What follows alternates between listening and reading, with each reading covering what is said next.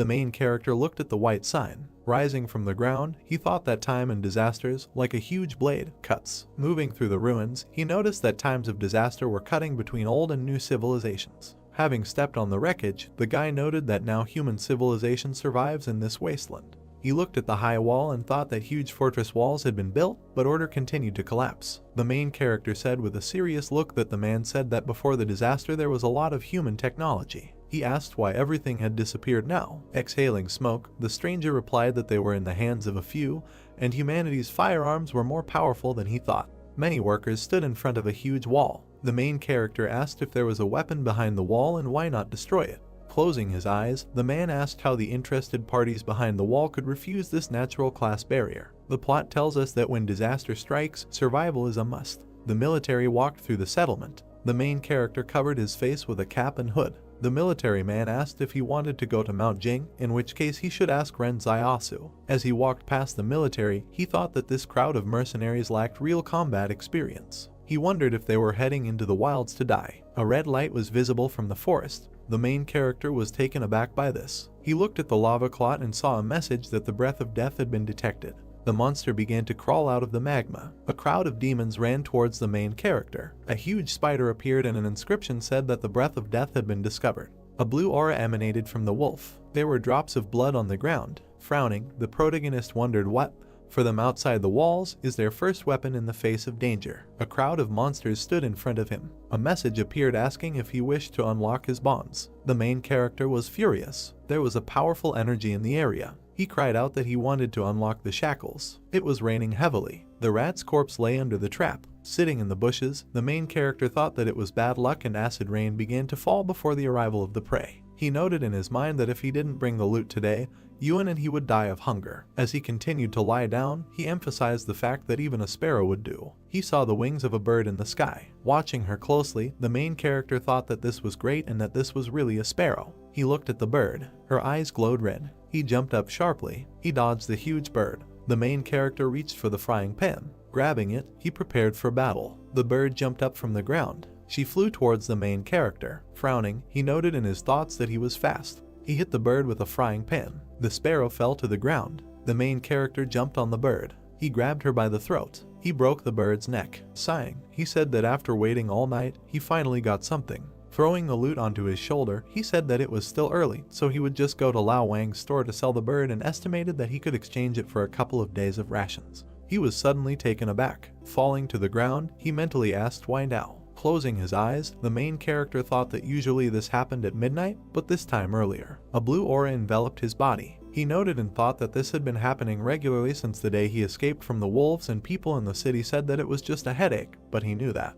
The hero felt that he was falling into the abyss. He fell in a dark space. He emphasized that he knew that this sensation was not pain, but pure chaos. As he fell into the abyss, he wondered what was happening. Looking at his hand, the main character wondered if he was conscious this time. He looked at the bright light. Squinting, he wondered what it was. He saw the outline of a palace in front of him. The main character stood on a white floor in a dark space. He approached the palace gates. He opened the doors. The main character began to examine the dark walls with golden patterns. The walls were enveloped in dark energy. He continued to look around with a serious face. As he approached the table, he wondered where he was. Frowning, he looked at the streams of mana. His gaze fell on the table. He asked what was on it. He narrowed his eyes in pain. Red lightning struck in the sky. The bald man was hiding behind a tree. He watched the main character, who was unconscious. Opening his eyes, the main character wondered if he had come to his senses so quickly this time. Taken aback, he noticed in his thoughts that the rain was getting worse and he needed to get away from there. The man took the sword and walked behind him. Swinging his hand, he ordered the prey to be given to him. The main character looked back. He hit him in the face with a frying pan. Holding his face, the guy wondered how this happened and why he became a victim. He noticed that the main character is strong and his movements are very fast. Xiao looked at the screen, on which he saw that his task was to transfer the loot to a stranger. He was dumbfounded by this. Turning around, he looked at the bald guy. The guy sat on the ground and cried. The main character stood over him. Holding the bird in his hands, Xiao asked if the stranger needed the sparrow. The surprised guy started shouting that he wanted him. The main character gave him the sparrow. The man smiled at this. Xiao looked at the screen and saw that the task was completed. A white sheet of paper was flying towards a table in a dark room. He was heading towards the printing machine on the table. A piece of paper flew into the car. The machine began to print on paper that the task was to transfer the loot to a stranger, and for completing the task, he was rewarded with a basic profile skill which allows him to study the abilities of other people. Closing his eyes, the protagonist thought about the skill acquisition profile and whether he could use this to learn other people's skills. The guy cried and said that Zio was a good person. The main character looked at him out of the corner of his eye. He snatched the sparrow and declared that he would never get it even if he wanted it. The guy looked after Zio as he ran away. The enraged stranger screamed that this world was definitely heading into the abyss. Sunlight was breaking through the clouds. Zio walked through the dense forest. The main character covered his head from the sun. Beads of sweat ran down his face. He approached the dark gate. Many birds flew over the fortress. Cloudy skies enveloped the settlement. The main character walked among a crowd of people. Many passers-by looked at him with dissatisfaction. They whispered that Zio was back with his prey. Zio looked at them with a dissatisfied face. He grabbed his sword. A man with an angry face walked towards him. The main character narrowed his eyes. A grin appeared on the man's face. The guy grabbed him by the shoulder. With a serious look, he asked the stranger not to contact the main character. They looked after Zio. The guys looked at him and said that he was completely sick. Steam was coming from the high wall. The main character was heading towards a high wall. He approached a small hut. Having placed the bird on the table, Zio asked how much they would give for it. The merchant extended his hand. With a dumbfounded look, he asked to be more careful. Taking the sparrow, he said that this glass was very expensive. The main character frowned at his words. He looked at the empty shelves. The merchant began to weigh the sparrow. Smiling, he said that everything was correct and he weighed 3 jin 6 liang. Zio watched intently as the merchant cleared accounts. He said with a serious face that market prices are good now and sparrows cost 200 per jin, so the total is 700. The main character said with an embittered look that this was too little. The salesman adjusted his glasses. Shifting the scores, he stated that the maximum was 800 and there really wasn't enough meat in the fence, but everything had a price and they had to live by the rules. Zio grabbed the abacus and declared that it was almost winter, and there were few sparrows these days and below 900 was out of the question. Crossing his arms, the merchant began to quickly shake his head. The main character grabbed the bird and began to leave. The seller asked where he was going. Zio replied that he would go to Old Lai and ask his price. The merchant stood in front of him with a smile on his face and offered to negotiate, asking how much he wanted to sell it for. The main character said that first he would find out the price, and then they would return to this issue. Smiling, the seller asked if Zio wanted 900, and then agreed, adding that he did not want to delay payment for Yuan's tuition. He noted in his mind that today someone from the fence came to buy game, and he couldn't let Old Lai take advantage of it. Zio, with a straight face, clarified what the merchant said at the end. He began to tremble and asked what the price of the main character was. Smiling, Zio replied that he wanted 1,200 for the sparrow. Veins appeared on the merchant's face. The main character asked whether he agreed or not, noting that if not, then he would go to Old Lee. The seller began counting out the bills. He continued to count them with a puzzled look. Having given the money, he said that this was all there was. Having taken the money, Zio said that there was nothing wrong with it and the merchant would return it tomorrow. The main character looked up. He pointed his finger at the jacket and asked him to take it out, noting that it would be just right for Yuan. The merchant reached for his jacket with his cane. Putting it on the counter, he asked if Zio would like to buy it for himself, noting that he knew the price. For him it would cost 490. He noticed that he doesn't carry jackets very often, so if he takes one jacket now, he might end up dead in the winter. The main character replied that he was not cold. Zio's gaze fell on the medicines and he asked why anti-inflammatory medicines. The seller replied that one capsule is 210. This medicine is taken for 3 days in a row and he will give 3 capsules for him for 620 and will also give a dose of iodine as a gift. Looking at the cut on his hands, the main character asked to forget about it, adding that in winter there is usually no inflammation. After giving the jacket, the merchant asked the next time Zio catches a sparrow not to kill it, noting that there are noble people behind the wall who want to keep it for fun. The main character replied that it is possible to live, but it will be more expensive. Zio headed towards the houses. He entered the hut. His brother was sitting at the table. He said with surprise that Zio had returned. Having sat down at the table, the main character asked how things were going with his homework. The brother replied that everything was fine. He just thinks that listening to a school teacher is not as useful as following the main character on a hunt. Looking at Zio, he asked when he could watch him hunt. Looking up, the main character replied that he could be killed at any moment while hunting. He asked if he would rather go to school and study physics and chemistry than hunt. He emphasized the fact that knowledge is the most important thing, and in this market town, no matter what chaos happens, no one will bother the teaching staff. Having stood up, Zio thought that it was a pity that training was so expensive, otherwise he himself would have gladly gone to listen. Turning around, he said that he had saved some of the giblets before selling the sparrow so that they could be used to make soup. His brother saw the wound on his hand and reported it. After putting the offal into the cauldron, Zio replied that it was just a scratch. His boiler began to steam. He put the giblets on a plate. He handed the plate to his brother and asked him to eat these giblets. Pushing the plate away, he replied that he would not and that the main character should eat, noting that he needed to recover. Zio replied that he was not hungry. Yuen began to cry and said that he would not eat, adding that it was not some kind of scratch at all and he heard that 2 days ago someone died from an infection. Putting the plate on the table, the main character said that tears are useless and his brother understands that he cannot shed tears in this world, and this world has not believed in tears for a long time. He pointed his finger towards the street and asked Yuen to look at the people around them. He asked what would happen if someone came at night and stabbed them to death because Yuen didn't eat enough. Zio stated that he sent him to school because he had the ability for it, and if he studied well, he would not have to go into the wasteland early in the morning to earn a living like him. Yuen sat down at the table. He started eating the offal. The main character patted him on the head and said that usually when they go out, Yuen is damn smart and cunning, but as soon as they get home, he acts like a crybaby. Zio asked him to try on the new jacket when he finished eating. Looking at the main character, Yuen asked where his jacket was. Smiling, Zio said that he wanted to rest. The frying pan was empty. Lying on the bed, the main character thought about the palace that he saw today. He frowned. Zio suddenly opened his eyes. He began to look around.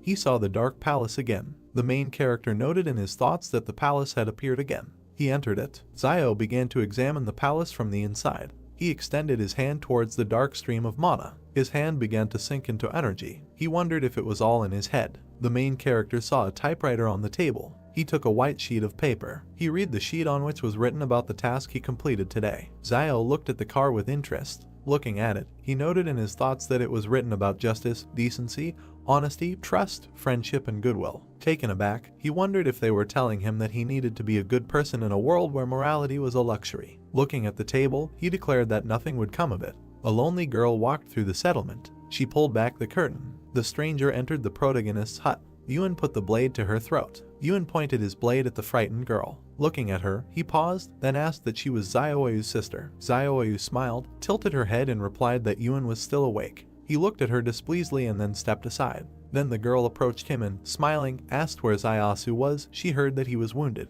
Approaching the dim fire, Yuen sheathed his blade and replied that the sparrow had wounded him in the arm. Hearing this, the girl nervously folded her hands and looked ahead. She saw the guy lying on the bed, and then she lowered her head. Yuen walked over to the table, put his hands on it, and then raised his head and said that she was 8 years older than his brother, so she didn't need to get so attached to him. Zioyu, blushing, shouted that he was a little tomboy. She thought of them as brothers. After these words, she stepped aside with her head down. Yuen looked at the walls of the room with displeasure, and then suddenly the girl said that okay, she will go home, let Yuen tell his brother that she came by when he wakes up. She began to leave the house, and he watched this event. The girl moved away. Gradually her silhouette began to blur, after which Yuen climbed over the bench, and then he left the house and sat on his knees. He took out his knife and looked around, and then suddenly he noticed something. Someone told him not to constantly bully his sister, it's not easy for her anyway. Turning around, Yuen saw the protagonist in front of him. When he saw him, he said that his sister was unclean. He saw her smoking the other day. Cigarettes are only given out in factories outside the walls. Maybe she got them from some savage. He thinks that she became close to him because Zio could always hit his prey when hunting. Hearing this, the protagonist frowned with displeasure and looked at his brother, and then, lowering his head, he asked who was clean. Getting out of bed, he added that if someone wants to survive in this world, he will not be able to remain pure.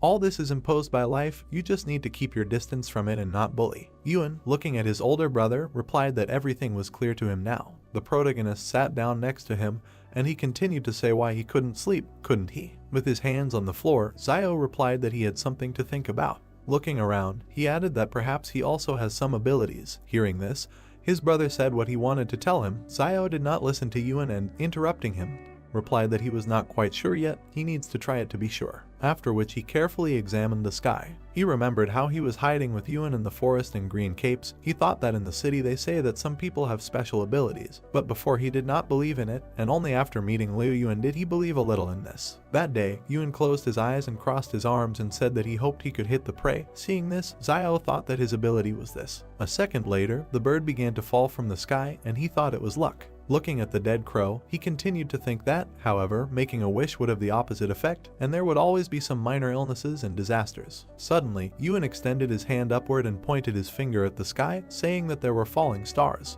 Many stars were falling from the sky. Zio frightenedly grabbed Ewan's hands and shouted that he should not make a wish because suddenly it would come true again. Zio was sitting with his hands behind his head when suddenly his brother asked what he thought, why shooting stars fly so fast, that if someone is late to make a wish, to which the protagonist replied that what should he think? They fly quickly because he doesn't want to hear any of their wishes. We are transported the next day to a small building. A man with glasses appears in front of us, with children sitting next to him. He says that they will talk about technology in the era of civilization. Opening the book, he adds that they know what the term technology means. Ewan, covering his mouth with his palm, yawns and replies that he doesn't know what the teacher is saying, so then he should be silent and listen carefully. Zio watches this process through the window, and the teacher continues to say that he will use this example to explain to them what technology is. After looking at the book, he turns to the board. Zio, standing on his toes, carefully looks out the window and listens to the teacher. How suddenly he closes the book. And, looking at the class, he says that they have had enough for today, they need to go home and eat. Afterwards, he narrows his eyes and looks to the side, his gaze is drawn to an empty small window. Suddenly the protagonist turned to the side, the teacher told him that from this day on he could. Zio entered the classroom and bowed, and the man in front of him added that he could stand and listen to the lesson at the door, but he was not allowed to enter the classroom, to which the protagonist responded well. He raised his head and, smiling widely, added that he was very grateful. A plate of soup appears in front of us, with steam coming out of it. The teacher brings it to his lips. Suddenly Zio appears in front of him, holding out a cigarette for him and shouting that he is grateful that he was allowed to stand at the door and listen to the lesson. The man, taking the cigarette in his hands, examined it carefully, and Zio, contentedly placing his hands on his belt, said that he allowed him to listen to the lesson at the door, so he had to show his gratitude, since he had not paid for the training. The teacher struck a match, and then he slowly brought it to the cigarette and set it on fire. Raising his head, he released a large cloud of steam. Looking at his student, he said that in their turbulent times, there were not many students who listened as intently as he did to why he enjoyed attending class so much. The protagonist, looking around, answered, placing his hand on his chin, that learning something new would never be a bad thing, and teachers also enjoy the greatest respect in this hectic world. Then he put his hand forward and pointed his finger at a small bed of vegetables and said that no one would dare steal, for example, the vegetables in their yard right here. He was right. Hearing this, the teacher began to cough, taking in bad smoke. Looking at this, Zio said that he had been worried about one question for a long time. The teacher looked to the side in surprise and told him to ask. Zio imagined a huge city under a purple dome in his head and said that the teacher said that before the disaster, many technologies were available to humanity. Squinting his eyes, he added that why did it all disappear? His interlocutor, releasing another cloud of smoke, replied that this was due to the lack of offspring. Looking ahead, he added that in the post-disaster period, humanity was lucky to survive. How could it worry about learning? Hearing this, Zio asked that it is always possible to retain some information, to which the teacher narrowed his eyes and answered yes. And then he looked at the high walls and added that only this information is in the hands of a few. Zio turned to the wall, looked at her dissatisfiedly, and then said that the information was behind her. After taking a few steps and clenching his fist, he asked that in that case, why don't they destroy the wall? Spreading his hands to the sides, he added that most animals are afraid to attack people while they live together. Even without this wall, wolves will not dare to take a step. Not to mention the fact that the destruction of the wall would allow a lot of technology to be released so that civilization could be restored. Hearing this, the teacher pressed himself tightly to the cigarette and inhaled the smoke. And then, exhaling, he said that as long as there is danger in the wasteland, the renegades will live near the wall of the shelter. He imagined in his head men working tirelessly, and added that there would be a lot of cheap labor at the wall, and the consortium behind the wall would not allow it to collapse. The bare-chested man looked at the wall and wiped the sweat from his face, at which time the teacher continued to talk about how the interested parties behind the wall could give up this single-class barrier. After a second, he put out the cigarette and thought that he should save half to smoke next time. Then, putting it in his pocket, he said that they should stop talking and go to class, after which he thought that this guy quickly turned away so that he could hide the cigarette. Then, walking forward, he added that he would go to change his clothes smelled of smoke, and it would be bad if the students smelled it. For his sake, he said that everything was fine, that he had just inhaled this smoke, and he didn't even tell him to step aside. Hearing this, the teacher looked in front of him with displeasure. Suddenly, the protagonist looked in front of him in surprise and saw a task that said that the pursuit of knowledge is never easy, but what he is taught is what he will teach in the future. We are taken to the classroom. The teacher slowly walks to the blackboard. Zio goes inside and stands at the entrance while the other students inspect him carefully. The teacher, closing his eyes and clearing his throat, said okay, today they will take survival lessons. He, looking ahead, continued to say that they should not think that danger is far away, now their parents are protecting them, but when they become adults, they will have to learn to protect themselves on their own. Hearing this, the students looked in front of them with excitement and began to listen carefully, and the teacher continued to say that next they would talk about what to do if they encountered a wolf pack in the wild. He pointed his finger forward and added to tell him what he should do when he encounters wolves in the wild. Zio, seeing Pa pointing at him, was very surprised. And then, lowering his head on his hand, he began to think, saying that if they meet wolves in the wild, they should try to choose a hill. Hearing this, the teacher smiled contentedly, and the protagonist continued to say that with a good open view where there would be a tailwind. Extending his finger forward, Zio winked and added that such a place would be a wonderful cemetery according to Feng Shui. Hearing this, the master turned pale and stared ahead. There was complete silence in the class for several seconds, and then Zio, looking in front of him in surprise, thought that it was strange why the task was not completed. He didn't seem to teach anything bad. Suddenly the teacher put his hand to his mouth and cleared his throat. The protagonist, seeing this, bowed his head, and then, putting his hand forward, he imagined 3 huge wolves in his head and said that, probably, the teacher had never seen a wolf, let alone a pack. Even with a lone wolf there was practically no chance of survival, so it was better to immediately find a good place for yourself for the grave. Hearing this, the mentor looked ahead anxiously, and then he said that from now on he could sit in class and listen to lessons, and he would teach survival lessons. Zio, hearing this, smiled widely and asked what he would teach, and then thanked him. Suddenly, a system message appeared in front of his face with the message that the reward for completing the task of the first force appeared.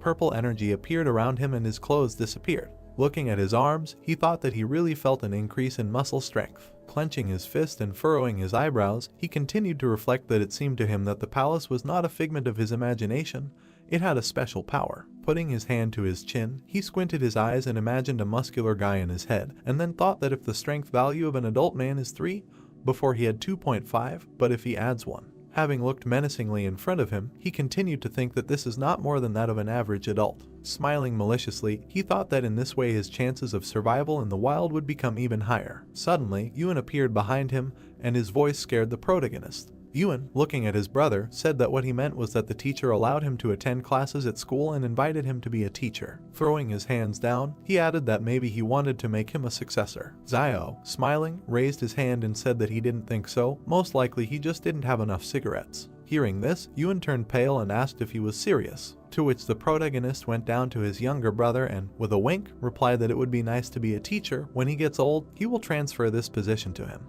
Then he turned around and, spreading his arms, added that, in the end, wild nature was dearer to him. Yuan gritted his teeth in displeasure and lowered his head, and then thought that this always happens. He, looking displeasedly at his brother, continued to think that if he gets something good, he immediately passes it on to him. Zio, taking a few steps to the side, said that it is good to be a teacher, but this is not for him. His brother must study hard and develop every day in order to become a worthy and smart person in the future.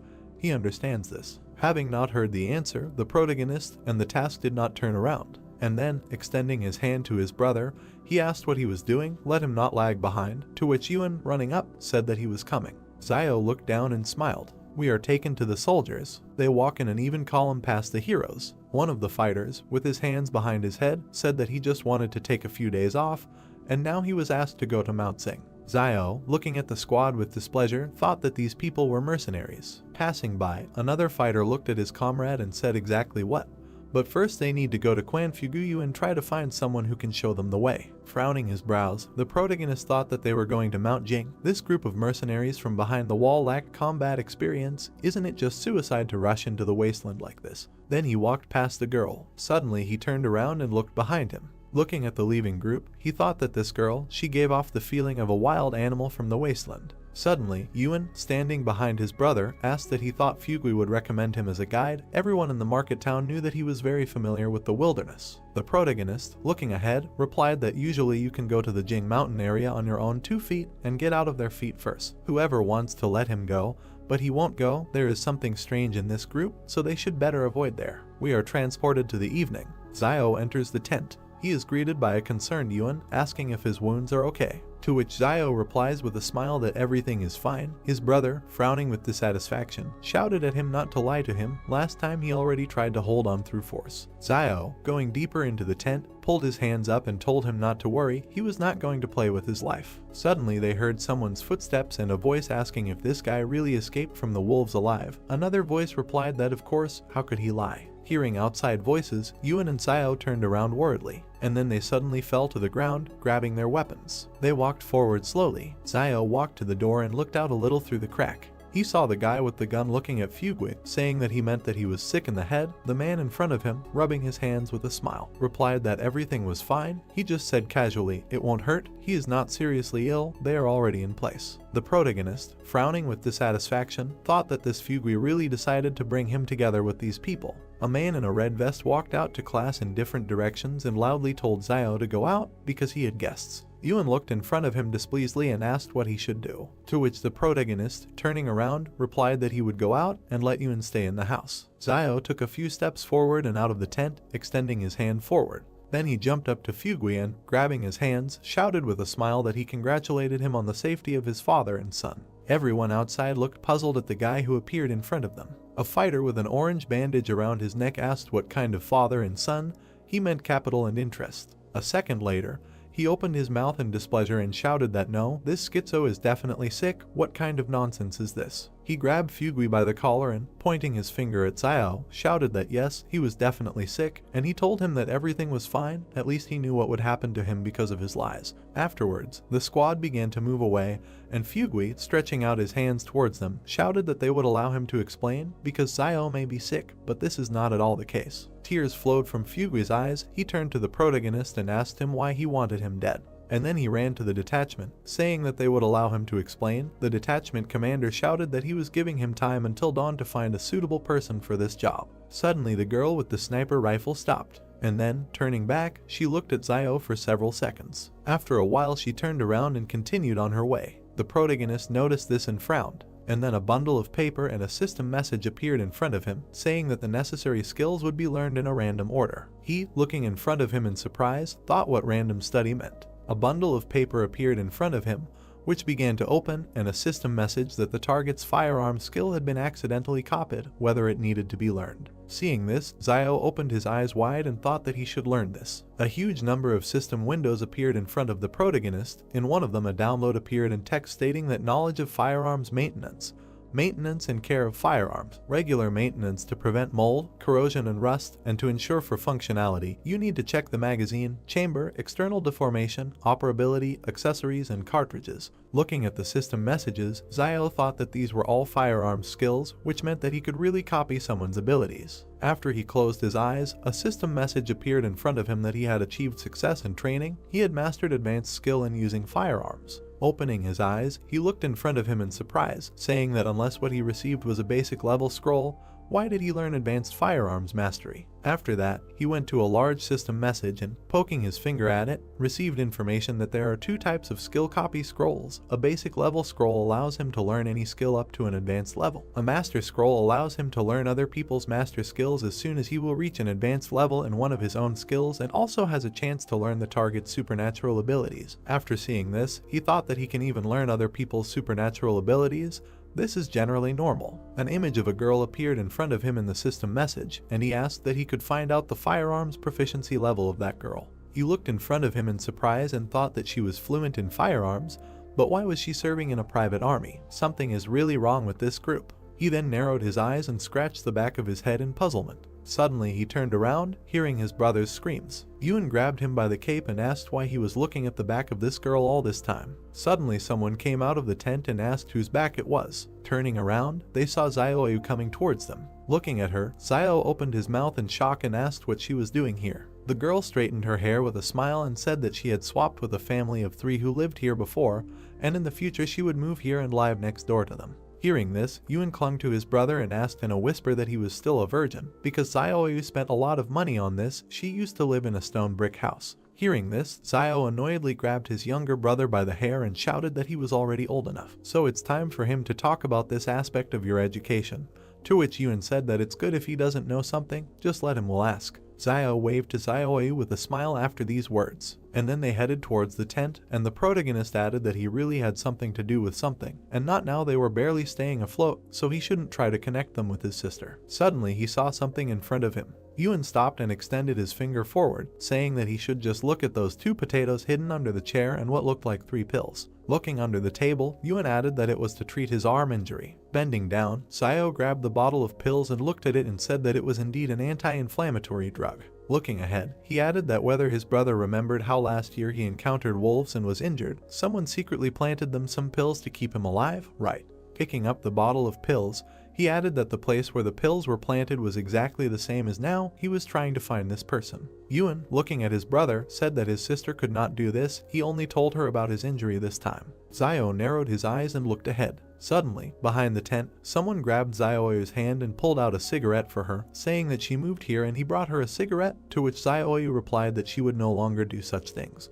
Ewan and Zayou turned to the exit in fear as they heard a man's voice laugh and then shout that she would eat and drink if she didn't do such things, who would give her a cigarette. The protagonist grabbed his dagger. Meanwhile, the guy tore Zayou's clothes and she raised her head and screamed for him to let her go. Zayou, gritting his teeth, jumped out of the tent like lightning. Looking ahead with dissatisfaction, he saw a system message that he had a new task to help. Squinting his eyes, he thought that even without this task he would have helped. Then, grabbing his dagger, he made a quick dash forward. The man in front of him looked ahead in fear, and then, smiling, he thought that the little guy with the bone knife wanted to stab him. Then he took out a huge machete and, smiling, thought that he had real iron here. Suddenly, in a second, Zayou's machete cut him into 2 pieces. The man looked at his broken blade in fear and shouted that how was this possible. The protagonist then let go of his dagger, and, grabbing the scoundrel's hand, he hit him in the stomach with all his might. Then, literally in a second, he went behind his back and began to break his arm. And then at great speed he hit his face on the floor. Blood flowed from the man's face.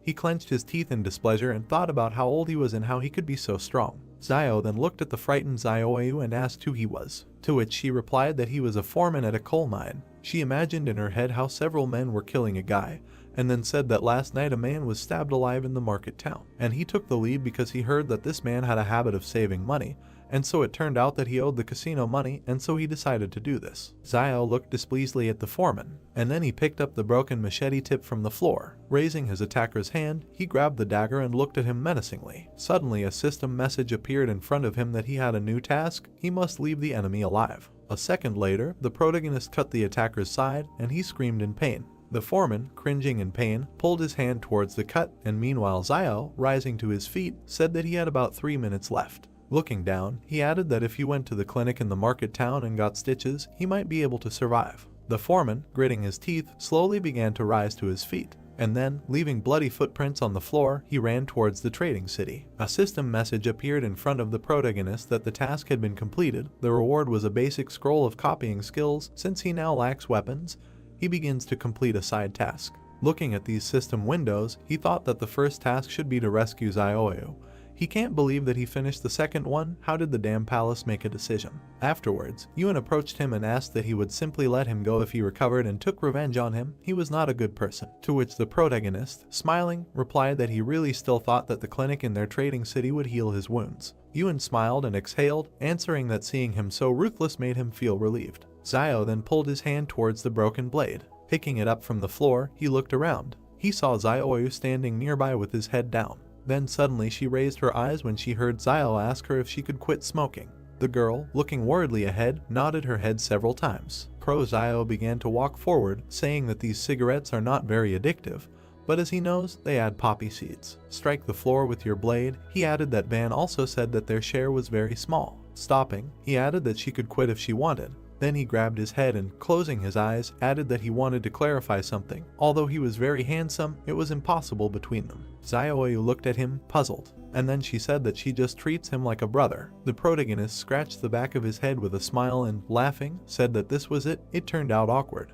A second later, he grabbed his younger brother and, running to the side, shouted that this is what his stupid talk was leading to. Zayou, watching this, covered her mouth with a smile and laughed. Suddenly a dark space appears in front of us, around which there are many bookshelves. In the center there is a table with a typewriter. Characters are quickly typed on the keyboard, and a message appears on the sheet that a side quest has been opened. The protagonist, smiling, thought that the side quest was a little interesting. A hand lifted a piece of paper over the table. The main character held a piece of paper in front of him, When he began to read the contents, he thought that the task was related to weapons and decided that it would be nice to get a new one.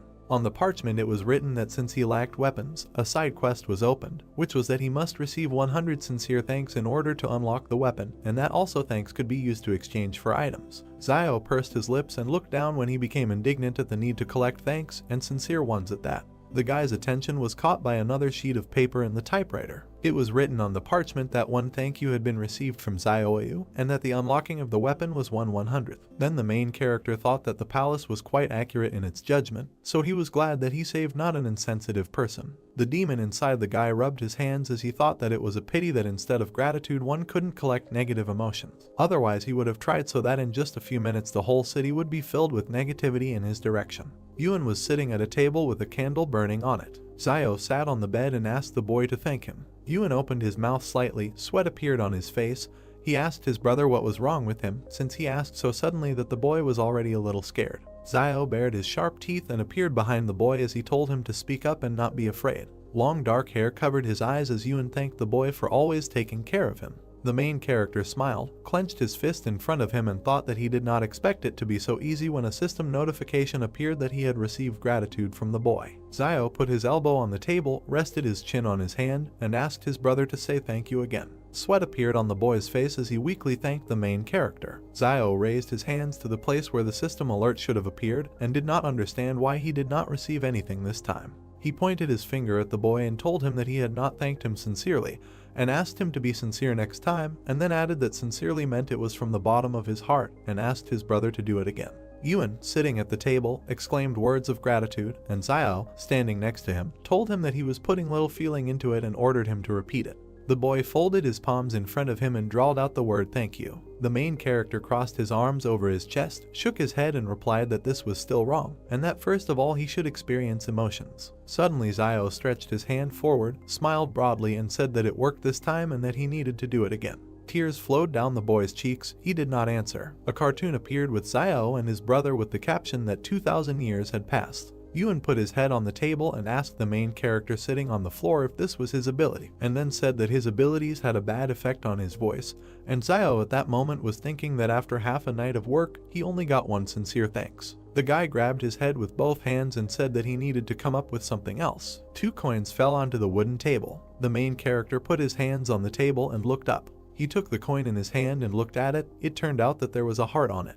On the back was an inscription that she was grateful to him for being with her all her life and for giving her the courage to be who she was, and that she was grateful for what he shared with her as her destiny, and for the flowers that bloom and fall, and the promise that she will cherish them all. Zio raised his hand with the coin to his face as the melody enveloped him. The guy looked back, where there was some movement. He turned around and saw a large metal device behind him. The main character came up and began to examine it while he was thinking about what it was for. Zio saw 2 narrow holes. He looked down and thought about trying to throw a coin there. The guy raised his hand to the slot and placed a coin there. At the bottom of the device there was a shelf into which a black jar fell. The main character took it in his hand, looked at it and thought that it was medicine.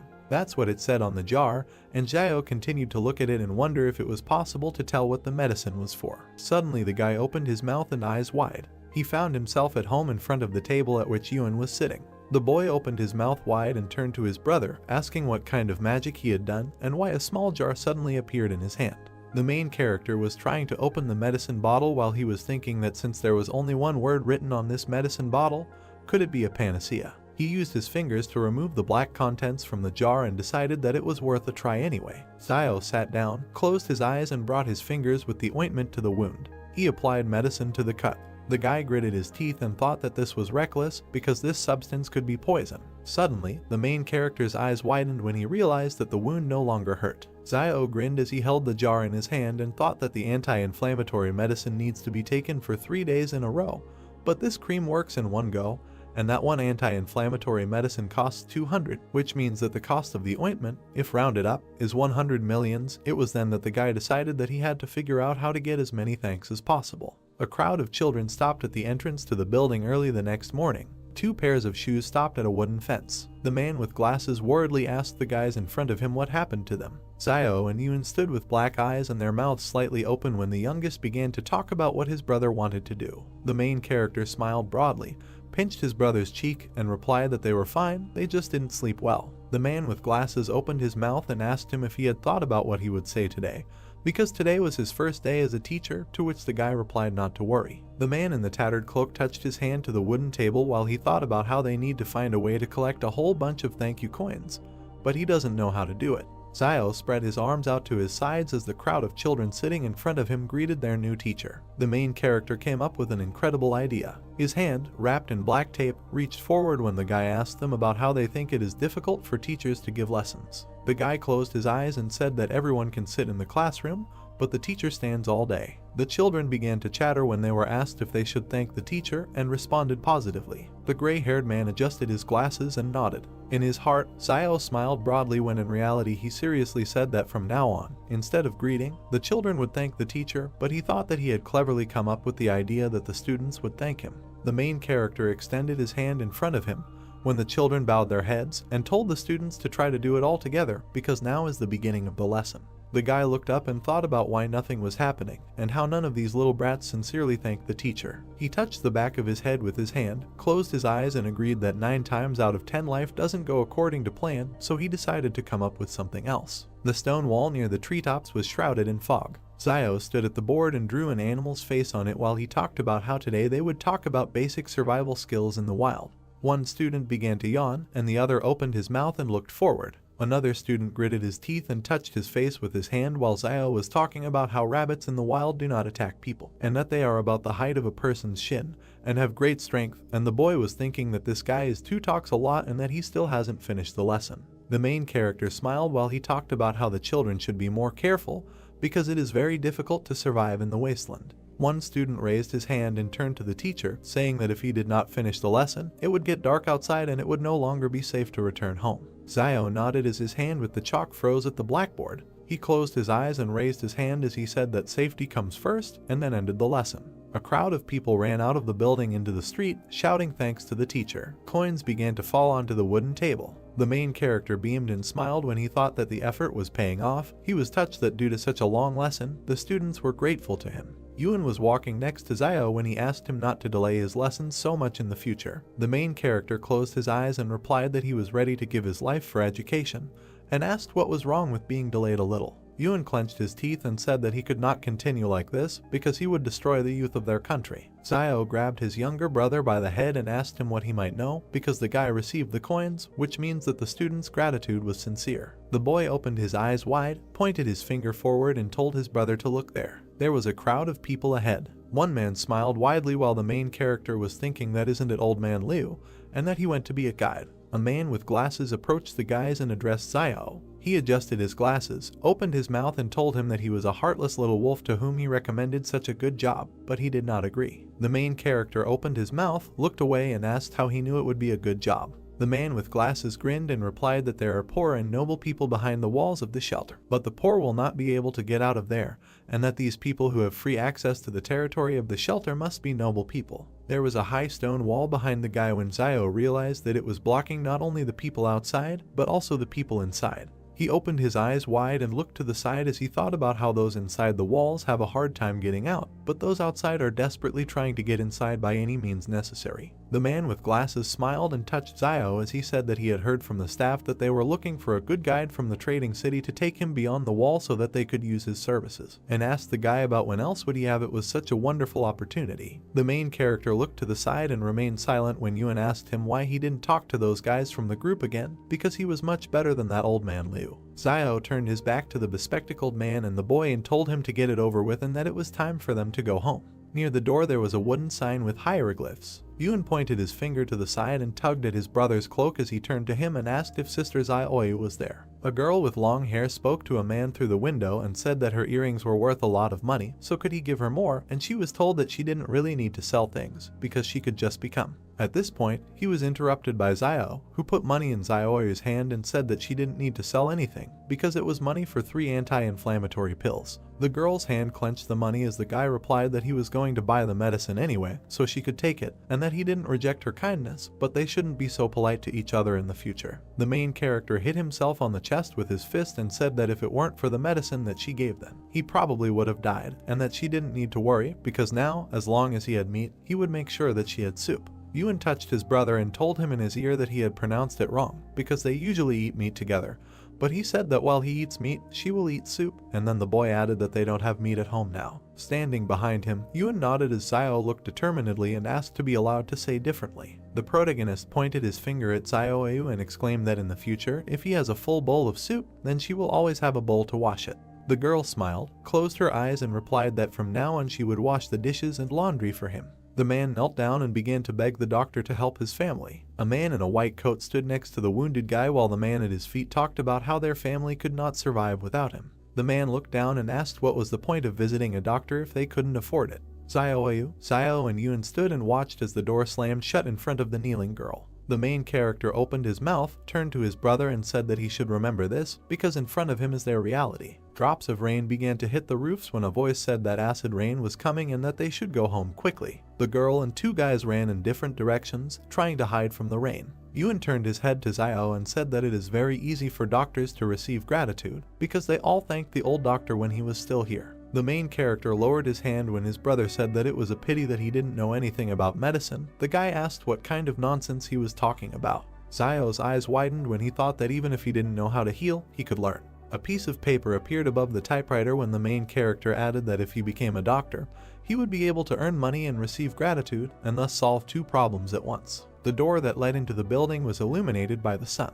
Xiao sat against the wall of the house with a sign and thought that he didn't know what time the clinic usually opened, but it wouldn't hurt to come early. The clock struck 2 o'clock in the afternoon when the guy wondered if it was time for him to show up. The door opened slightly. The man in the robe came out, stretching and yawning. Suddenly he opened his eyes wide and screamed. He stood on one leg next to the guy sitting on the ground and asked him what he was doing here, squatting, and Xiao told him to mind his own business and not pay attention to him. The man in the robe touched the door and said that if he wanted to see a doctor, he had to bring money, and that without it he could sit here all day. A piece of paper appeared in front of the main character, and he laughed when a system notification appeared that the target's skill would be learned at random. The guy's hand squeezed the sheet. An alert popped up asking if he wanted to learn the target's skill called Deception, which was randomly selected. The paper disappeared from Xiao's hand. He opened his eyes and mouth wide and thought that he was here to learn medicine, and that there was no point in learning Deception, and also that this random skill was too random. The main character turned his head and gritted his teeth as he thought about how this guy was so disgusting that he had a skill in Deception.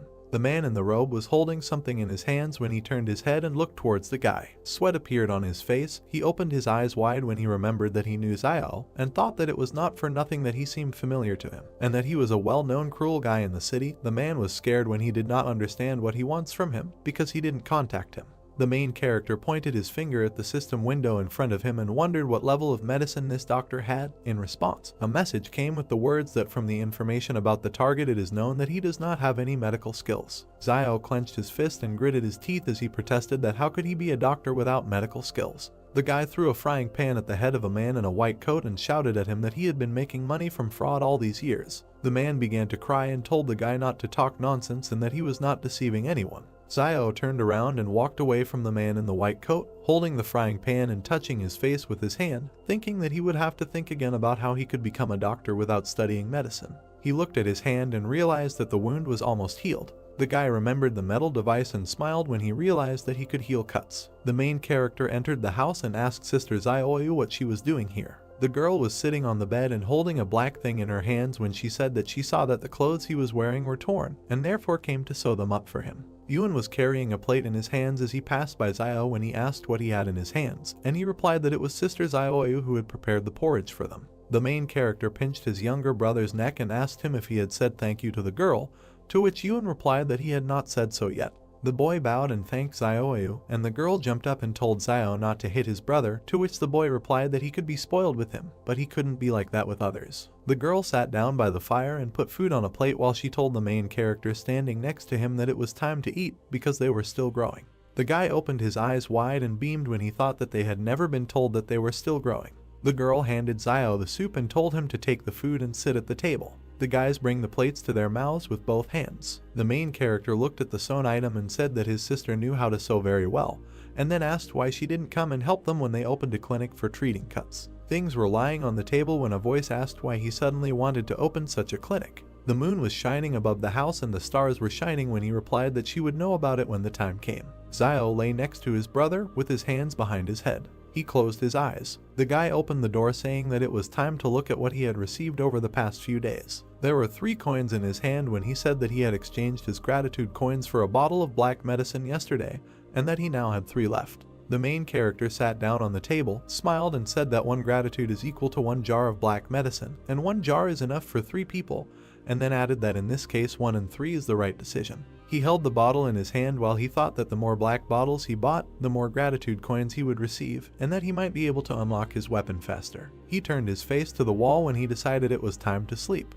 The boy stood next to the girl, waving to his brother and asking him to be careful. Zio smiled and thought that those who take risks will definitely get what they deserve. While the pick was breaking the ground, he thought that tall trees are always the first to be blown by a strong wind. The man who was dripping with sweat turned his head to the side when the main character was thinking about what needs to be done so that people don't think that he wants to deceive them. The man opened his mouth and asked Zio what he was doing here, and then assumed that he was cutting the grass here. The guy crouched down and tried to pull out the plant while he thought that since he already had the medicine, he should cut a few blades of grass. He turned his head and grinned as he explained that it was to give the appearance of being a herbalist and not to come under suspicion. Zio approached the man with the herb and said that it was not a weed, but a medicinal herb, and when he asked again, the guy replied that if you add the herbs in different proportions and boil them, they can be used to heal wounds, and then he asked the man what he thinks about how the main character recovered from his previous injuries. The man opened his eyes wide and assumed that the guy endured everything by willpower. Several people stood at the entrance to the house. Zio sat by the fire and looked at the crowd outside. He opened his mouth and smiled. Men on the street stood in disgust among themselves. Birds were flying over the roof of the house. The main character gritted his teeth and looked away irritably when he thought about why no one was asking anything. The guy went out into the street and pointed his finger at someone from the crowd. The man pointed to himself and asked again, to which he was told to come over. He turned to look at the crowd as Zio stood in front of him. The main character hugged the man and told him to ask him what he was doing. The man opened his mouth and asked him a question. Zio smiled sweetly. He pointed to the dishes on the fire and replied that he was making an herbal medicine that not only had anti-inflammatory and analgesic properties, but also quickly healed wounds, and that he had previously hidden this from everyone. There was grass in the water when the guy exclaimed that today he finally realized his mistake and decided to share it with them. The men began to discuss among themselves that everyone knew that he simply endured everything out of character, and that no one would believe that he could treat anyone. When Zio exclaimed that he was going to open a clinic for treating cuts and called them to his place if someone will get hurt. When people turned away and began to leave, the main character thought that this was not normal, that no one cared about him. A man suddenly approached the guy. Zio saw his bandaged hand. He grabbed it and asked the man if he had injured his hand while working, and if he wanted to get excellent medicine. He was told that he didn't need anything. The main character put the man against the wall. Holding a can in his hand, told him to just think of it as an advertisement, and said that this time he would cure him for free. The guy waved to the man running away from him. When he entered the house, Ewan asked him why he was giving out medicine for free. Zio gritted his teeth and replied that he should not ask, and that next time it would be better to die than to repeat this, but thought that the beginning is always difficult, and that he should control himself because those who achieve great things achievements do not pay attention to little things. Birds flew over the stone wall the next morning. When Zio left the house, someone was waiting for him on the street. The main character opened his eyes wide and asked the man what he was doing here so early, because he hasn't been going out to catch sparrows lately. Old man Wang with glasses smiled widely and asked the guy if he had cured Tedu from the eastern part of the city yesterday. The main character closed his eyes when he learned the man's name. The guy crossed his arms and replied that he worked without intermediaries when Wang asked him if he still had the medicine and suggested that Zio give it to him and he would sell it.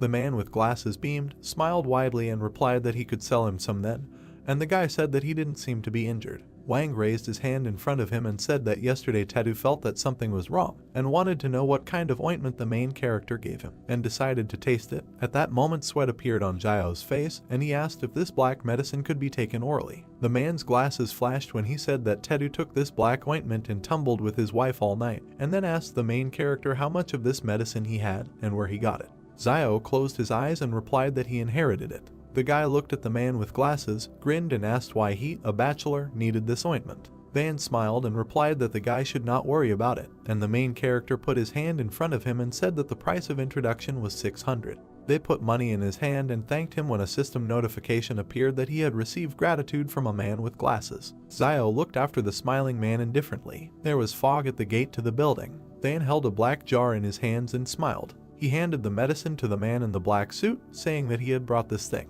An overhead view of the wooden shacks, Zio standing in front of the sign on his house. On the sign in front of the hero there is an inscription that this is a clinic for the treatment of cuts. The hero looks at it with pleasure and is glad that it is finally opening. 3 pairs of male legs, blood dripping on the ground, someone complaining that he can't do it anymore and that he's in damn pain and can't run anymore. 3 wounded villagers, one is bleeding from his arm, another is holding his shoulder, and the third is holding his leg. The man in the center, in a purple shirt, says that they need to hurry. The hero notices men passing by who are heading towards the charlatan's clinic. A man in a white jacket happily notes that they are already near the clinic. Zio's eyes begin to shine when he realizes that these are his first clients. A task window appears that says that the hero needs to save 3 patients. Zio thinks that he did not expect the first patient so soon. Zio puts his hand on his head, sighing and asking for an apology. He runs up with a sharp jerk towards the men, who have not even had time to notice him yet, grabs them from behind, jumping on them. The hero throws the wounded near his hut, tying them up. A man in a purple shirt, lying on the ground, asks the hero what he wants. MC stands with a serious face against the sky and says that the doctor at the clinic they were going to see is a charlatan, and he is trying to save their lives. Zioyu leaves the house, looking at what is happening. The hero shouts to her that they have patients to treat. The lady approaches the lying men, asking what happened and whether they got involved in a group fight.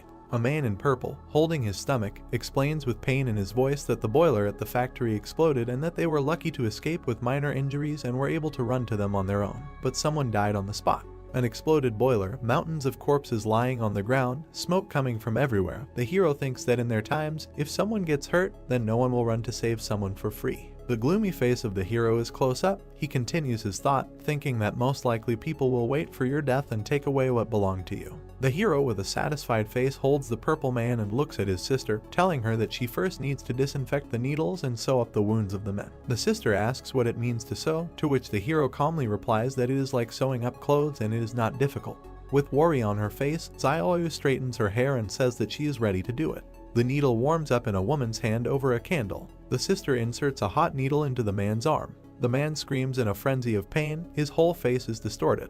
He turns to Zioyu and shouts that he can understand that she heated the needle to sterilize it, but couldn't she have waited for the needle to cool down before stitching? MC replies with a happy face that everyone makes mistakes sometime. Their nurse is not entirely familiar with the process on her first day and will get better with time. MC sticks his fingers into the medicine, about to take some from the jar, and says it's time for the medicine. The hero with a predatory face turns to the men, saying that his medicine is very valuable, but he will not charge them much and that it will cost them the same as in the clinic, namely 600. Zio hugs the man, holding his medicated fingers over his shoulder.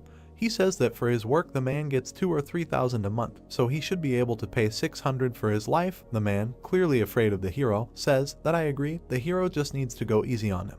One of the patients stands up from his seat with a sharp movement, preparing to run. He runs out of the shack, attracting the attention of his colleague and hero, who says that escaping from his clinic is not so easy. The man in the gray shirt is also about to give up, but the hero grabs him by the shoulder, saying that the patient has escaped and Sister Zioyu needs to sew up the wound of the man in gray first. Zio runs out of his blade at great speed, catching up with the escapee. Zioyu, folding his arms on his chest, asks the man in gray if he also wants to run away, and if he also wants to run, then she will sew him up later, to which the man, looking down glance, replied that no, he would not run and let his sister stitch it up. An escaped man leans on some shack, breathing heavily. MC grabs the man who thought he had gotten away and says that it's good that he runs fast. The man turns around in horror, and his brain begins to work at increased speed, trying to comprehend what is happening. The hero asks how far the man is going. With a dissatisfied face, Zio towers over the man and says that it is time for them to go get treatment. The hero carries a man on his shoulder, where 2 people are already lying calmly, resting on a mattress. He says that they have returned. Zioyu sews up the hand of the man who was just brought in. He sighs, enduring the pain. The 3 of them lie on the mattress. The escapee notices that nothing hurts anymore and it seems that the medicine is really working. The task window reports that the task is completed and the hero's reward is 1 point each of strength and dexterity. A task window pops up in front of the hero, where it is written that his new task is to cure 10 patients. The hero thinks that this turns out to be a chain of tasks. Night falls and the crescent moon glows brightly above the shack. A view of a shack with a light on inside and someone shouting that something terrible has happened and that wolves have broken into the town. Zioyu and Yun wake up and try to understand what happened. The brother asks MC if the wolves will come to the trading city. Close up of the hero's serious face, He says that wolves are smarter than you might think, so they won't risk coming to the city. The wolves surround the plant, and the hero says that they were most likely attracted by the bloody smell in the place where the boiler exploded. MC says with a straight face that after all, they have a wall standing behind them to support them. Yuan looks at his brother blankly. The view moves away and the younger brother asks how Xiao survived when he met the wolves and says that he never told him that. The hero closes his eyes, thinking how to answer him. But they are distracted by a loud scream that scares them both. Someone shouts that they need to gather everyone and that no one lags behind. The hero quickly raises his hand to the burning incense in his home, while someone's voices say that the enemy has been discovered outside. MC extinguishes the candle and he and his brother stand in pitch darkness. Close up of MC's tense face. Yuan asks what is bothering his brother. The hero's back. He gloomily asks what will happen if one day the wall collapses. The sister, screaming, asks if the wall can even collapse, to which the hero replies that he doesn't know, but notes that there is nothing eternal in this world. The gates open and the wind rushes out of them in a furious stream. A crowd of armed people in camouflage uniforms, armed with rifles, emerges from the gate. Close-up of soldiers passing by shacks. The brothers peek around the corner of the door of their shack. Yuan asks if the soldiers have weapons on their backs, to which the brother replies that the younger one should not ask too many questions. Offended and dissatisfied, the younger one asks if he still has marital status in their house. Without looking back, the hero with a serious face replies that the younger one should not think about it too much, and that his place in the family is simply to live. Two soldiers walk behind each other. The one in front stretches his back, asking if they can't just go back if only a few people died in the factory, and complains that they will now have to kill wolves all night. The second soldier walking behind, shouting, replies that he should shut up, because this is a task from above and he needs to stop complaining. But the one walking in front, carefree, answers, asking what his colleague is afraid of because the officials do not hear them, and they, most likely, are still in bed with women. A close-up view of the weapon that is hanging on the soldier's back. MC thinks that his study skill is very useful and he knows everything about their weapons, and that once he can get his hands on the weapon, he will immediately be able to use it. View of the ever-retreating soldiers walking among the shacks. The hero, coming out of the corner, tells his brother that he is going to Sister Xiaoyu this evening and that he will return when Xiao returns. Yuan shouts at his brother's back, asking where he is going. But with a sharp movement, the hero runs away from his shack without answering his brother. The quack doctor pushes, trembling all over, and thinks that something is not working. He sits with his pants down near some stone, sighing heavily. The hero runs at great speed through the shacks. He runs past the charlatan who is sitting behind a tree with a newspaper in his hands, and he notices him. Close up of the charlatan's tense face, he thinks what the hero is doing here at such a time. Xiao runs to the factory, from which smoke is pouring out. Close up of the hero running, he thinks that the factory manager was armed with a gun, but he was still attacked by the wolves, and that perhaps he did not expect the wolves to come and did not have time to get his weapon. The hero's face is even closer up. He thinks that it seems to him that the pistol should still be at the factory. A view of the plant, the sky above which has turned red and is obscured by rising smoke. MC stops abruptly, noticing something, and sweat starts pouring down his cheek. The soldiers stand, holding their weapons at the ready, opposite the wolves. A mountain of bodies lies between them, and someone shouts that they need to be vigilant.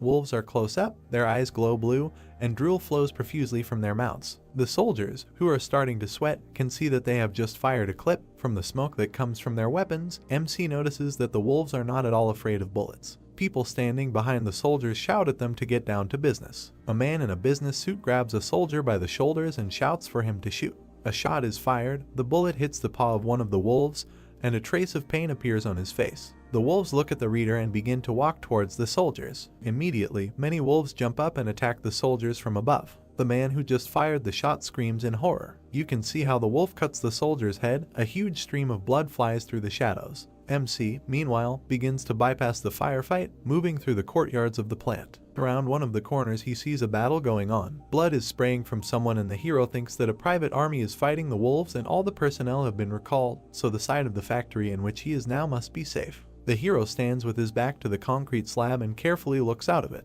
There are several bodies lying behind the slab, and there is blood all over the floor. He looks at the lying body and thinks that, judging by the appearance of the bodies, the wolves killed everyone in one fell swoop, and in his thoughts he rejoices that he escaped them. Xiao, with determination in his eyes, looks up and thinks that he needs to get inside and check. He looks at the tall factory building and begins to move towards it, the legs of a hero preparing to jump. MC starts jumping on boxes to climb up to the fire escape and clings to it. He begins to climb up the fire escape. He jumps onto the roof and sits down, leaning his hands on it. Standing on the roof, Zio looks around, peering into the windows on the roof to see what is below. Close up of the hero, thoughtful face, he thinks that he needs to hurry. He looks back at what is happening below, where people are fighting, and then puts on his hood. Drawing out his bone dagger, he slashes downward with the blunt end. He breaks the window below him and falls among the shards of glass, lands down on his haunches, resting his hands on the floor. Looking around and shaking off the glass shards, Zio thinks that he is finally inside.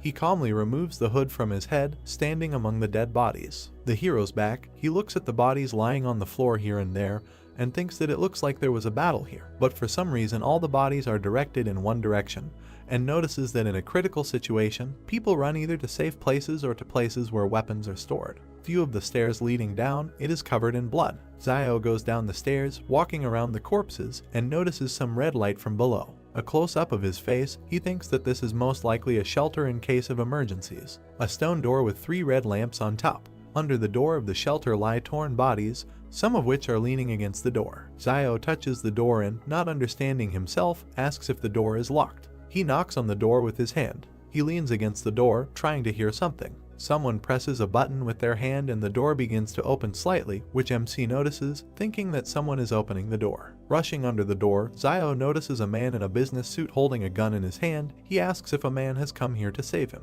Suddenly, the man in businesslike looks changes when he realizes that the person who came here is not from the army. Zio slides in front of the man, looking at him with anger in his eyes. The man points a gun at MC, bares his teeth and shouts that it means a little thief has come to him, who took advantage of the explosion, and adds that he knows that the one who came is Zio from the trading city. The hero stands up and examines the man and realizes that it is Wang Dingyang, and asks himself if he is not the manager of the factory. Wang, with a sharp movement, keeping Zio in sight, closes the door of the shelter. Zio looks at the door as it closes and realizes that Wang wants to trap him there. He, at this time, takes the pistol in both hands and with an evil grin looks at the hero, who is looking at him with an equally evil face. MC realizes that the manager has a weapon in his hands and tightly grips his blade in his hands. The pistol is on safety. The hero notices this and a smile spreads on his face. He, in a questioning pose, raises his hands and stands at full height opposite Wang, and says that isn't Wang Dingyang in front of him. The hero begins to walk towards the manager and asks why he is here alone, to which he receives a short answer that the hero cannot come closer. The hero's face becomes so angry that the veins on his forehead begin to bulge. He shouts that the manager is crazy,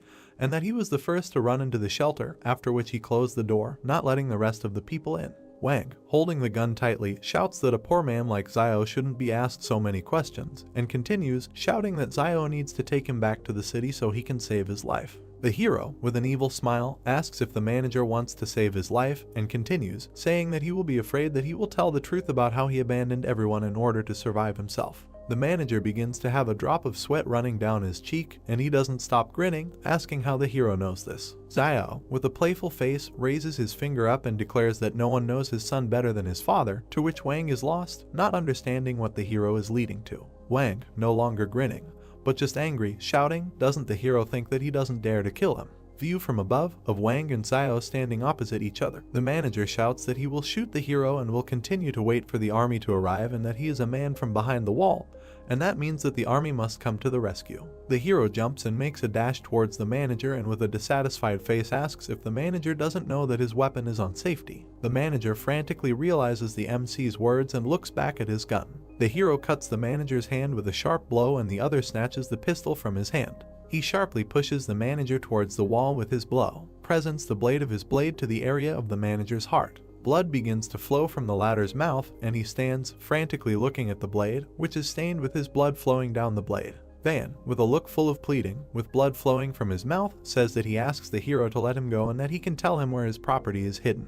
The hero, with a serious face, says that Van must speak first and then he will let him go. Van, with one eye on the blade that is moving away from him, thinks that MC is still young and that he can deceive him by simply stalling for time until the private army comes to his aid. The hero holds the blade in front of Vaughn, asking if he wants to stall for time, and continues by saying that his lungs have long been pierced by the bone knife, and even if he returns, how long does he think he will last, and states that there is no reason for the hero did not make his fate easier. With a sharp blow, MC pierces the manager's chest, causing him to scream. He sharply removes the knife from the manager's chest, shaking it off from the blood. He sits down opposite the manager's body, searching it. 2 clips in Zio's hand, he thinks that the fact that the manager had 2 extra clips was just right for him. The hero passes by the bodies, heading towards the exit, and thinks that he must get out of there as soon as possible, and that perhaps the army to rescue Wang Dingyang is already on the way. Exhaling from fatigue, Xiao enters his shack. Yuan stands opposite his brother with his arms extended towards him and joyfully says that he has finally returned and asks if he is injured, to which Xiao replies that everything is fine and asks if anything happened in the city while he was gone and whether the military returned.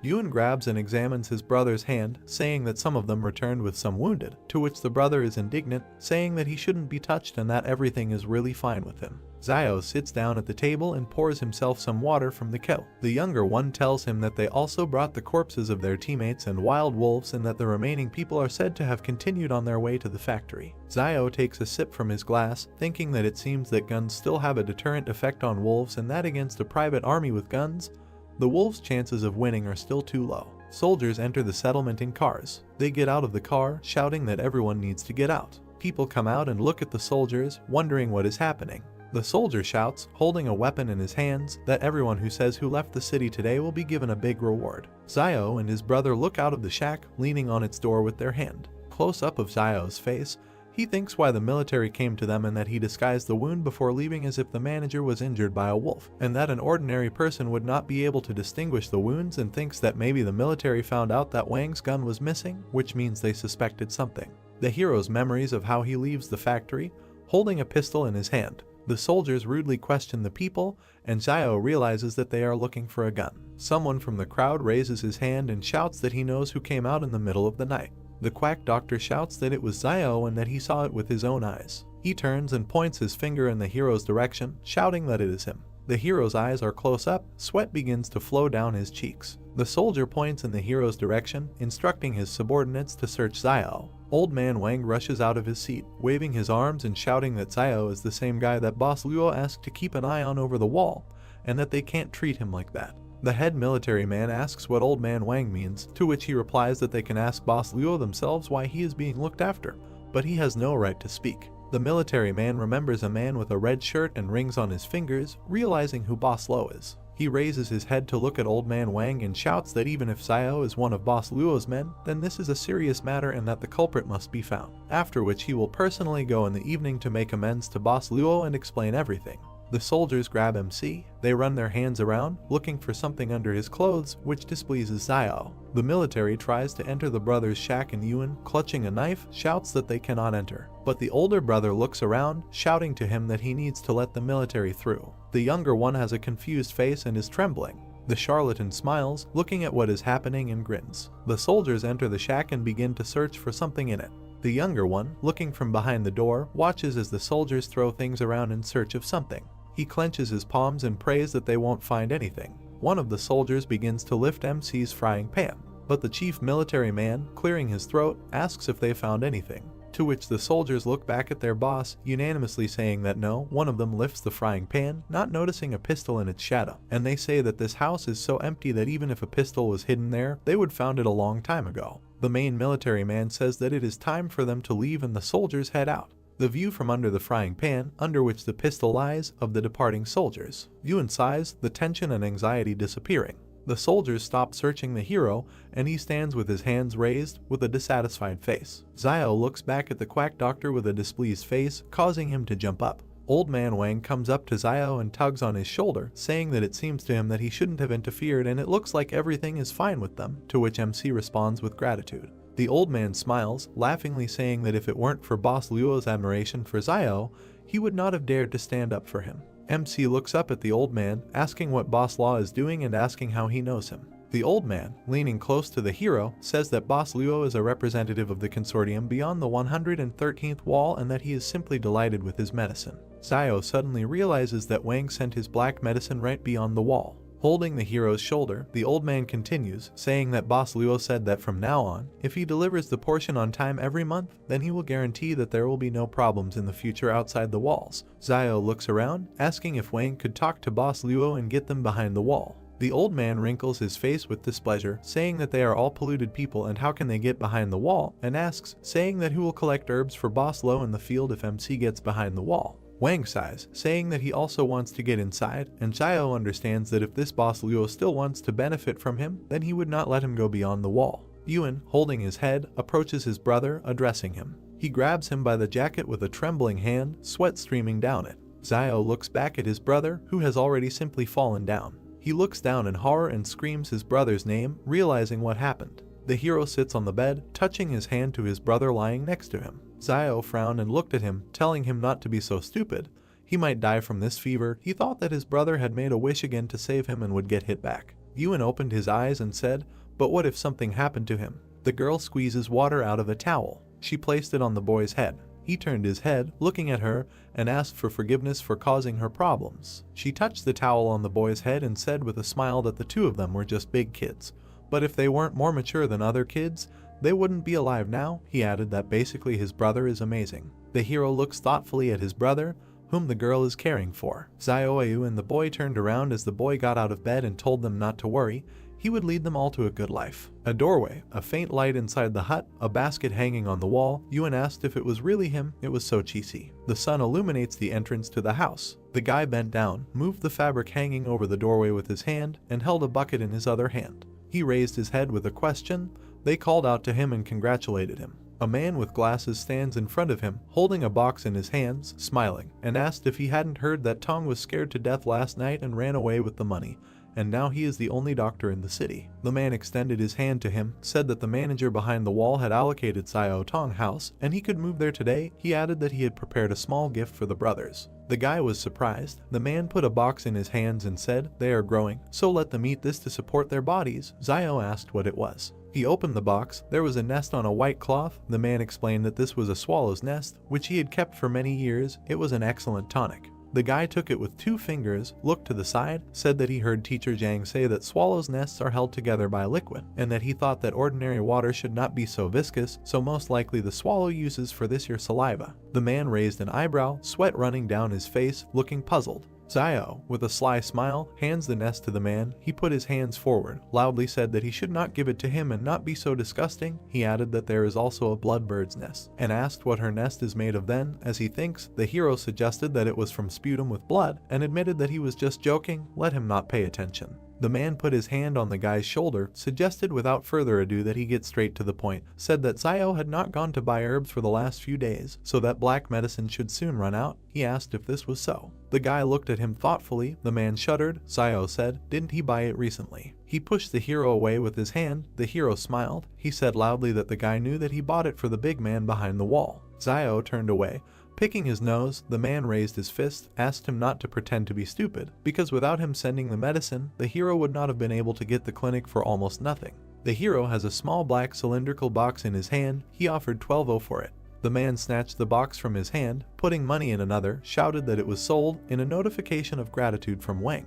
Van leaves, waves his hand at the guy. The hero thought that he was quite interesting and sincerely thanks him. The man advised him to pack his things and move. Many have already had their eyes on that brick house. The hero with his younger brother and girl approach a brick house. They stand in front of the door. On the left there is a wooden table with an inscription. They entered and looked at the wall where the red tapestry hung. The boy pointed his finger up and asked his brother to look at the banner hanging in the center. There is an inscription embroidered on the banner with golden threads. Xiao squinted and read, "Skillful hands bring it back to life." He frowned. A screen appeared with a quest chain and a question asking if he wanted to continue rescuing 10 patients.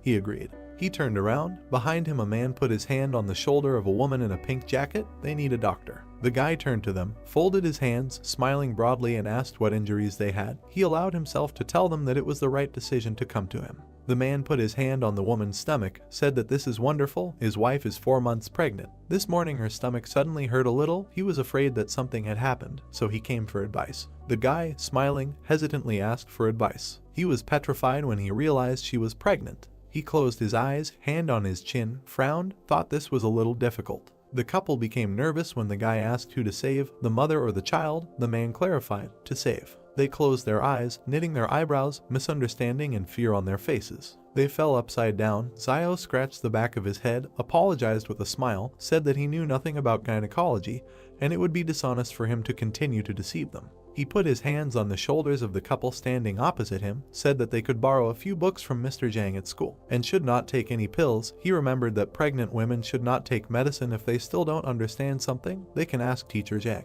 They looked at each other in bewilderment. The guy waves his hand, wishing all the best. The man looked around awkwardly. The woman admitted that she felt Zio was a little better than the previous doctor, who was afraid that she would not buy his medicine when she was sick last time, and in the end she did not feel better even after taking it. They bowed, thanking him. The guy looked up in surprise. On the glowing screens both thanks were from the woman. He closed his eyes, lowered his head, did not expect that with a little hint he would earn 2 thanks just like that.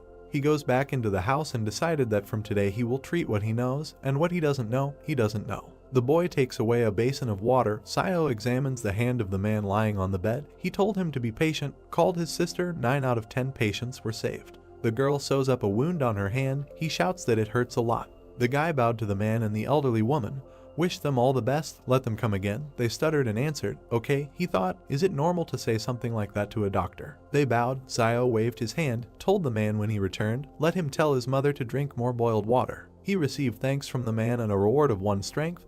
The task of the next stage to save 20 patients. Zio stands with his back against the dark blue background, thought that the difficulty had increased again, and asked the palace for his current strength and agility scores. A guy in a room with blue walls with gold ornaments, on the screen strength 5.5 and agility 4.1.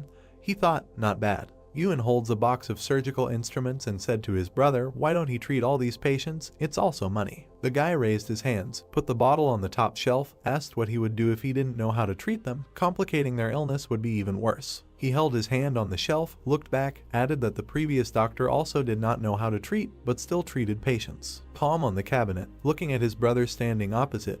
He said that they cannot follow his example. What happened to him now? No one helped him when he was in trouble, so it is important to have at least a drop of humanity. Ewan looked up, frowned, and objected that if something happened to them, then there would be no one to help them. Now many would only be glad if something happened to them. Zio put his hand on his shoulder. He bowed his head and tried to break free, but his brother held him tightly. Zio leaned towards the boy and said seriously, don't let the sadness of their age become his sadness. Ewan furrowed his eyebrows, a bead of sweat on his face, looking at him. A man looked out from behind the door. The hero turned his head, was surprised, and he turned to the doctor. A man in a blue jacket stands with his shoulders raised, timidly said that he seems to have a big problem, asked to look at it and leave everything a secret.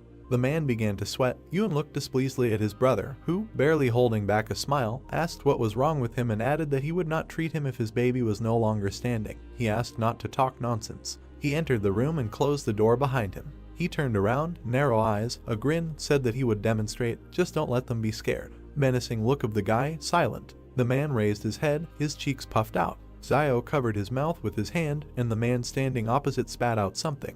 There is a large glowing bubble in front of the hero.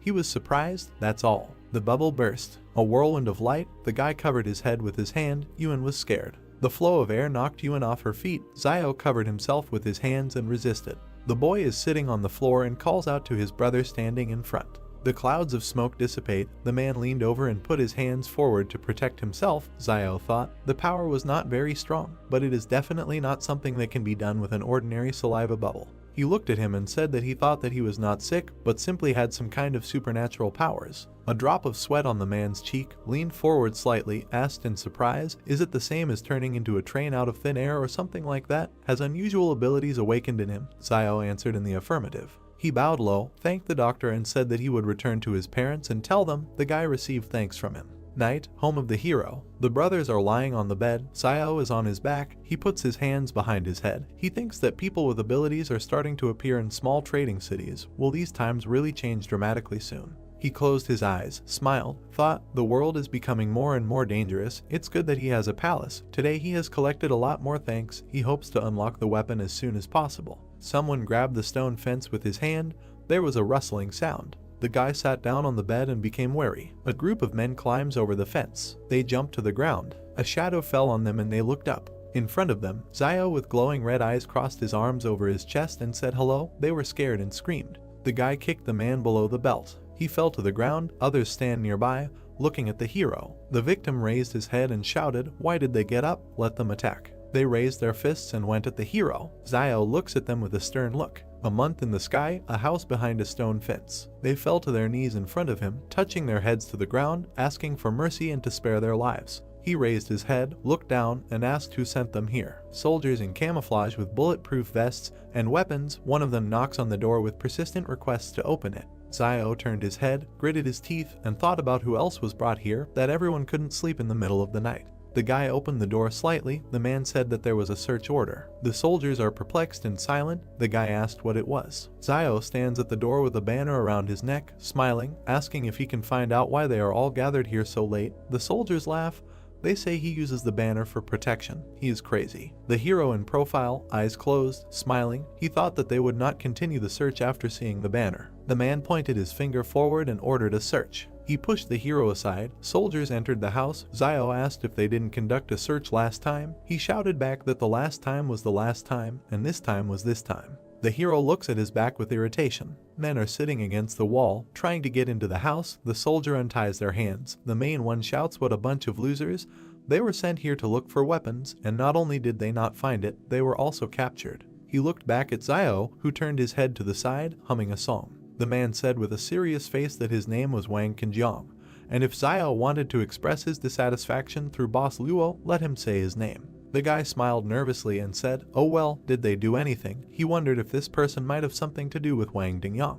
The soldiers leave the house. No firearms were found. The guy thought, and if this is so, will he let him go so easily? There were soldiers lined up behind Qinjiang. He looked at Zio and said, until they catch the one who stole the firearms, he will continue to check, then warned him to be careful, gave the order to leave. The man put his hand on the hero's shoulder and said that if he had been born behind the wall. The guy looked around. Songyang removed his hand and, leaving, said, then he would become an excellent soldier, not like this heap of garbage. The car's headlights are on. The soldiers are leaving. Zio is standing outside the house, thinking that fortunately he hid his gun on the mountain when he was collecting herbs 2 days ago. He closed his eyes and exhaled. This murder had really caused him a lot of trouble. The hero's stone house, early the next morning. The brothers were in bed, opened their eyes, woke up from exclamations. Everyone looked. The group returned. They left the house. Yuan asked if they weren't only away for a week.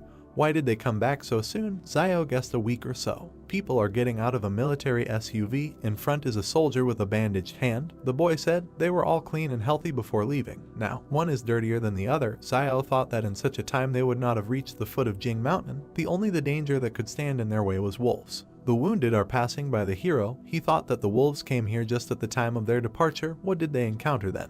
He looked to the side and noticed that, judging by the extent of the damage, only his clothes. Among the soldiers, there was a girl with long dark hair and a cap and hood, her hands in the pockets of her jacket. He thought she was completely comfortable with weapons and seemed to really be much better than the rest. Yuan, standing next to the guy, looked to the side and asked if they were going to Old Man Wang. The jeep is at the fruit stand, he replied, most likely, after all. His recommended guide seemed to have returned back. Something must have happened to him along the way. A girl with long white hair with braids and dark glasses, a short top and a skirt and a robe, took off her hood, indignantly said what kind of guide he found for them. They drove around for 3 days and didn't even find the right direction. Van asked in fear, and then what? Where is he now? The guy watches their conversation from afar. She replied that she doesn't know. Something bit him in the river. When they found him, he was already cold. Zio thought the river is outside the city. He had never heard of anything like that. The girl pursed her lips and looked at Wang, who said that he told her right away that if she wanted to get to the mountain, she had to find Zio. And she didn't believe him then. But now the guy doesn't have time to work as her guide. He still has to work for Boss Luo. She asked if he had a relationship with Boss Luo. She frowned. There were wavy lines from her head, and asked if he was talking about that boy who was not okay with his head. The man replied that yes, it was him. The heroes are standing opposite each other. She asked, only he can transport people across the mountain. Van answered, right. The man waves his hand at her. The girl and the soldier get into the car. She shouted, we need to go back behind the wall. Van thought with relief, finally leaves. He turned his head and noticed Zio. The guy goes into the house. The man puts his hand forward, runs after him, saying that this time he helped him get rid of the group, and they should thank him for that. The guy looked at him angrily. The man asked with a smile if he still held a grudge, and added that it was very kind of him to recommend Zio in the first place. Wang spread his hands. Zio, standing opposite, asked what about him going himself. He would draw him a map of the route, and he would take them there. Most likely, this would allow the man to get behind the wall. He objected that he did not have such skills, and then what will happen to his son if he goes there? Wang arched his eyebrow. The guy angrily said that the man has a son, and he has a brother and sister, and if he dares to recommend him to them again, he will send Yuan and Zio to eat and drink at his expense. The man assured that he does it for his own good, and if he were 20 years younger, he would do it. Yuan stands between them, confused. The hero asked for his own good, and answered that he thanks his entire family. Wang said that then he thanks all 8 generations of Zio's ancestors. The man stands with his teeth clenched. The guy turned away, looked up with a grin, and saw that he had received thanks from Van. They turned their heads when they heard the man screaming loudly, for which he was being arrested. The soldiers lead a man in a blue jacket by the arms. He asks to leave him alone. His mouth was slightly open. The hero looked to the side, asked what they wanted. Van replied that he didn't know. The guy wondered if someone else had discovered this man's ability to spit bubbles. The soldier pointed the machine gun at the civilians and ordered them to retreat. Frightened, Old Man Wang asked what was going on there, noting that although this child was a little mischievous, he had not made any big mistakes. The soldier pointed a gun at the merchant and ordered him to get off the road. Van fell on the main character. Xiao wondered why they captured Zhang Baojin. Frowning, he wondered if this had anything to do with superpowers. Lowering his head, the merchant declared that it was all over and the boy was finished. The main character asked why he said that. Xiao's face was surprised. Van reported that he heard that last night this guy demonstrated his superpowers and his rat friends reported on him. He noticed that everyone behind the walls was checking people with superpowers, fearing that they might pose a threat. He looked at Xiao and asked him to ask what he would do if someone was a threat to him. Frowning, the main character replied that he would kill this man. Turning around, Van noted that everything is not as simple as he thinks, and he heard that a mental hospital for people with superpowers was organized inside. He imagined doctors standing over a man in an operating room. Wang emphasized that they use various tools to study them. He approached the main character and said that if he or Yuan had any superpowers, he should not let outsiders know about them. Looking at the merchant's back, Xiao accepted his words. The main character turned sharply at the cries that someone was being killed. The guy was chopping people with an axe, shouting that they had betrayed Baojin with their cheap tongues. Holding an axe in his hands, the man asked why he should feel sorry for them. The guy stabbed him in the back. The stranger, with the last of his strength, stabbed the axe into the guy's head. The woman watched the bloody battle. She lay down on her husband's corpse and began to cry. She asked how she could continue to live if Baojin and he were not in this world. The stunned protagonist watched as the woman cut her throat. Looking at the many corpses, Wang said that, alas, Baojin was an only child in the family, and if something happened to him, his parents would not be able to survive, and it was no one's fault that he began to boast of strength. A crowd of people started shouting that if his father really had a backbone, he could break through the wall and there was no point in killing the informer. Turning around, the merchant said that they were very tactless. Frowning, Xiao cried out that this is a very vile world. He stood against the wall next to Zhang. Looking down, the main character stated that today he would like to tell his students about how to confront people. Holding a cigarette in his hands, the teacher replied that for many years, he taught them to resist the natural environment because he did not want them to consider their own kind as imaginary enemies. Looking away, he noticed that he already knew what happened today. Frowning, Zhang said that the misfortune of others should not concern them. He suggested we talk about it. Xiao thought about it. He looked into the classroom. Taken aback, the main character wondered what they were doing. A crowd of children stood around Yuan. Xiao asked in his mind whether his superpower had been revealed. The girl stood over Yuan with a dissatisfied look and asked him to talk to Xiao so that he would not delay classes, otherwise she would complain about him to teacher Zhang. The protagonist's brother replied that if his word decided anything, he would have stopped stalling a long time ago. The children asked if Xiao was obsessed with learning and if he wanted to take control of this school. Taken aback, the main character thought that he thought they liked long classes, but they really didn't like his long classes. Rising from the table, Yuan cried out that his brother taught him everything he needed to save his life, and she was generally ungrateful. Yuan asked how dare she even say that. The girl replied that if he didn't want to talk about it, he could just forget about it. The guy looked at the enraged Yuan with interest. Looking at the guy, he asked why he was looking at him all the time. The guy replied that he could see that he was a little upset and asked him to tell him something.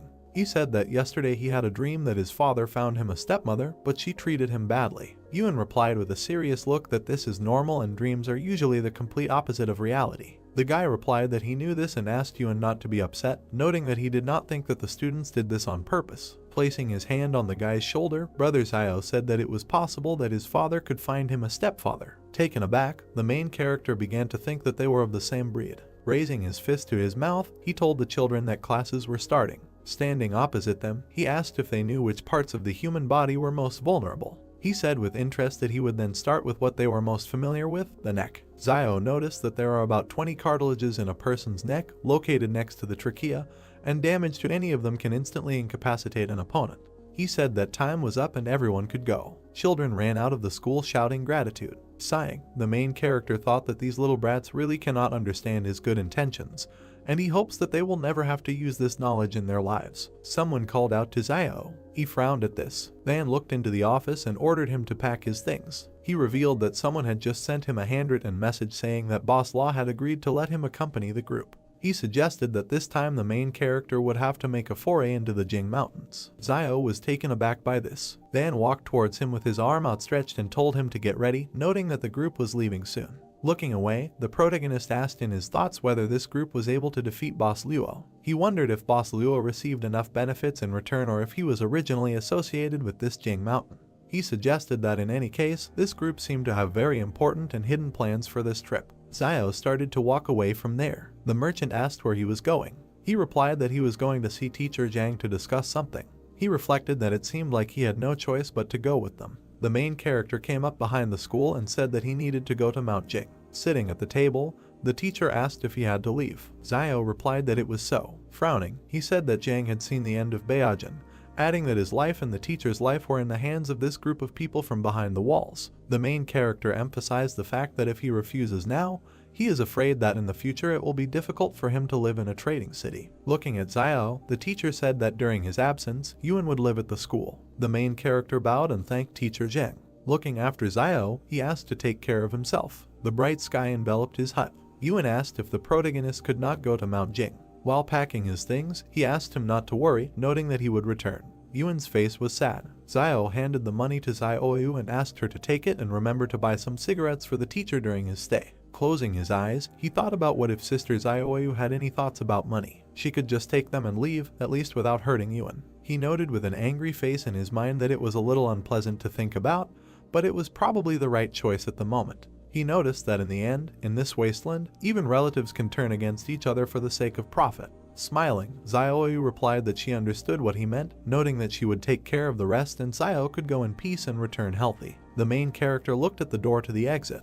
A blue projection appeared in front of him with the task of refusing to go with his peers to Jing Mountain. Taken aback, he asked in his thoughts what was the matter and whether the palace wanted him to go there. He wondered if it would really be that dangerous. He left the hut. Crossing her arms, Xinyu stated that he should already know who they are, so he should get ready, after which they will leave. Xiao began to pretend to be sick and said that Dad's father's name was grandfather and Dad's mother's name was grandmother. Taken aback, Xinyu asked if this man was really that sick in the head. Smirking, the soldier asked to stop pretending, noting that they had already dealt with each other. Frowning, Xiao asked in his mind if it was Wang Qinjiang. He guessed that this time pretending wouldn't work, and as long as this guy was around, he was afraid that he would have to go even if he didn't want to. Crossing his arms and turning his head away, the protagonist declared that he would not go. A white stream of energy flew through the palace. A message appeared that the task was completed, and the reward was a basic skill copy scroll that learns the abilities of others. The joyful protagonist asked in his thoughts whether the task was completed.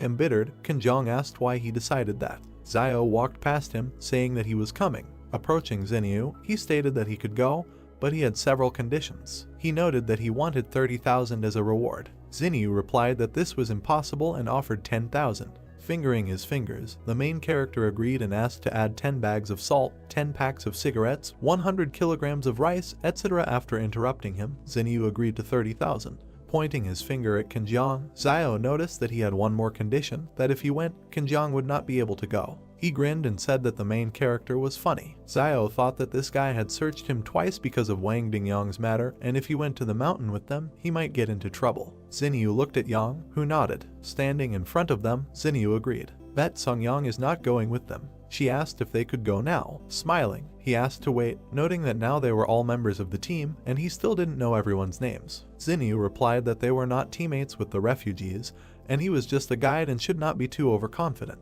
All team members looked at him and introduced themselves. The girl with a serious face said that her name was Yang Xiaojin. They asked if he was ready now. Smiling, the main character replied that he was now ready. He waved from the truck to his brother and Xiaoyu. Yuan folded his palms, and Xiaoyu asked him not to worry with a smile, noting that he would return safe and sound. A convoy of cars moved through the wasteland. The main character thought about what Teacher Zhang said earlier, that the remaining traces of asphalt on the roads were left before the disaster. Looking around, he thought about what the roads were like in those days. His face was filled with interest. The main character noticed in his thoughts that, nevertheless, recently all the vegetation has noticeably blossomed and even the cabbage in Teacher Zhang's house has become taller than ever. Looking at the dense forest, he noted that this was not bad and that perhaps soon one potato would be enough to feed a family of 3. With his hand on his stomach, Xiao said that for some reason this group doesn't say anything about snack breaks. He was suddenly surprised. Moving aside a piece of cloth, he saw boxes of cookies. The main character began to drool. The evening sky enveloped the area.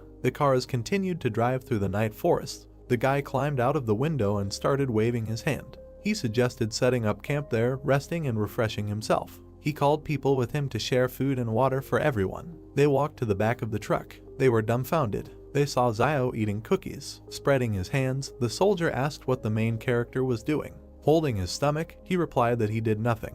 Yang and Zinyu watched from the car window. The guy asked what kind of pig Zio was and how he was able to eat 5 packs of cookies. Yang watched him with a serious look. People began to carry him away, and the main character shouted for them to let him go and leave him with the cookies. Pointing his finger, the guy asked Zinyu to go back and get another guide. Zinyu looked at the guy and stated that Wang Fugri said that only he could lead them through Jing Mountain. Yang continued to watch him closely. Zinyu replied that they could do whatever they wanted with him, but this should not interfere with their journey, and when they returned from behind wall 112, they could do whatever they wanted with him. They began to take the main character away. Zio kicked a stone. Turning around, he began to eavesdrop on the soldiers' conversation. They were discussing that they say that the protagonist is the only one who can guide them to Mount Jing, but he doesn't even know how to prepare a tent. The guy noted that they would see how long Zio could last before he died there like the previous guide. Frowning, the main character asked what was wrong with him eating some cookies. The angry guys stood in front of him and shouted asking if he had eaten a little. The angry soldier said he was warning him, that he is just an ordinary tramp and should not try to break a stone with an egg. Looking at the guy, Zio asked if he knew that the egg would break if it hit a stone. The soldier asked if the egg would break. Closing his eyes, the main character replied that this was not true. The military man asked what would break in this case. As he left him, he replied that the chicken's heart would be broken. He suddenly turned around. Looking at Yang in the car, Zio wondered if she was just looking at him. Yang adjusted her cap with her hand, a slight smile on her face. The stranger began to shout that he had found traces of the beast. The soldiers near the fire were surprised by what they heard. The guy fell to the ground. Stunned, Zio noted in his thoughts that usually few animals could survive on the outskirts of the forest. He asked about what kind of animal could be there. Examining the tracks, the soldier asked if he had seen any tracks the last time he passed there. The main character pushed the soldier away. The guy asked what he was looking at. Examining the tracks, Zio wondered if the tracks of a deer spooked them. Turning around, he saw traces of the fire. Looking around, Zio noticed in his thoughts that in nature, not cleaning up food waste is a bad habit.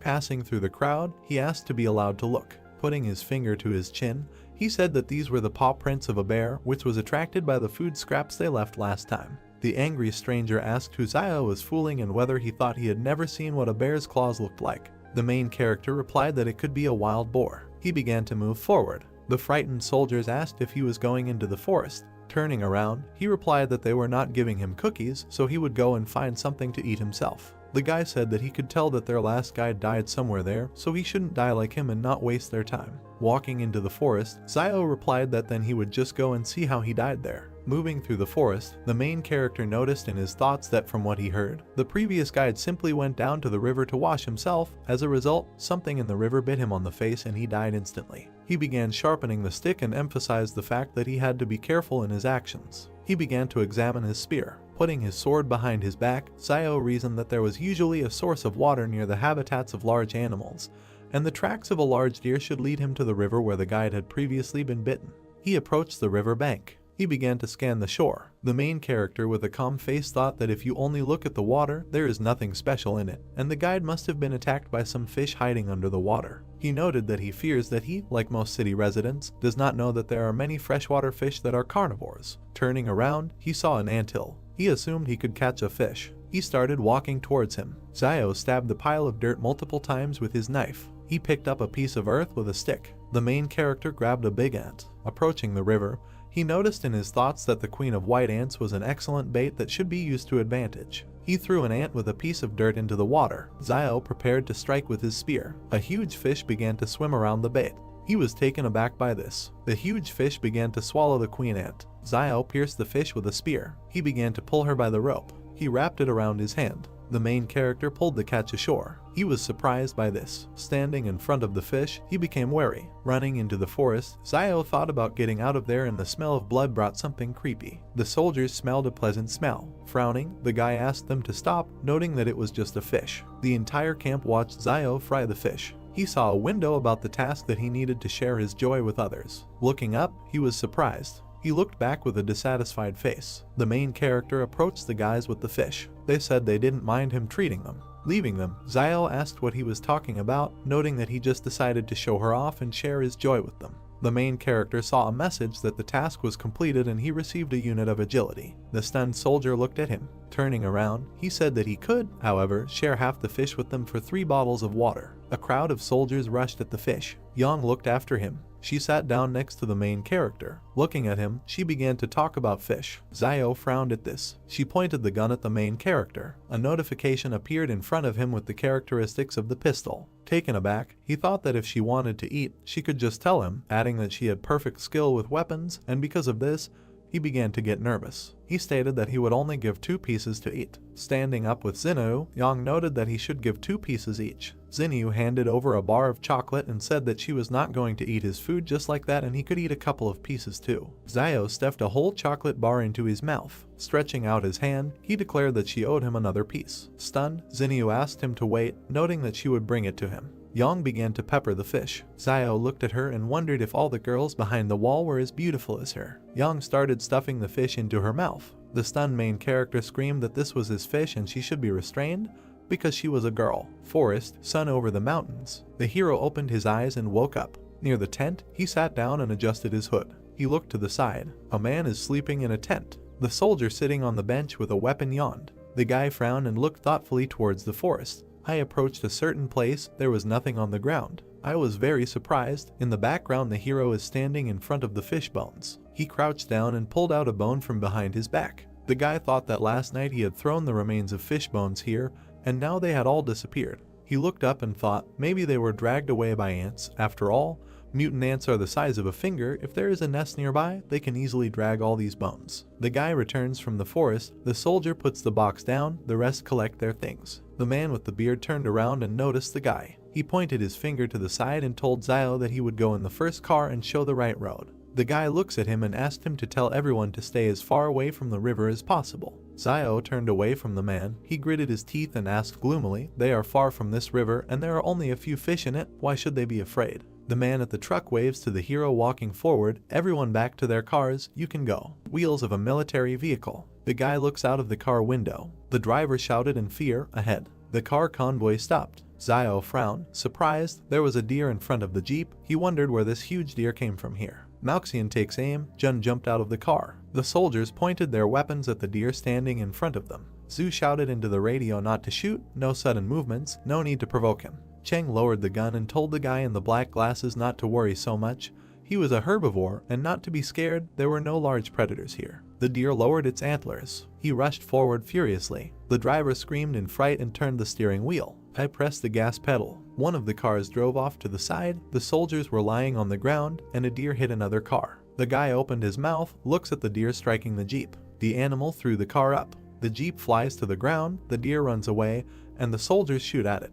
They run to the man by the truck. The hero gets out of the jeep. The guy looks to the side thoughtfully. It's strange to him that Jan didn't shoot. She always looks like she's staying away. The girl looks ahead thoughtfully, her hands in her sweater pockets, behind Jun with a gun by the car. The soldiers help the guy at the overturned car. The man in the robe calls Zio. Isn't he a doctor from the trading city? Let him help. The hero goes to the victim. A man with a bruise on his forehead raised his hand to his ear and clenched his teeth. The guy looks down and thought, it's just a scratch, no big deal. He closed his eyes, put one palm on top of the other, raising one finger, and said that the pain would go away, get better faster, get better sooner. The man with the beard raised his fist and was indignant. Who even treats like that? What kind of doctor is he? Confusion on the faces of the men. The guy folded his palms and answered, a healer. The man in the robe pushed Zio away and shouted at him to leave. He was only in the way. The guy turned his head and heard the man ask if the car could still be repaired. A guy with a black bandage on his head is following Zhu. The junior lieutenant replied that it is broken to such an extent that it can hardly be repaired, but there may still be people sitting in the back of the remaining cars.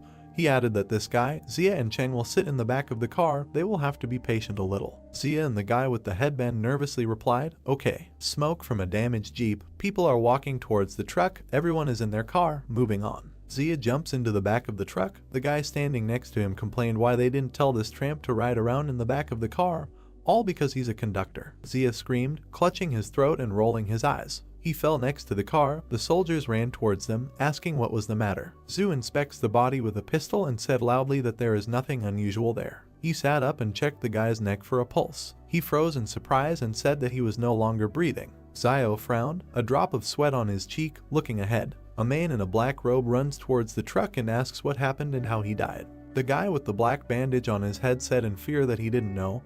He had just climbed into the car when he screamed behind him and fell dead. He didn't see anything. Trees with a green crown. Someone paid attention to the trees, shouted, "It seems that there is someone in the forest." They look around tensely. Zhu looked back. The man with the beard was begging him to come back. It was too strange. Zhu looks to the side, gritted his teeth, said sternly, "No way." This time they took an order that cannot be cancelled, so either they all die or it will be completed. Xinyu approached them and shouted to stop arguing. They needed to get out of here immediately. She looked to the side and said that Zio would lift Xia into the back and ride in it himself. The hero raised Xia's head, pulled back his hood, and there was a bee sting on his neck. The man with a beard pointed his finger into the back of the car and told the guy sitting there to get into the front car. Zio examined the wound, wondering if bee venom could kill an adult in a few seconds. He looked back gloomily. The man asked what he was waiting for. He needed to load the body into the back. The guy replied. Now, he thought that this wilderness was becoming more and more dangerous. A black bag with a body in the back. Zio took a bite of the cookie and asked what he couldn't do at home. He needed it all. He sits in front of the bag, eats cookies, takes a new pack out of the box, said that in the end, he lost his life. And because of his death he was forced to sit back in the back, added that if he doesn't finish all the cookies in the car today, they won't call Zio. The men in the car looked back with displeasure. A guy with a beard asked who this guy was talking to. Another suggested that he was really sick in the head. He pulled back the collar of his sweater and asked displeasedly, "It's almost winter now, so why is it getting hotter as we move north?" The hero is eating cookies, turned his head, thought, the temperature rises even at such a great distance. Cars are driving towards volcanoes. He thought that there are several active volcanoes in the vicinity of Mount Jing, and they are very active. Radiator grill on a jeep.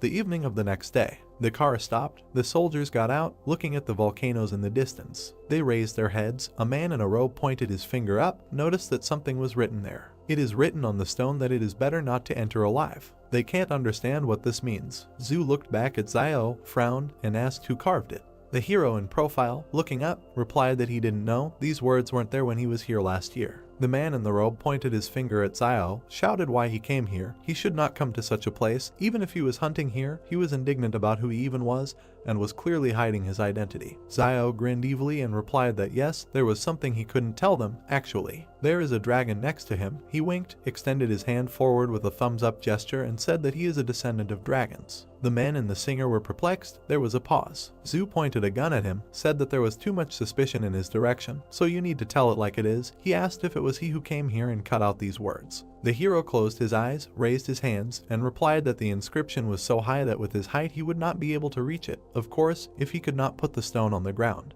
The man with the beard shouted angrily that he never answered what he did here in the past. Zhu scratched his head and said that last year he encountered a pack of wolves, and the wolves drove him here. The man was indignant, shouted what nonsense, how could a child survive an attack by wolves, asked, well, what made the wolves leave him alive? Zio frowned, looked to the side, and replied that at that time he was not the target of the wolves, he just happened to be there. The hero runs away, saying that he was in a hurry to hide in the forest. A pack of white wolves with glowing eyes, he didn't expect them to catch up with him. As for how he survived, the guy looked back at the wolves. They stopped chasing him as soon as he entered the Howling Wind Canyon. Zhu and the group members opened their mouths in surprise. Sunset, a whirlwind of wind among the rocks, the man asked. Even the wolves stopped chasing him when he came to this place. In this place there is something worse than a pack of wolves. The guy raised his hand, eyes closed, replied that he was hiding inside for 2 days, and when they left, he just came out, so he doesn't know what's next. He opened his eyes. One of the soldiers remarked, they know about people with superpowers. The guy in the blue sweater spread his arms and said, maybe this inscription was left by one of them.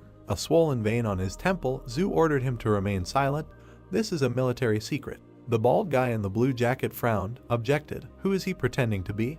How long can he be an officer? He thinks they will be left behind. Even if this mission is not completed, does he really think Ma Xin will let them go when they return? Zio looks to the side, wondering how this private army can be so disorganized that the soldiers dare to contradict their officers of their own accord. Now he is even more sure that they have a different purpose for the trip. Truck with boxes. The heroes looked around and asked what the sound was. Apparently, it seemed like someone in the back of the car. Bending down, they walk along the truck with weapons. Zhu stepped to the side, pointing his gun at the black-furred creature sitting in the back. Zhu and the soldiers shoot at him. They froze in surprise. There was blood. There was a shot mouse among the boxes. He said, everything is fine. It's just a mouse that came to steal food. Zhu shouted Zio's name with rage. The guy approached him and asked what it was. Standing in a stupor, Zhu asked where Zia's body was. There is nothing in the back except boxes and a mouse. The man with the beard pointed his finger at Zio and asked if he hadn't been sitting in the back all this time, where was the body? The guy looked at him gloomily and replied that he did not know when the body disappeared. He thought, how could a normal adult man weighing about 90 kilograms disappear without a single sound? A man with a beard turned to the junior lieutenant and said that they should return. It's too dangerous here. With a stern look, Zhu looks up and remains silent. They are standing by the car. He asked everyone to come here. He said that they need to discuss everything before deciding what to do next. Everyone gathered around Zhu. He said that words were left at the entrance to this gorge. It is better not to enter alive. He suggested that in the depths of the gorge there could be dangers that even a person with superpowers would find difficult to cope with. Looking ahead, serious face, on the other hand, there are also hidden dangers lurking in the forest. Zia's mysterious death, the inexplicable disappearance of his body, and all these incidents remain unanswered. Glasses on her head, Xinyu looked at him and said, in fact, although the forest is dangerous, it doesn't seem like their entire army will die in it, but it's hard to say what dangers await them in the gorge. Zhu lowered his eyes and thought. The girl pursed her lips and looked at him silently. He was surprised when she asked if he was worried about the situation after returning behind the wall, and told him not to be afraid. She would find a way to help him transfer from the private army when they returned. He looked away, clenched his teeth, and said that this was not what he was thinking, but he agreed with her opinion. Zio stands behind them, looked back. Zhu noticed that it was too dangerous ahead. The guy jumped on the hood of the car, looking at the animal sitting on the top of the rock. Zhu summed up, today they will all rest here, and tomorrow they will return behind the wall. The man in the robe sighed with relief. This is great. Zio frowned and opened his mouth in amazement. A white wolf with glowing eyes bared his teeth. The guy turned and shouted, there are wolves here, quickly into the gorge. Xinyu looks up in surprise. The guy in the robe shouted, has he gone crazy, wants to die. Zio jumped into the back of the truck. He looked back and angrily shouted at them to run into the gorge or die right now. He grabbed the dead mouse. A pack of wolves is heading towards the gorge. The wolf attacked one of the soldiers, the others ran away. The predator jumped into the back. The hero with the mouse in his hands looked back. The guy jumped down, the wolf behind him.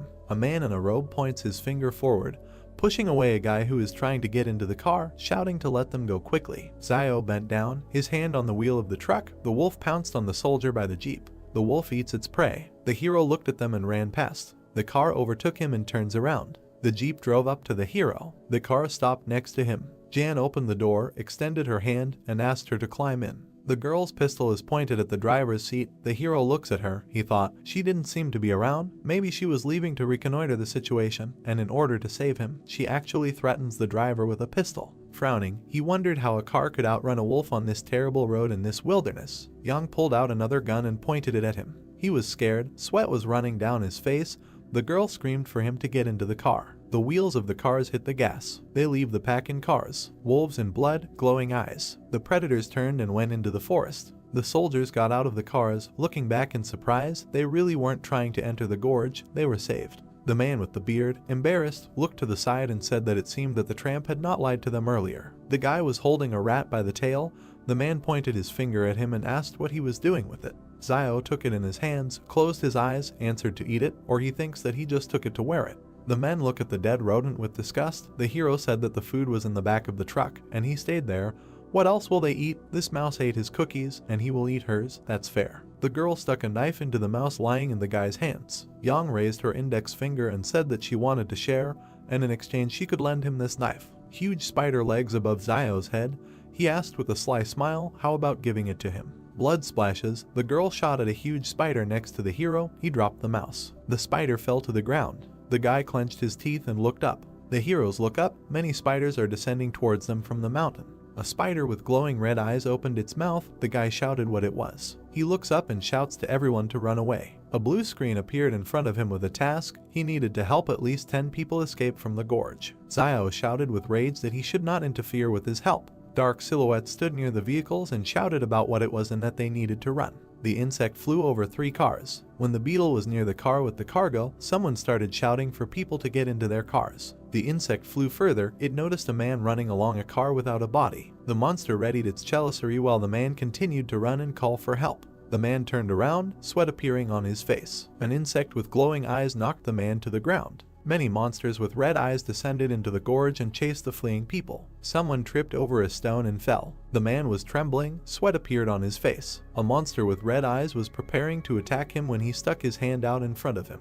Red liquid splashed to the side. Zio cut off the monster's head with a knife. The main character opened his mouth and looked away. A man lay on the ground with empty eyes and foam at the mouth. Zio grabbed his clothes. The guy threw the man on his back and ran away from the horde of monsters while he asked him to wake up because he needed him to drive the car. The main character ran to the car. When Zio threw the man into the car, he hit his head on the steering wheel. The man grabbed his head with his hands and clenched his teeth, and the guy asked him if he had woken up and said that if he had woken up, he should get behind the wheel as soon as possible. Zio turned his head to the side, sweat appearing on his face. A girl in a white cap pointed a gun in his direction. She shot at the monster who was trying to attack the main character. Smoke came from the gun as the guy looked disdainfully in Yang's direction. The girl opened the car doors and told Zio to get in.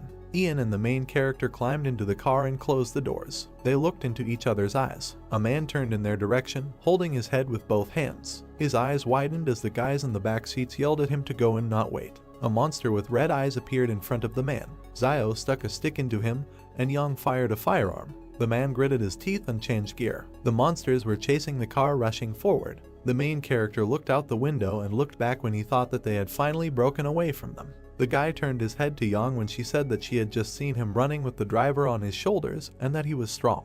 The man with the earring in his ear turned his head, opened his mouth wide and asked the guy if he saved him, and then thanked him and said that if it weren't for Zio, he most likely would not have survived. The main character looked up, where a system notification appeared stating that he had received the 74th gratitude coin from the driver. The car was driving along the gorge when the guy replied that he didn't have to thank him, and that he only saved him because he needed a driver. And the man replied that everything was fine, because in any case he was grateful to him, and that he regrets what happened before and promised that he will repay him for everything.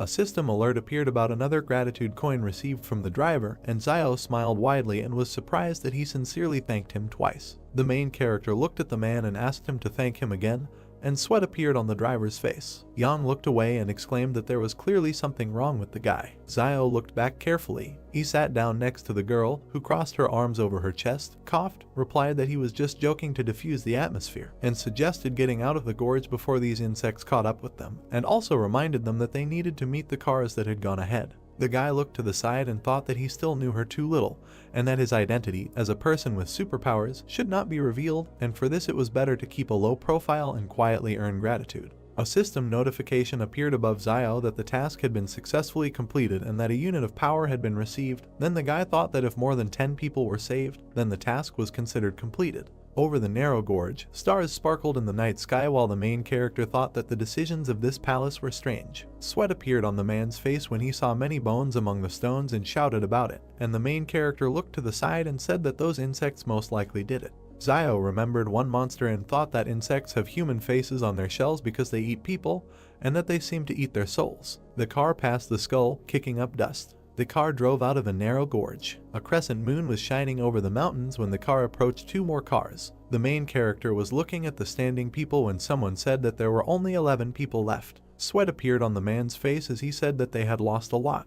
The man opened his mouth wide and began to shout that he said that they needed to turn back, but they still went into the gorge, and that it was not for nothing that it was written on that stone that it was better not to enter alive. The man wondered why they didn't listen right away. People stood opposite each other and did not understand what was the point of talking about this now, and that if someone wanted to return, then let them leave, because the wolves were probably already waiting for them. Someone said that they had no choice but to go into the gorge and that they were lucky to survive. The man covered his face with his gloved hand, clenched his teeth and muttered that they were taking a break, and that it was useless to argue, because now the most important thing was to work together and get out alive. The girl with glasses on her head opened her mouth and asked him what kind of mission he came to these mountains with. The main character stood and looked decisively forward. Zhu opened his eyes and sweat appeared on his face. The man clenched his fist in front of him, looked at the lieutenant and asked him what the purpose of his visit to the mountain was. Behind the lieutenant stood Zio as he asked the man who asked the question who they were so that he could tell them his purpose and reminded them not to forget that they were just strangers in the company. The main character sat on the hood of the car and thought that he had heard that the group was just trying to get to the other wall and decided to go along with these privateers, and that it was not unusual that ordinary soldiers did not want to talk about it.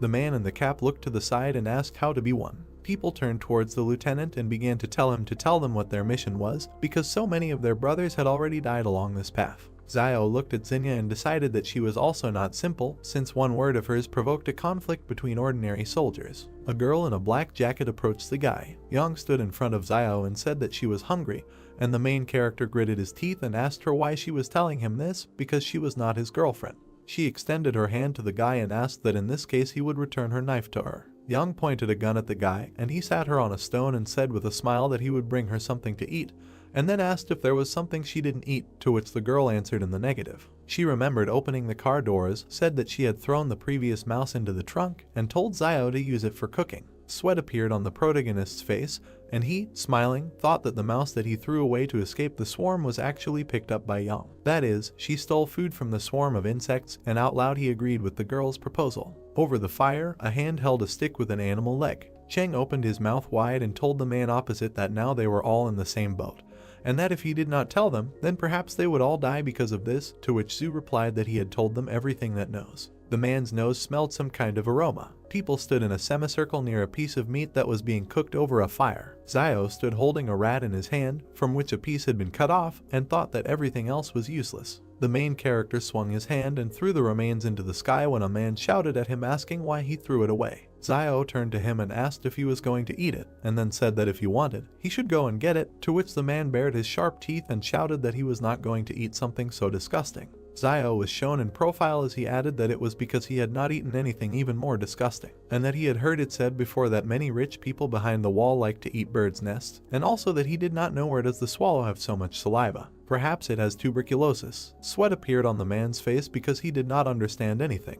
Zio added that it is not surprising that there is an idiom about a sick swallow circling in circles, which describes swallows that spit. The men covered their mouths and opened their eyes wide as they listened intently to Zio. There were many sticks lying in the burning fire. The main character looked at Young and thought that he still had a basic skill copy scroll that he did not use when he completed the quest to refuse a trip to the mountains. He closed his eyes and decided that the girl must have other excellent skills besides firearms. The guy found himself in the palace and asked him to give him a list of all Young's skills, when a system notification popped up saying that there was no display permission. Zio looked up, opened his mouth slightly, and said that he had studied her skill before and that he should have permission to view others. Once again, the notification that there was no display permission appeared, and the guy thought that this palace had become more legible, and that he could not believe that there was no loophole left. The main character, standing with his back, put his hand on his belt and asked about the level of her combat skills, to which he was told that it was advanced. When Zio asked about his fighting skills and whether they were stronger, a system notification popped up stating that he was at a medium or normal level. This realization knocked the guy face down to the ground. He grabbed his head with his hand, clenched his teeth and cursed that he was not as good as Young. Zio turned his head to the side, looked at the girl and decided that it was because his fighting skills were a reflection of his accumulated life experience gained from fighting people, rather than the result of professional training, and that based on his intuition, she should have powerful fighting skills. The protagonist clenched his fist as he thought about the fact that she couldn't defeat him in a real fight, and that advanced fighting skills were useful anyway, so it was worth learning them first. The guy pursed his lips and looked to the side as he decided to use the skill copy scroll. A system notification appeared congratulating the target for randomly selecting the advanced skill of jumping rope and asking if he would like to learn the skill. Zio raised his hands to the notification window, showed his sharp teeth and shouted about why this particular skill was chosen, and why this skill was even considered an advanced skill, and how it worked. For example, would he be able to do a backflip while he was jump rope? Young opened her mouth slightly and looked to the side when she asked when the meat would be ready, and then added that if the meat was overcooked, it would not taste good. The main character handed the girl the meat on a stick, laughed and said that it was already ready, and that in the wasteland food needs to be fried longer and water needs to be boiled for more than 10 minutes before drinking. The men's stomachs began to growl. Zhu spread his arms out to his sides and opened his palms, asking the people around him if anyone on their team had any food left, to which he was answered in the negative. The guy took a bite of the piece of meat he was holding in his hand and thought that now they were all silent, and none of them admitted that they were hiding food, and then added that he did not understand how you could share something that saves a person's life with just anyone, and decided that there was nothing wrong with it. Lieutenant Zhu, with Cheng and Jun standing behind him, pointed his finger at the main character and said that no one knew more about survival in the wild than him, so he could help everyone find food and cook it. Zio looked ahead seriously as a system alert popped up telling him that he had a new task, which was to help his team find food. The guy stood up with a piece of meat in his hand. He pointed his finger at the man in the cap and said that he saw him steal food from the truck before entering the gorge, and that it should be in his bag. At that moment, a system notification appeared saying that the task was completed and that the reward is a basic skill copy scroll.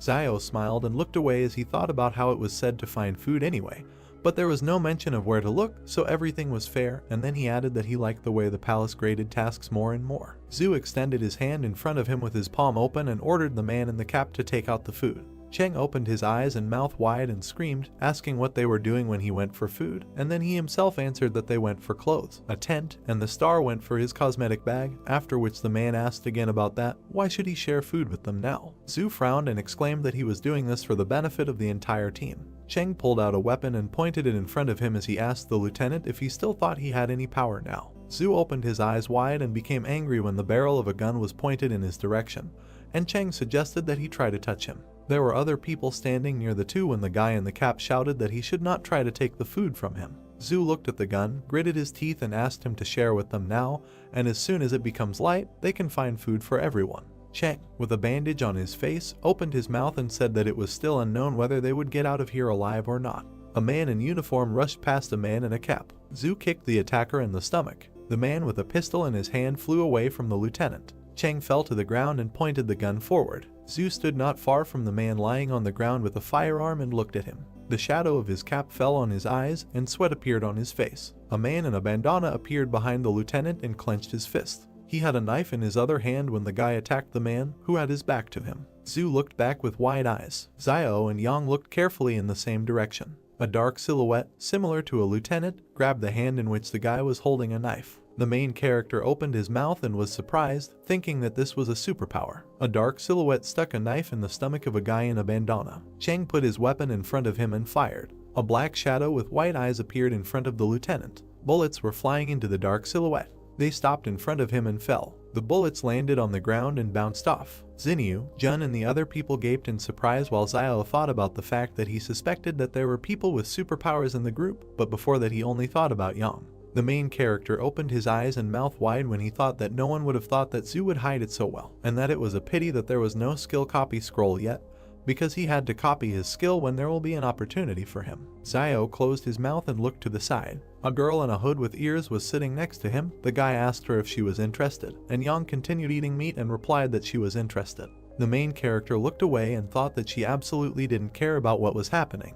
Zhu stood between two black shadows. The silhouettes disappeared, and a guy in a bandana was sitting on the ground next to the lieutenant. Zhu parted his mouth and looked away as he said that he was just trying to find a way out of their situation and that he didn't want to offend anyone. The lieutenant looked towards the fire where Zio and Yang were sitting and said that Wang had previously told him that the main character was a doctor, so he asked him to examine the wound. Zio looked to the side and sighed. A guy was sitting on the ground in front of him and was pulling out a knife when the main character said that his injury was quite serious. The guy in the bandana closed one eye and asked how long he had left to live, to which he was answered 10, and he asked again whether it was in minutes. Zio sat down next to him and continued the countdown. The guy in the bandana felt bad. Zhu looked forward seriously and said that he had avoided vital places and internal organs, so there was no need to scare the person, and then added that he had heard that Zio had medicine for wounds, and also that he would not believe that he took them with him when he went into the wasteland. The main character looked away while the guy lay crying next to him and replied that he was hired as their guide, not their personal doctor, and then asked about who would pay for his medicine, since it was very expensive. Lieutenant Zhu covered his face with his hand and said that he lost money on the way. The wounded guy gritted his teeth and replied that he had money with him. The main character sat down next to him and asked him where his money was, in his right or left pocket, and the guy pointed to his pants and said that they were there. The people behind Zio began to shout that he was a charlatan, because a cut cannot be treated without stitches. When he looked down and warned that he immediately wanted to say that he did not know how to stitch wounds, so it was only up to God whether the wound would heal after the medicine or not.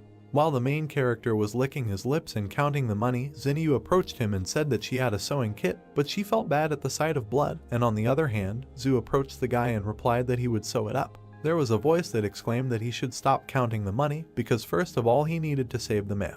The guy in the bandana thanked the main character when he said that he would not take too much money from him, and that 12 should be enough. A system notification popped up that he had received a thank you from a guy named Lei as Zio thought that he was one step closer to unlocking the weapon.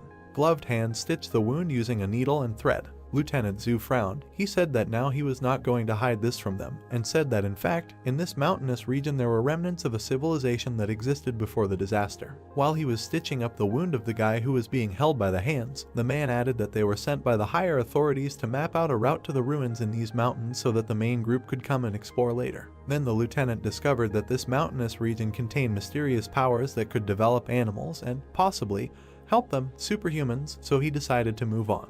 Lei clenched the rag between his teeth, sweat running down his face as Zhu concluded that he had changed his mind about going back behind the wall because he realized it was too dangerous. The lieutenant opened his mouth and said that he did not know what was waiting for him there, so he did not want to take risks. He stood next to the guy in the bandana, looked at him and said that after his superpowers were revealed, there was no way for him to go back beyond the wall, and then added that he was going to go deeper into this mountainous region to continue his research. Zhu turned his head and looked behind him as he concluded that they now knew the dangers of this place, so they themselves had to decide whether they wanted to leave or stay. Xiao and Yang stood next to each other and looked in the same direction. Xinyu stood next to the man who gritted his teeth. The girl in the hood with red ears told the lieutenant that she would go with him because it was too dangerous here, and Xiao was surprised at how many words she said at once. The guy with the glasses exchanged glances with the other man as the voice said that the best way to get out alive was to follow the Superman. The men in gray t-shirts raised their hands and said they would go too. Xinyu looked at the main character and asked him if he was coming, and then said that he would go if he joined. Xiao raised his hand, pushed the girl away and replied that he was going with the lieutenant. Zhu looked to the side, opened his mouth and said that in that case they should follow him,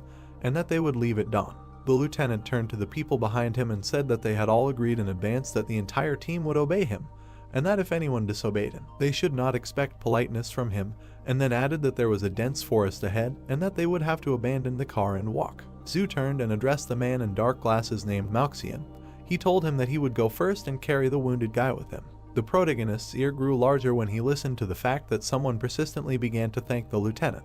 Xiao pushed the man with glasses and stopped in front of the guy wearing a bandana lying on the ground. He opened his mouth wide, clenched his fist in front of him and exclaimed that he would carry the wounded man, and that he would kill anyone who tried to steal him today. Zhu and Lei opened their mouths and stared ahead with empty eyes, and the wounded guy asked if Xiao had taken the right medicine and why he suddenly became so kind. The midday sun illuminated the forest and mountains. Two people were dragging a guy on a stretcher when the main character asked him if he still needed medicine, and Lei said that he didn't need it and thanked him. A system notification appeared indicating that he had received a coin for thank you. The lieutenant looked carefully at the smiling guy in front and thought that he was clearly one of those people who didn't care about anyone, but why was he suddenly so worried about others? Sweat appeared on the face of the guy in the bandana when he was asked if he was hungry and thirsty, and Lei replied that he was not hungry yet and thanked the guy when an alert appeared that Xiao received another coin for thanking him. Zhu thought about what he was really after. The main character smiled widely and looked at the wounded guy while he thought that Lei was very useful in collecting gratitude coins. A crowd of people moved through the dense forest. Xiao looked to the side and opened his mouth slightly when he thought that the last time he was here was a year ago,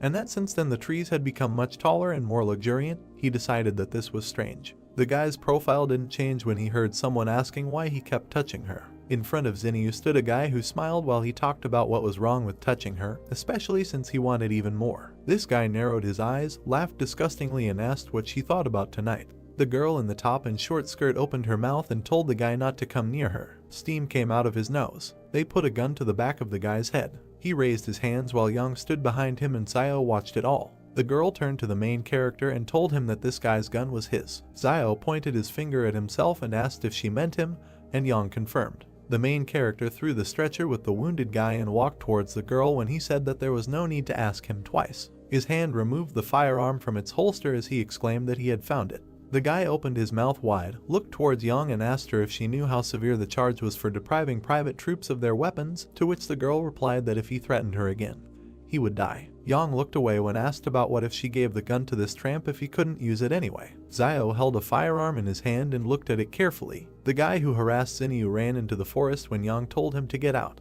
The girl carefully looked to the side and thought that the main character was quite skilled with weapons. Lieutenant Zhu looked away and remained silent. He approached Xiao and asked him if he could find food for everyone. The guy closed his eyes, raised his hand and replied that he was not God or their father, so he could not say that he would find food for all of them, and then asked if Zhu thought that if he now wanted a wild boar to crash into a tree, then it will take it and crash. At that moment, someone crashed into the tree trunk. Xiao, Zhu and Cheng opened their mouths and stared in one direction when the main character thought that this could not be true. A large boar was lying near a trunk under the treetops when people began to come up to it and say that it was really a wild boar, and that Zio was just a magician, and also that he had a magic mouth because everything he said would appear. Zio turned away from them and thought that the stupid child Yuan made another wish. The main character remembered the little boy who folded his palms in front of him and closed his eyes. He was wondering how he was doing at Jing Mountain, and then he wished him so that he doesn't go hungry. The man's hand held a knife, cutting the animal. The hero began to look askance at Zio, who was talking about not leaving food for tomorrow that he couldn't finish today and trying not to mess around with blood for a long time, since it attracts animals very well. The blood from the beast slowly flowed onto the ground in which the ants were located. The main character began to answer that currently ants the size of a thumb do not attack during the day while a person is active. But at night, if the ants can smell a bloody smell near a person, he will be eaten like regular food and just one bite of the formic acid release can cause severe pain.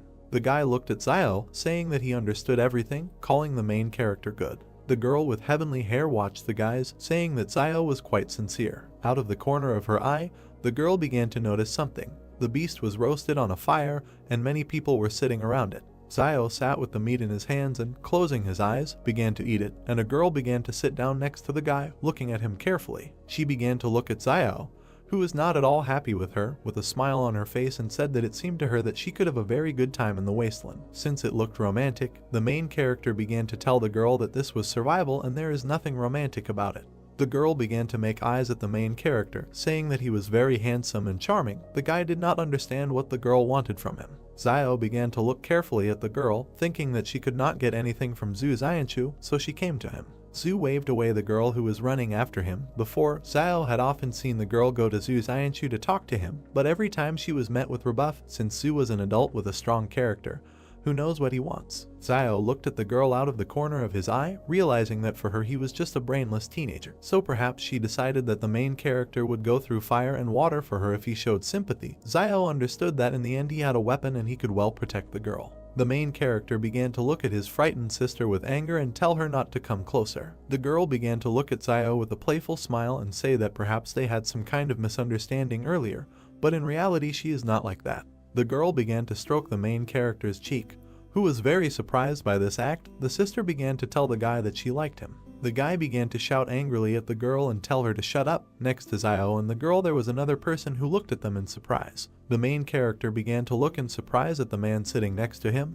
and the girl was equally surprised. Xinyu began to leave Zio, saying that he was completely sick and the guy deserved to be alone. Since Zio learned to hunt, he has seen too many women like this, just looking for someone to rely on in this broken world, or someone to use as a tool. The main character looked at Xinyu with disbelief, eating chicken and telling himself that he didn't need such a woman for nothing to waste food on her. One of the guys began to grit his teeth. The hero began to look at Zhu, saying that they had run out of bottled water and food. Since they initially took too little water, the guy began to ask her where they could get more water. Zhu began to approach the sitting Zio, asking him where he could get more water. The system window began to show the hero to tell his teammates how to find water. Zio began to look to the side, lost in thought. The main character stood in the middle of the crowd, confidently telling all the people that to find water in the wild, you can rely on rivers or collect resources from leaves. The main character began to look away, telling people that they were lucky because there were several pine trees nearby that had pine juice that could quench their thirst. The system window began to tell the guy that he had completed the task and received part of the power. Zio clenched his fist, looking at him angrily. The main character's foot began to move on the ground.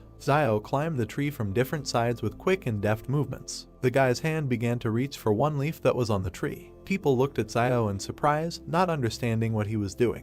The guy began to look down on the crowd, holding the grass and telling them all that if they did not want to die, they should do as he did. Zio began to close his eyes and open his mouth to squeeze the grass from which the juice came. People asked the guy if it's really drinkable. Zio looked at everyone, wiping his mouth and talking about drinking this, whether they like it or not. The main character began to look away with dissatisfaction. Yang and Zhu began to approach Zio and began to look at the grass. Yang began to bring the pine needles to her mouth. Zio began to look at the girl with a smile on his face, happy that she was doing this. The main character began to look in surprise at the system window, which showed that the target's advanced skill was randomly selected, which was bomb making. Zio was offered to study all this. The guy began to look at Yang, who was taking the pine needles. The main character could not understand what kind of training the girl had gone through and why her skills were so severe. Zio was wondering if the target had the skills of covert killing. The system window began to show the guy that she had analyzed the target and an advanced stealth killing skill had been found. Zio began to look at the girl with a smile, thinking about whether she had the skill of singing children's songs. The system window immediately began to show the advanced skill and say that it had been found.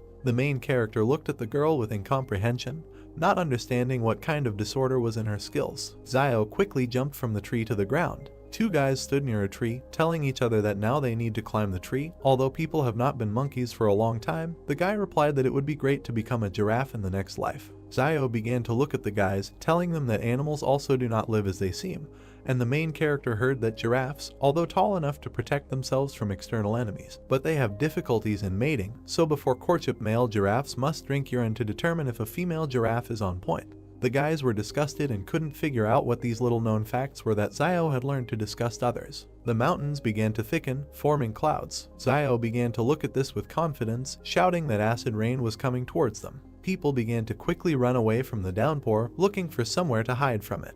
The main character put on a hood, hiding from the rain and looking down. Some people began to carry the guy on the couch, who was unconscious. Cave. People began to stand in the cave, looking at the rain and rejoicing that they had it nearby. Hands began to set the torch on fire using a lighter. The guy was holding a torch in his hands, next to which there were people. The hero began to point in surprise and fear at the wall, telling him to look at it. There was someone's inscription on the wall, which said that they saw strange dark figures in the forest that disappeared. No one could understand what it meant. Huge red lightning began to appear near the cave, shooting in different directions. People looked at the wall in the cave, asking each other about who carved it. If they lost anyone along the way, everyone began to say that they lost Zuzu's body and nothing more. Sir Zu began to look forward confidently, telling everyone that he had not heard that anyone from their 113th wall had crossed the mountain before, and perhaps someone from the 112th had taken refuge here and left a message. However, everyone understood that if they had a satellite phone with them at that time, they would have transmitted the signal. Zio began to look askance at Yang, telling the guys that he had heard Teacher Jang say that there were telephones behind the walls,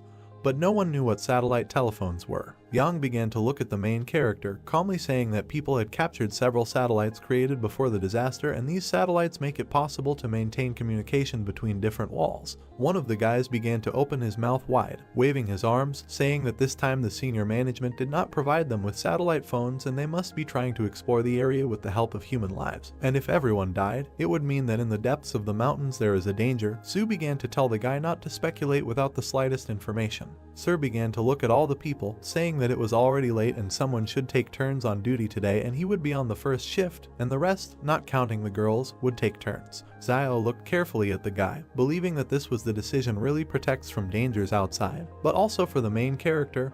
Internal security was no less important, and in the end he only took a gun today. Yang began to look at the surprised Zio, saying that the first half of the night would be his and the second her. The main character looks at the girl, noticing that he and Yang have no need to quarrel and they still trust each other, and the girl is not weaker than the guy, and if we think that the current situation is dangerous, they can protect each other. Zio smiled, telling Yang that he agreed with her. The girl began to move away from the guy, saying that she had gone. The guy began to ask Yang if he should go with her, but the girl refused. The guy looked at Yang confidently, not understanding why she was so brave and what supported her confidence. Xinyu began to look at the guy with a smile, telling him that he would go with her, since Zio really doesn't understand girls. The main character began to look in surprise, not understanding what was wrong. Crowds of people stood in the cave, still watching the rain. The two men began to smile and grin, saying to each other that it would be a pity if these two girls went missing. The rain didn't stop pouring. Xinyu began to approach the guys, who asked him if there was anything unusual. The girl said that everything was fine and there was nothing there. The three guys began to look at Xinyu and say that this was good and they would also go out to relieve themselves. Zhu began to look at the guys, telling them to go and come back quickly.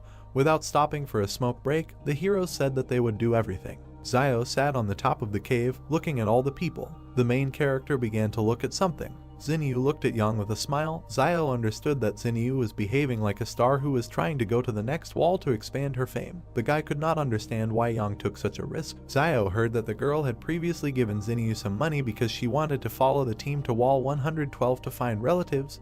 The guy couldn't believe it was so simple. The main character looked at the girls with disbelief. He understood that Xinyu and Yang demonstrated a particularly close relationship throughout the journey, and the previous joint eating of fish and helping Yang and Xin created the impression that their relationship was much more than just a worker and an employer. Zio looked at the two heroines, wondering what they were talking about. Xinyu looked at Yang with a smile, telling the girl that they could leave Jing Mountain together in a couple of days. Zio began to understand that the girl understood that he had an alliance with Yang, and after the girl could not come to an agreement with the guy, she went to recruit Yang. Xinyu's hand began to offer Yang a wad of money, saying that it was gratitude for the fact that the girl had helped her earlier. Yang began to take the money, and Xinyu asked her if she would continue to help. Yang began to tell the girl that she did not want to help leave the mountain, but she could make sure that Xinyu died with dignity. Xiao began to look slyly at the girls, realizing that these manipulations were causing deja vu in the guy. A fire began to be lit in the cave. The guys looked at the exit, not understanding why they left and never returned. Yang began to look at the time, saying that almost 10 minutes had passed. One of the guys started opening his mouth wide and screaming that there was something wet in the place. The guys ran away from the exit, afraid to find something there. Xiao began to look at the people in surprise, standing next to the exit from the cave. Rain began to drip on the ceiling of the cave. The guys looked with fear at the drops that fell on the floor and realized that this was a false alarm. Xiao began to point his finger at the drops, saying that they could get water directly from here, since the rock formations filter the water even purer than water from a well, and it is probably one of the cleanest sources of water in the wasteland. Zhu began to point his finger at the water and, looking at the people, asked if everyone had heard Xiao. Sir began to tell people to collect some water, since although the pine needles were able to provide some moisture, there was too little of it. The meat was surprised that he did not receive thanks. Hands began to hold the flask, pouring water into it. Zhu began to look at the guys who were pouring water and told them that if he finished, he could take over half the night. The guys began to tell Sir to do just that, but first they had to smoke a couple of cigarettes. Everyone was asleep except Zhu, who was watching everyone. Two guys were sitting on the rocks with their backs to Zhu. The heroes held a cigarette in their mouths and glanced slyly at Sir. The guy's feet began to remove the cigarette. One of the guys began to stand near Xiao and the second near Yang, waving a knife and trying to kill them. The guy's face was confident and crazy. The guy screamed for them all to go to hell. A man wearing gloves with both hands swings a knife at someone. The girl Yang shoots the man in silence. The main character grabs with one hand both hands of a man holding a knife. He instantly turns him onto his back. The junior lieutenant and his comrade pay attention to the noise, asking what is happening and what is the matter. They see Yang and Xiao attacking unknown men. A man in a black cloak and bandage, holding his wound, clenches his teeth in pain. He, closing one eye, begins to shout to his colleague, saying his name Sun Jinjeng, so that he acts. A man among the squad raises his hands, opening his eyes, and says that he has nothing to do with it. Standing in front of the camp, he raises his hands in fear. The girl and the main character look suspiciously at the military man. Xinyu, also continuing to look suspiciously, asks himself what is happening again, and can't these people just calm down for a while? Holding the man's throat with two fingers, Xiao asks himself what they are trying to achieve with this desperate, sneaky attack: water, weapons, or was it all because of Luo Xinyu? Looking down with dissatisfaction, he thinks that this doesn't matter anymore. The notice says about the task that you need to give the enemy a painful death. Grabbing him by the throat, at the moment the man begins to cough up blood, he thinks that in this wilderness one must always get rid of all potential dangers. This is the law of survival. Sun, covered in sweat, looks at the characters with fear. He looks at the squad, shouting at them that for the record, he had nothing to do with it, and he was part of their plan for a dastardly attack. Ian, looking from under his cap at the man, asks the guy what it means that this is what is happening, and so he was in collusion with them and knew about the vile attack. She, standing next to everyone from the squad, sharply shoots at Sun Junjin. Looking after him, she says that covering up a crime is tantamount to the crime itself. The main character looks towards the girl with a blank face, thinking that it is better not to mess with this girl again. The notification states that the task has been completed and the reward is a master level skill copy scroll. Xiao, with an excited look, looks at the fallen scroll in the cave, asking himself again about the master level skill copy scroll. The main character looks at the sinister lieutenant. The notice again states that the Shadow's supernatural ability has been learned, asking the guy if he wants to learn it. Xiao thinks that he cannot believe it, and this is exactly what he needed, responding to the notification that he wants to study. The main character stands against the background of a purple magical wall. The notification states that the target has been studied. Being in a dark room, releasing burgundy magic from her hands, similar to blood, she asks herself that this haze is a shadow. The hero turns his gaze back. He sees a dark bloody ghost with red eyes in front of him, thinking that this black shadow looks darker and more massive than Zhu Xianchu's, and this is because his appearance is darker and more massive. Seriously looking straight into his eyes, Xiao thinks that he wonders how well this shadow fights. He closes his eyes. The ghost opens from his seat, leaving his remnants of magic on the floor. He begins to circle around the main character. Suddenly, the ghost changes its direction with all speed towards Xiao, who has closed his eyes. He immediately grabs it with his hand, shattering its magic piece by piece. Holding his fist up, smashing the magic, he notes in his head that this is not bad, and this shadow is at least twice as strong and faster than his own body. He looks forward with interest, continuing to think that the density is also very high, so it is not surprising that Zhu Xianchu was able to use his shadow to deflect the shots. Poking his finger at the notification system, he thinks that according to the palace's prompts, the shadow cannot die and the use time is based on spiritual power. Seriously looking at the system and pointing his finger at it, his thoughts suggest that he can continue to use it as long as his spiritual energy is strong. But how can one calculate something as vague as spiritual power? Looking at the notice, he asks the palace what his spiritual power is. The notice states that the guy does not have access to information. He looks at him with an emotionless face, remaining silent. Against the backdrop of a dark room, he says in his head that he will not cooperate with this palace. Looking at his hand, from which burgundy energy is coming out, he asks himself that this is really strange, and why strength and agility are displayed in numbers, but spiritual strength is not, telling himself that he would rather not think about it now, while there is time, and it would be better for him to gain strength, because by training his body, he can improve his strength and agility. Clenching the magic in his fist, making a small smile, Xiao confidently looks forward, telling himself that now with his shadow abilities, he is a real person with superpowers. The lieutenant, looking at the corpses of the men and the guy and girl standing next to them, says that they themselves are to blame for sneaking up on them and being killed in response. Xianchu, tensely, tells them that Sun Jinjiang was not involved, so he did not deserve to die. Turning away from them, he says with anger against their background that, however, it is too late to talk about anything, adding that in this wilderness there is no right and wrong at all. Yang and Xiao look at the lieutenant with hostility, remaining silent. The girl turns to the hero, asking him that he just pretended to be asleep. The main character, looking thoughtfully at the girl, thinks about it. That life in the trading city has given him the habit of being constantly alert, even when he is sleeping, and not losing his vigilance. And this young Xiaojin was clearly pretending to be asleep herself, but decided to ask him, and he does not understand her. Walking away from Yang, Xiao asks if she figured it out, to which the girl says that she is bored. Two burning volcanoes smoke in the blue sky. The main character looks at the bodies lying in a line in the middle of the cave. He looks emotionlessly at the bloody body on the ground, thinking that he cannot understand how Zuxia's body disappeared earlier. Pursing his lips, he continues to look down, telling himself that these three bodies are lying here and nothing happened, and this is at least strange. The lieutenant and the hero stand at the exit from the cave, looking into the cave, informing them that it is already dawn, and let them prepare to hit the road, although they do not know what dangers lie ahead for them, but they cannot remain in place. Looking ahead, the lieutenant explains that they must find their next campsite before dark. His gaze suddenly shifts to the side, and Xianchu reveals that the two guys who went outside to relieve themselves last night haven't returned, so they're probably going to have something going on. Looking at the military, Xian, Yang, and the protagonist, he says that he hopes that next time they will not go alone, and after all, they have seen what happens to such people.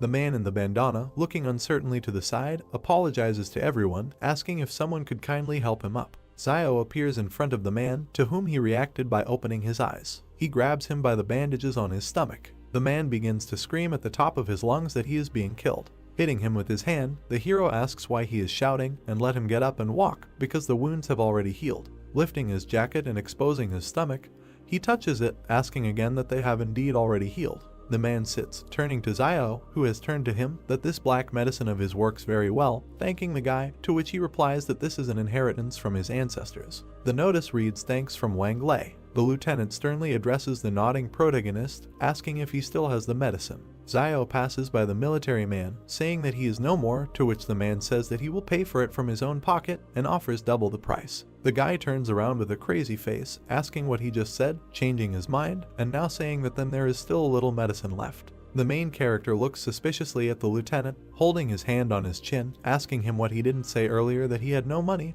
to which the man replies that the three they killed had it, so he borrowed from them. In a funny way, clutching his heart, the main character thinks that he seems to be too inexperienced and did not search the corpses.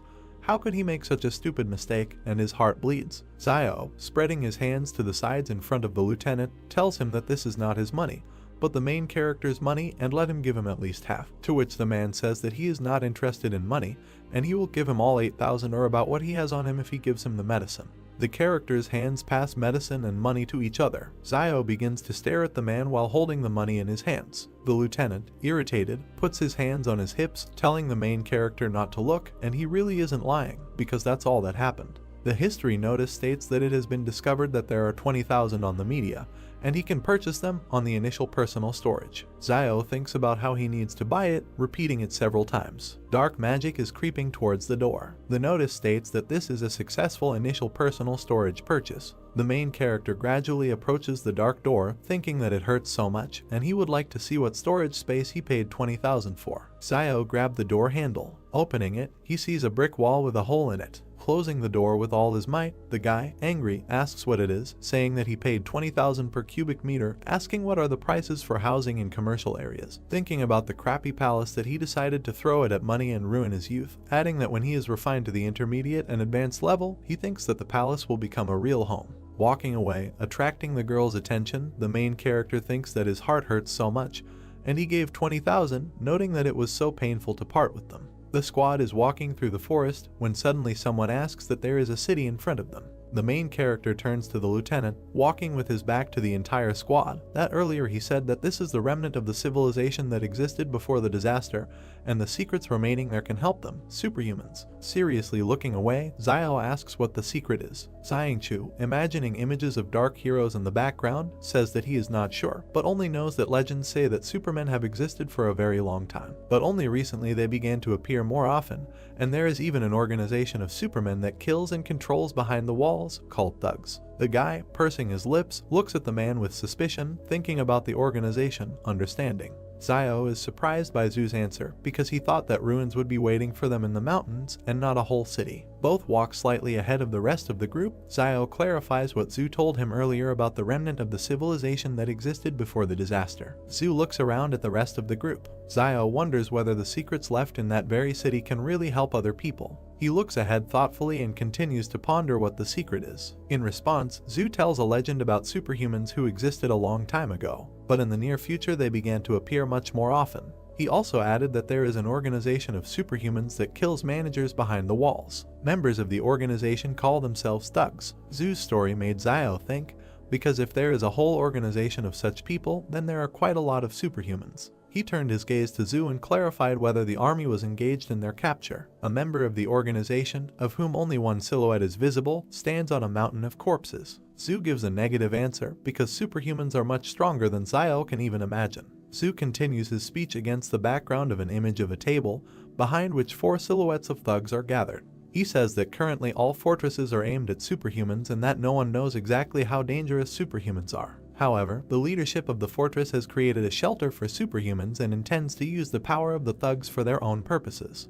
Thus Zoo revealed the true reason for their departure to explore the mountains. The other members of the group are not far behind the two. Zoo doesn't know what potential Jing Mountain hides, but he knows for sure that Wang Kanjiang, before setting off, found out information about other teams that are also now on their way to Jing Mountain. Zio was wary and, referring to the fact that the fortress wants to use superhumans, asked Zoo because his abilities probably played an important role in their plans. Zoo is angry at the people from the fortress because ordinary people do not regard superhumans as their own. He crushed the ant and told Zio that he couldn't even imagine what a person is capable of in relation to someone whom he does not consider one of his own. Baring his teeth, he ended up saying that he would never return. Liu Bu overheard their dialogue and insisted that they would not reveal Zoo's secrets. Both turned to look at Liu Bu. Zoo clarified that out of the entire group, he is most worried about Liu Bu. Zio pointedly pointed out that if the main cause of Zoo's worries did not return, then he could calmly return back. Liu Bu became wary and looked at the guy angrily. Zoo also did not remain indifferent and asked if Zio was also a Superman.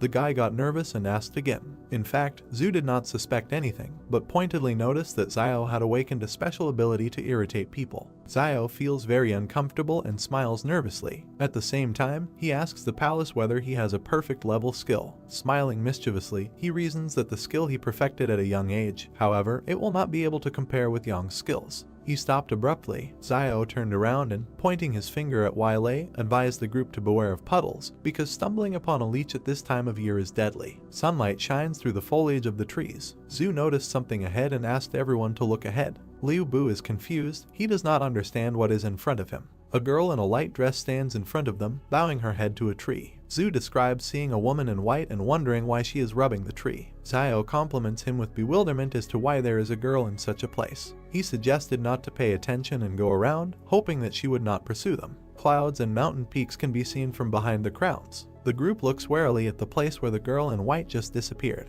She takes an unnaturally large leap towards them and lands on all fours. Yang and Xiao point their guns at her, and Xinyu looks at the girl in bewilderment. The latter makes an aggressive rotational movement with her arms. Yahello and Liu Bu panic. Zhu decisively takes the situation into his own hands and says that they have nowhere to run, because even if there is something that can stop them now, then there is simply no point in further expedition to Mount Jing. He gives the command to follow him. Zhu and Yang warily prepare to flee. Xiao wonders why he suddenly felt so hot. Xiao shouted to Zhu to use his shadow on the girl if something happened and let him and Yang shoot her. They both went to belay Zhu. Zhu agreed and went on the attack. His palm began to exude black mist. He sent his shadow to attack. The shadow runs straight towards the girl in white. She is moments away from capturing the mysterious girl. The shadow grabs the stranger by the throat and presses her into the ground. All that was left of the girl was a white haze, and Xiao, seeing this, decides that Zhu's ability is quite enough. The whole group approaches the girl, who is still hanging by the throat from the hand of Zhu's shadow.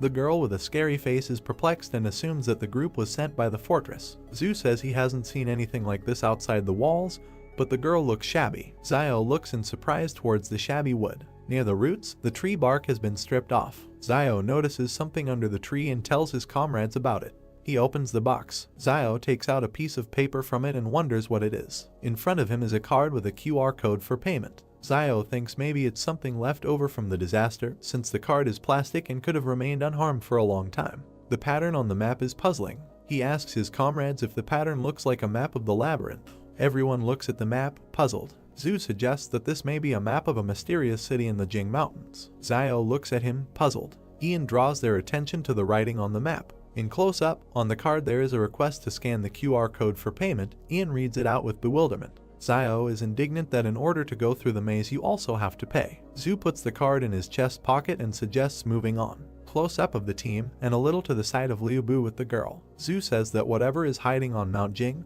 they will have to take a look at it eventually. Liu Bu asks the others if they should take this shitty doll with them. Xiao, Zhu and Xinyu looked at him puzzled, but one of them suggested taking it anyway, it might come in handy. Liu Bu looks at the girl in white with confusion. A beautiful sunset can be seen from behind the mountain peaks. The group decides to stop in an angular cave for the night. Zhu looks ahead and notices that there is a pine tree growing nearby, and if anyone is hungry, let him pick up some pine cones for a snack. Xiao cuts the tree trunk with a knife and green liquid oozes out. Zhu is puzzled. He approaches Xiao and asks if he can drink it. Xiao looks at him. They were joined by Liu Bu and Xinyu. Liu Bu asks what it is and if it can be drunk. Xiao raises the knife with a cheerful expression and gives a negative answer. He does this to put some poison on his knife. Liu Bu is extremely surprised. He doesn't understand what kind of person Xiao is, that he even puts poison on his knife. Zhu and Xinyu refuse to comment on the situation and stand stone-faced. Liu Bu climbed a tree and left a girl in white sitting near the next one.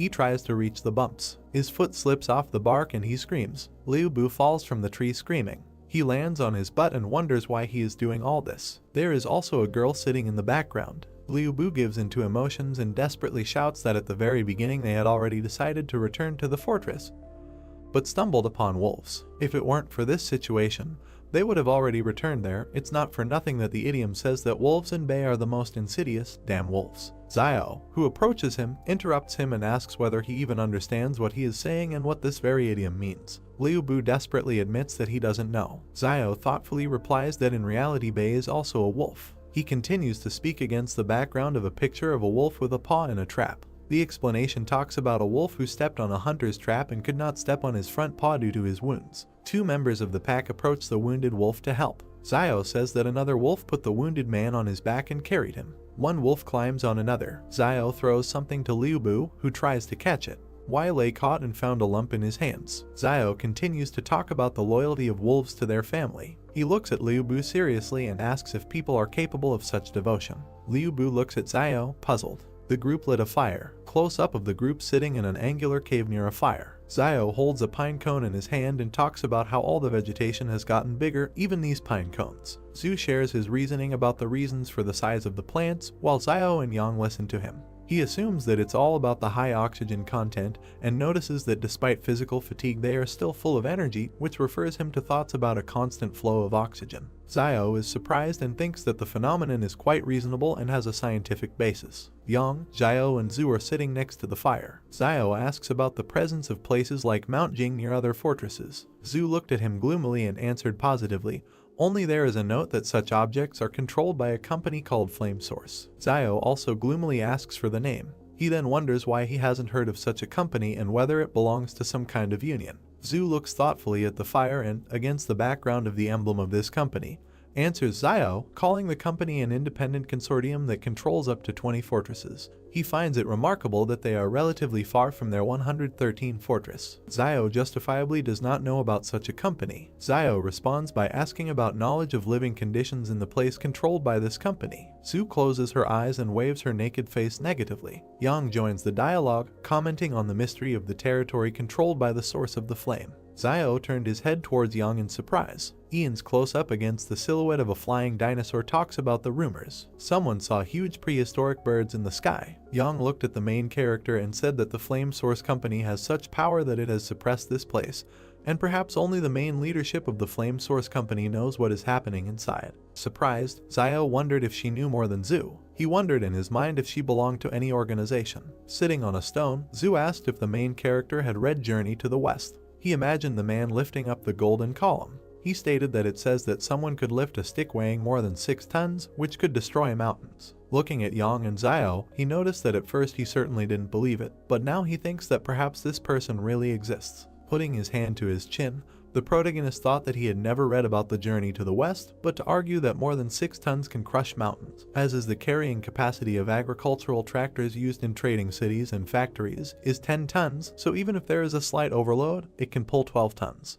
The guy started coughing when he tried to eat the cone. He looked at Zio with an angry look. He approached him with a smile and asked him to make another wish or something like that, so that another animal would fall before their feet. Frowning, the main character replied that last time it was an accident. He asked if the guy really thought the main character was capable of this. He noted that if he needs to, then he should speak. The enraged guy cried out that if his wishes were fulfilled, he would have long ago wished that an animal would now appear on his doorstep to eat. There was a noise on the street. Zio and Yang prepared to shoot. They looked at the exit from the cave. Dark streams of mana hovered before them. Many wild animals were walking towards the cave. Holding the gun in front of him, he asked Liu if it was his order. He replied that he just said it in passing. Zio grabbed his hand and asked him to order the animals that they eat vegetarian food today and let them leave. Liu asked if Zio thought it would really work. He ordered him to speak, assuming that it would suddenly work out. The animals looked at him with stone faces. Liu tearfully asked them to leave. Many animals immediately ran away from there. Taken aback, Liu asked if it worked. The stunned protagonist asked how this was even possible. Frowning, Zio suggested that Liu had awakened his luck like Yuan. The night sky was surrounded by forests. Looking at the sky, at the many birds, the main character emphasized that this was not so and that something led the animals there. Surprised, he assumed that the animals were moving together in one direction and did not dare to attack them because they were being pursued by something more terrible. Streams of wind came from the forest. There was a chain on the ground. She suddenly began to rise. The beast was chained. He continued to move through the forest. He walked through thick grass. A powerful wind came from the dark forest. People stood at the exit of the cave. An enraged Zio asked what those sounds were. He continued to stare into the darkness. Looking at the frightened Liu, he asked if the sound had disappeared. The guy suggested hiding somewhere else for a while. Frowning, Zio asked him to wait, noting that animals have a much stronger instinct for danger than humans, and these animals were clearly trying to hide in their shelter, so this cave should be relatively safe. Kneeling down, the main character asked what exactly they were hiding from, and what that sound of chains was. Yang replied that there must be something in the forest that would frighten even them. The main character with a serious face asked if they noticed that. He remembered the many human bones along the rocks. Zio said that they saw human skeletons in the gorge when they passed through it, but it was unusual not to see animal skeletons in the forest. Frowning, he stated that any living creature could die from attack, disease, and old age. He asked how they didn't see a single skeleton. He remembered how the fish bones disappeared in the forest. The main character noticed that, to make sure, he deliberately threw out fish bones in the forest. As a result, they disappeared the next day, and there were no traces left around. Turning around, he said that there is also Zuzia's body, which disappeared without a trace, and all these missing people have one thing in common: they all disappeared into the forest. Frightened, Liu wondered if it was possible that after animals evolved, plants also evolved. Xiao replied that it was unclear. Zhu said with a serious face that there was no need to be too nervous and it was good that they realized this earlier. At least they could take precautions in advance. The frightened Lei noticed that there was no danger as long as they stayed away from the forest. Zhu presented their route and reported that it lay in relatively sparsely wooded parts of the ridge and hills. The main character, with a puzzled look, wondered if everything would be so simple. He began to hear powerful gusts of wind in the forest. Xiao was dumbfounded by this. A monster with red eyes looked at them. There were chains on his hands. Steam was coming out of his mouth. Yang, with a serious face, began to aim at the beast. Her face was serious. He took the pistol off the safety. They, together with the main character, were preparing to shoot. Zhu screamed loudly so that as soon as he appeared, they would start shooting at him, and he would order his shadow to go around him. The chain flew up above the ground. Frightened, Xiao reported that he was approaching. A powerful aura emanated from the forest. Taken aback, the main character assumed that judging by the sound, he was getting further away from them. Standing in the cave, they wondered what was happening. Frowning, Xiao noted that this monster was afraid to leave the forest, and the cave is located about 10 meters from the forest and it looks like the animals were hiding there before. Turning around, Xiao stated that there was something wrong with the forest, but they were lucky to escape it. Stretching out his hand, Sui said that the danger had passed, so they should rest and he would be the first on duty today, and after midnight the main character and Yang would replace him. They looked at each other. Standing next to Xiao, Sui said that he couldn't help it if they didn't trust him, but he was on duty first anyway. Light smoke came from the extinguished fire. The main character and Ian were sitting near a rock. The afternoon sun illuminated the forest. There was an explosion. Xiao and Yang suddenly woke up. Coming out of the cave, they asked what was happening. Looking at the smoke in the sky, Xiao guessed that the Jing Mountain volcano was erupting. Stunned, Sui suggested that it seemed that the other teams infiltrating Mount Jing had made their move. With a serious face, he suggested that they speed up, noting that they needed to do it before they learned the secret. The main character looked at Suya and asked if he was tired of living. He emphasized the fact that it is unknown what dangers lie ahead for them, apart from this explosion. Frowning, Sui replied that they were already there and there was no turning back, so the only thing they could do was to find the secret of Jing Mountain as early as possible. Smiling, Xiao noted that this is true and since they have already taken it, they need to bring it to the end. Yang watched him silently. Black smoke rose from the volcano. The group ran across the field. Lei wiped the sweat from his face and said that it was very hot. They saw a huge beetle. Moving further, Xinyu asked why they thought the animals became bigger but the people did not. Looking at Xiao, she noticed that instead, people received superpowers. Turning around, Sui said that from ancient times to the present, human evolution has always been associated with mental abilities. After looking at him, the main character said that Teacher Zhang said that there is a gene in the human body that limits muscle development.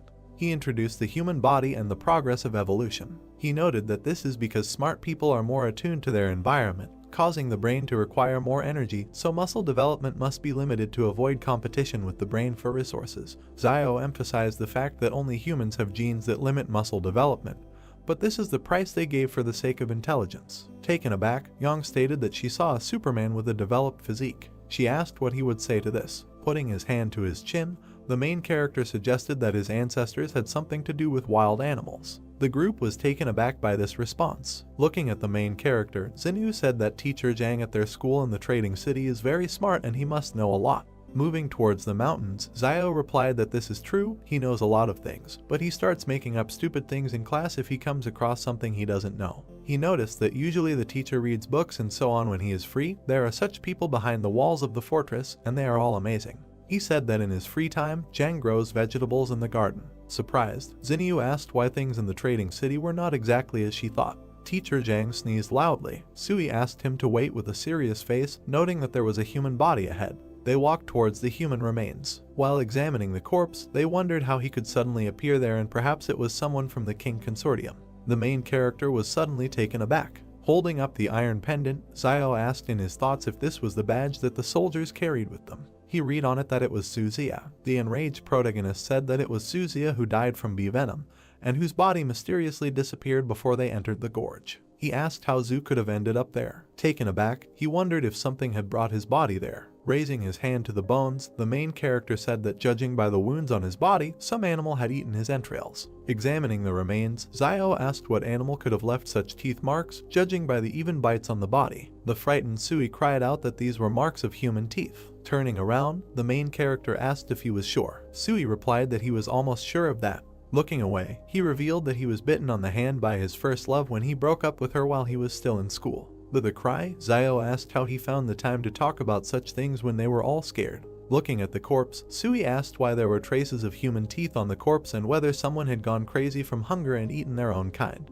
Frowning, Zio asked what the guys thought, whether it was possible that what was dragging the chain last night was a person. The group was scared by this theory. Grabbing her gun, Young yelled that they were getting out of there and using a 3-man tactical formation in case something sneaked up on them. Turning around, Zio asked what a tactical formation was. Young asked if his teacher taught him this, noting that she thought he knew everything. Pointing her finger at the floor, she asked him to go to her left, adding that everyone controls their own sector of vision and should shoot directly at any strange creature approaching. Smiling, the main character replied that he understood everything. Moving along the gorge, the main character thought that Yang seemed to have taken command. As a matter of course, and no one said anything else. He assumed that everyone understood that Yang is not so simple. She is not only ruthless and not afraid of the changes taking place, but also knows details about the source of Flame Company. The sounds of gunfire were heard from the volcano. Looking up, Sui reported that the firefight was becoming more active, and it seemed that they were getting closer to the secrets of Mount Jing. Looking at the floor, Zio asked what was there. Sui picked up the shell casing from the floor. Examining it, he said that it was from a bullet fired by the King Consortium.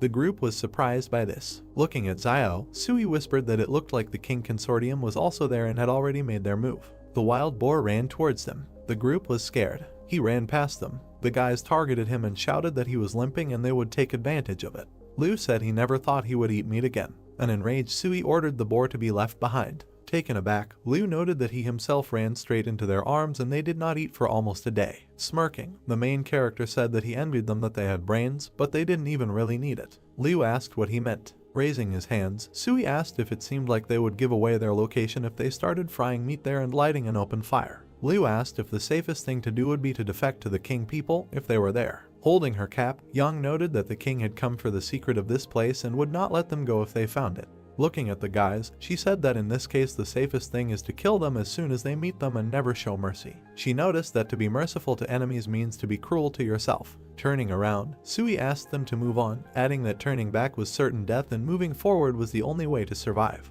Lei and Liu walked past Yang. Sui said that they further avoid meeting the King Consortium fighters based on where the shooting is coming from. Lei stated that he thought they would starve to death before allowing the Kingmen to catch them. Yang looked after them. Smoke rose from the volcano. Looking into the dark forest, Sui said that perhaps in an hour they will know what is hidden in this Jing mountain. He suggested that there was much less shooting. Looking at the main character, he whispered that if they had to fight guerrilla warfare in the future, they would have to abandon the other 3, who would not be able to keep up with the 3 of them. Turning around, Zio looked at the tired group members and agreed with Sui. Turning around sharply, Sui asked where Yang was. Standing in the forest, Liu asked where she was and when she disappeared. Stunned, Zio thought that with Yang's power, it was impossible to disappear without warning unless she herself wanted to leave. They looked at each other and nodded. The sounds of chains were heard in the forest. The frightened members of the group screamed that they heard this sound again. Looking into the forest, Liu screamed that this monster couldn't take Yang away. He saw that the people in front of him had disappeared. Frightened, Liu started screaming loudly and asked where the 2 were. Standing in the forest, he asked why the 2 had disappeared. Lei looked back and said that the sound was getting closer. Liu began to run away from there. He closed his eyes in fear. Lei overtook him. Running after him, he shouted that Lei had just been injured and was already running so fast, and Xinyu was a big star and was running very fast. Liu frowned. He tripped Leia. While escaping from there, Liu asked for forgiveness, noting that someone must be sacrificed in order to survive. The monster rushed at Lei. Stunned, Liu turned around. Blood began to flow from Lei. The monster was sitting on him. Liu and Xinyu continued to run. Closing his eyes, he screamed that he just wanted to come back alive, and there was nothing wrong with that. He looked at Xinyu with an angry look. He extended his hand to her and said that in order to survive, you need to sacrifice something. He couldn't reach her. The soldiers pointed their guns at them and asked who they were. Pointing his finger back, Liu said that a monster was running after them. The military surrounded them and ordered them to sit on their knees and put their hands on their heads. Raising his hand to the headphones, the soldier said that an escaped test subject had been found and he was requesting support.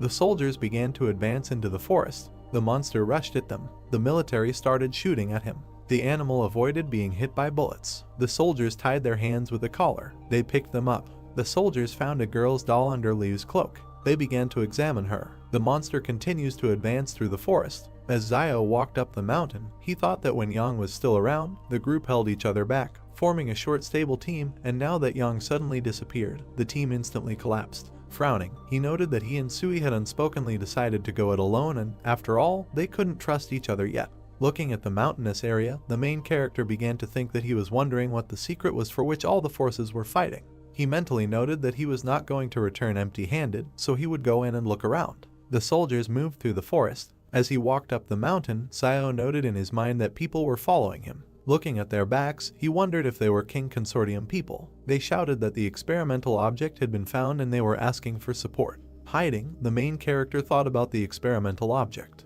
He wondered if there were still people in these wild places conducting experiments. He wondered if so many people couldn't kill one monster, or if it was too strong. Looking around the treetops, Xiao noted that however, this monster had attracted their attention, so he could take this opportunity to act stealthily. He was hiding behind a stone. While examining the base, the main character asked why they needed a place where there had recently been an explosion. He saw the scientist collecting the blood of the beast. He closely watched the man in the white coat. He began to sneak up on him. While looking around the ruined settlement and scientists, Xiao wondered if the King Consortium was capturing mutant beasts, noting that he feared that these beasts could not escape the fate of being studied. He was suddenly surprised. He saw a man on the roof of a building. Xiao looked at the guy in the white shirt. A man is depicted in a white suit and blue tie, looking down intensely. The main character looks at him, hiding behind a rock, and thinks that perhaps this is the man in charge of this operation. He notes that if on a normal day he saw someone in a white suit roaming the wild lands in a white suit, he would right off would be like a weak-minded person. Xiao stares at him. We see how the main character looks at the roof of a building, on which a man in a white suit points with his finger and says something. The main character thinks that this man now standing on top of the building, on the contrary, does not feel out of place, perhaps because that he is a leader and does not need to go into battle. We see fighters with weapons, an excavator and doctors in masks who are preparing syringes.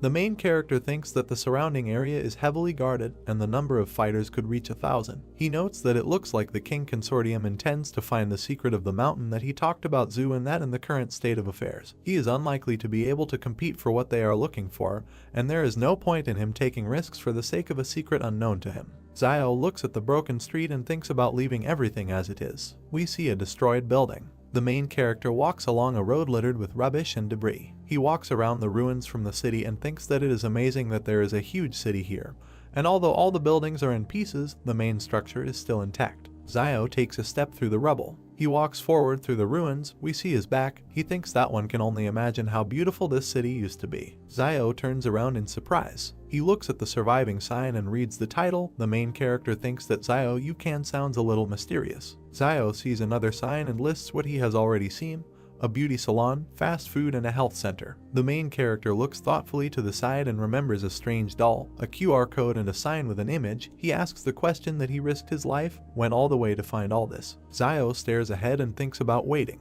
He descends sharply down the rubble. The main character looks at a sign with famous tobacco and alcohol products. He is surprised that there is such a shop here and thinks that in their days there is tobacco and alcohol. Xiao notes that if he can find their source, he can become the richest man in a trading city. He smiles joyfully and slyly, clasping his palms together. Xiao thinks that since they are only interested in mutant animals and secrets, he asks not to blame him for devastating the rest of this place. The main character looks at the shop and notes that, protected by plastic packaging, tobacco and alcohol should be in good condition. He reaches out to the crack and notes that it is broken, so all the cigarettes and alcohol inside have also turned to dust. The main character holds his heart with horror. He thinks that his dream of becoming the richest man has been shattered. Xiao clenched his teeth, frowned, and thought with anger that he really had to leave just like that. He couldn't take the main secret with him, so he had to take at least something. We see another sign. The main character thinks he needs to go and look somewhere else. He looks at the doll in a short skirt and top. He is surprised that they are there too and does not understand what they are needed for. Xiao raised his hand to his chin and looks thoughtfully at the doll. The main character begins to strangle the doll. He wonders if there is air inside and does not understand why it looks like Yang. Xiao applies even more force. The doll's head inflates and increases in size. The doll's head suddenly explodes. The main character wipes his forehead with his hand with relief and assumes that he knows what this is for. He walks down the street and carefully looks around. In the store, Zio stands near the counter with goods and reaches for the top shelf. He picked up a white jar. He reads in surprise that it is old white gold. He does not understand what the hell it is and whether there is gold in it. Zio, surprised, opens the jar and pours out the contents, and pills fall out of it. The main character furiously throws the jar on the floor and thinks that all the people of the old world are liars. He emotionally says that this is some kind of Zio you can, and there is no gold in him. Zio closed his eyes and raised his hand to his chin thoughtfully, noting that he heard Wang say earlier that there were shops selling gold behind the wall. Dollar signs appeared in his eyes. He reasoned that this city is very large, so there should definitely be a store like this there. We see the facades of buildings and the starry sky. The main character notes that in their days gold is a valuable currency, and it does not deteriorate, so if he finds it, he will definitely be rich. A brick building is shown. The main character's brother goes with a flashlight to Zioyu, who is sitting on the mattress, and thanks her for taking care of him all the time lately. The sister replies that it is good that Yuan's temperature has subsided, otherwise she would not have known how she would have explained this is Ziosu. Yuan puts the lamp on the table.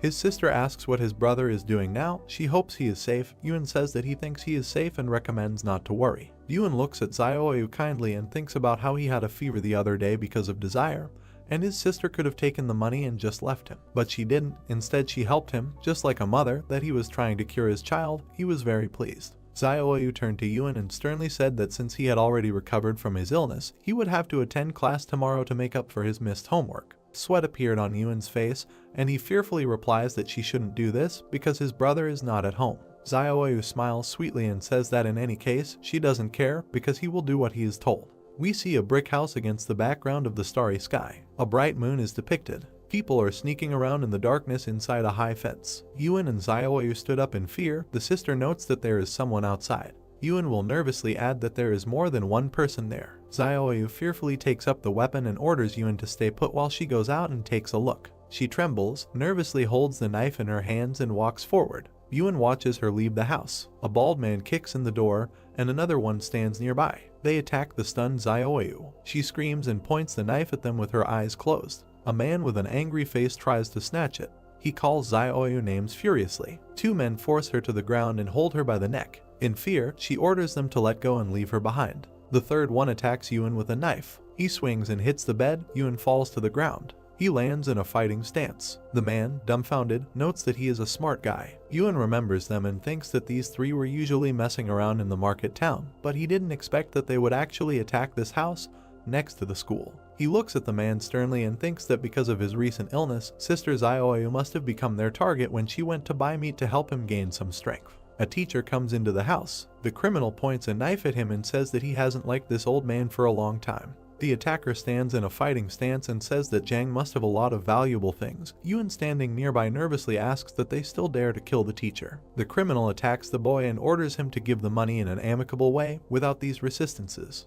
Yuan furrowed his eyebrows and thinks that they even dared to touch the school teacher, afraid that no one would find out who committed the murder. We see the roofs of houses in the dusk. The attacker brandishes a weapon and a wound appears on his body. Yuan sharply fired his pistol at him. The other two men are shocked and don't understand where he got the gun from. Yuan continues to shoot criminals. They start running towards the exit while the boy shoots. Two unknown people watch as a man lies on the ground. Yuan furiously pointed a pistol at the lying man, and the others began to scream in horror and run. Yuan shot at them. All three died. They are lying on the ground. Zioyu looks out with the teacher. Yajin says with horror that he knew that Zio was quite a ruthless person, so he understood that Yuan would be like him. He looks at the boy in surprise and says that he couldn't even think that at 13 Yuan would dare to shoot someone. Yuan holds the gun with trembling hands. He is shaking all over in shock. Zioyu holds him by the shoulders in horror and screams his name. She hugs the boy and tells him not to be afraid and that everything will be fine because everything is already over. Jaeon watches his sister hug the boy and asks if Zio left this for him. Sister and Yuan look at the gun. The teacher asks if this is why Yuan went alone into the wilderness to make sure no one found him.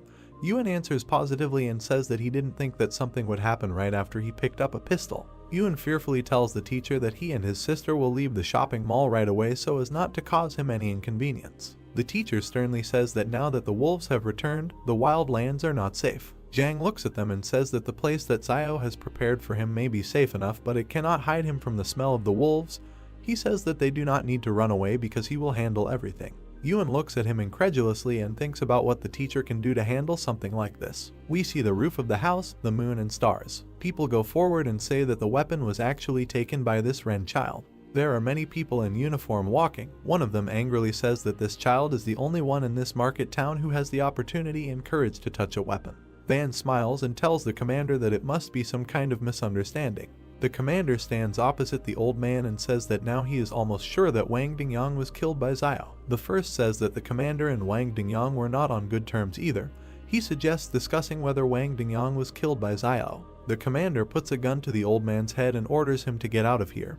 He asks if he thinks that he is as corrupt as the rest of the inhabitants behind the wall. The commander points his finger and orders everyone to be arrested. He wants to see how Xiao will justify himself when he returns. The teacher stood in the aisle and ordered them to stop. He holds out a piece of paper and asks him to take it to the fortress and tell Fat Man Lo to come to him. Zhang stood in front of the two soldiers and said that he had to give this to him and he would understand, and this was no longer something he could handle. One of the soldiers said with a confused look that this school teacher just called Boss Luo fat. Another soldier put a gun directly to the head of the frightened old man Wang and asked what he was waiting for. Zhuo stood still, holding out a piece of paper while the same soldier said that he thought some kind of card would help him get rid of them. Then he snatched the card from the teacher's hands with an arrogant look. The soldier looked forward with a menacing gaze and simply remained silent. Teacher Zhang stared back straight ahead with a serious look. Then the soldier, looking at Zhang Jinglin's card, thought with great surprise that he was from the 178th fortress. The soldier immediately pointed his finger at the teacher and the people behind him, saying that they should watch them, and the other soldiers obeyed the order. Suddenly the soldier got into the car and with a frightened look pulled the gear lever. The car began to move forward at great speed, leaving only dust behind. Several soldiers approached Yuan and Xiaoyu, and one of them ordered that they need to be searched, while the other said that no one should move. One of the soldiers searched the boy and asked where the gun was hidden, while the other pointed his weapon at him, telling him what he should say. Yuan looked forward sharply with an angry gaze. The two soldiers, greatly frightened, trembled and looked forward. Xiaoyu turned to Mr. Zhang, asking if everything would be okay, and he turned back and said that there was no need to worry and everything would be fine and they wouldn't dare to do anything to them yet. Yuan said that he apologized for the trouble they caused him, and Zhang, turning in his direction, said that they were not to blame, this world was wrong, and he should thank him for saving him recently. Yuan asked him what he did before teaching, and Zhang, standing sideways, said that he was a military man, while he asked why he stopped being a military man. Zhang answered the question that because war cannot save humanity. He then abruptly turned to the side and continued to say that he originally chose Zaiasu as a replacement teacher because he was preparing for his departure from this city, and he plans to return to Sabei. Yuan asked about Sabei and that this was the same northwestern part of the country that was mentioned earlier in the lesson, and received a positive answer from Zhang, who imagined beautiful mountains in his head over which birds flew. He continued to imagine in his head a huge number of mountains over which birds were flying, and said that in the northern part of the country the snow and ice had not yet melted, and among the sand and yellow earth not a trace of greenery was visible. Zhang continued to say that Sabei has endless white spaces, which makes people there seem very lonely, and imagined in his head a small stone structure standing right in the middle of the mountains. Yuan, looking ahead, asked why he suddenly wanted to return to Sabei. Zhang, looking to the side, replied that because the world was starting to change, and he needed to be with those who were waiting for him. Yuan looked at him with great surprise and asked about the people who were waiting for him, and he simply smiled. Zhang leaned forward, holding Yuan by the shoulders, and said that he should not be afraid, and they would not dare to do anything to him. The most they could do was send him back to the 178th fortress. Immediately after this, the narrative of the story moves to a camp with a huge number of tents, in one of which the doe with a cigar in his mouth was looking at the card. Lan sharply asked where this Zhang Jinglin was and said that he should take him there while the soldiers standing next to him obeyed his order. The soldiers, stepping on the ground with their boots, walked forward, and one of them said that they needed to open the door quickly. The car, accompanied by soldiers, approached the huge metal gates, which slowly swung open. Lan was driving in the car, smoking a cigar, and said on the phone that Zhang Jinglin was here, and they asked him if he was sure. The doe, continuing to smoke a cigar, said on the phone that he was not entirely sure yet, but if it was true, should he kill him and why should this old man hide with him? A man in a white coat spoke on the phone and asked about his murders, while he was told that yes, and such an opportunity comes once in a lifetime. The man in the white robe looked to the side, continuing to talk on the phone, asking that if he kills him now, do those fighters from the 178th fortress think to leave him alone? The doe, holding the phone near his ear, said that he could do it, but it would be a little script. A man in a white robe, speaking on the phone, asked what he thought. There was an impenetrable wall in this world, and why not just send him back to the 178th fortress, let Sebe continue to guard him. The man in the white robe looked to the side, saying that even if he had to die, he couldn't die at the hands of the king family, let alone them with him. While Lan spoke on the phone that he was the case if he one day, and that he answered him that later it would not be too late to kill him, but for now let someone else have a headache first. Then the man in the white coat asked on the phone what. By the way, if there was a tramp named Ren Zaiasu in his area, and Lan, continuing to smoke a cigar, asked about that medicine seller. The man in the white robe nodded his head, holding his hand in his pocket, not saying that Luo Xinyu is a singer, Ren Zaiasu is a medicine seller, and asked what Enhuyang Zaiajin is, while Lan asked about her on the phone and said that he never haven't heard this name. The man in the white robe said on the phone that there were two more questions. How many years had Luo Xinyu been a singer in the fortress, and whether this Ren Zaiasu had relatives or friends. And Lan, sitting in the car, said that Luo Xinyu had become famous in almost 2 years, and Ren Zaiasu seems to have a brother. Suddenly, the soldier sitting next to him said that this Yang Jinglin was his friend, and Lan asked with a displeased expression what kind of coincidence this was. A man in a white coat said on the phone that there was no need to touch his brother for now, and let him deal with the rest as best he knew, while Lan and the soldier were sitting in the car. The soldier looked away with a dissatisfied expression, clenched his teeth, and simply remained silent.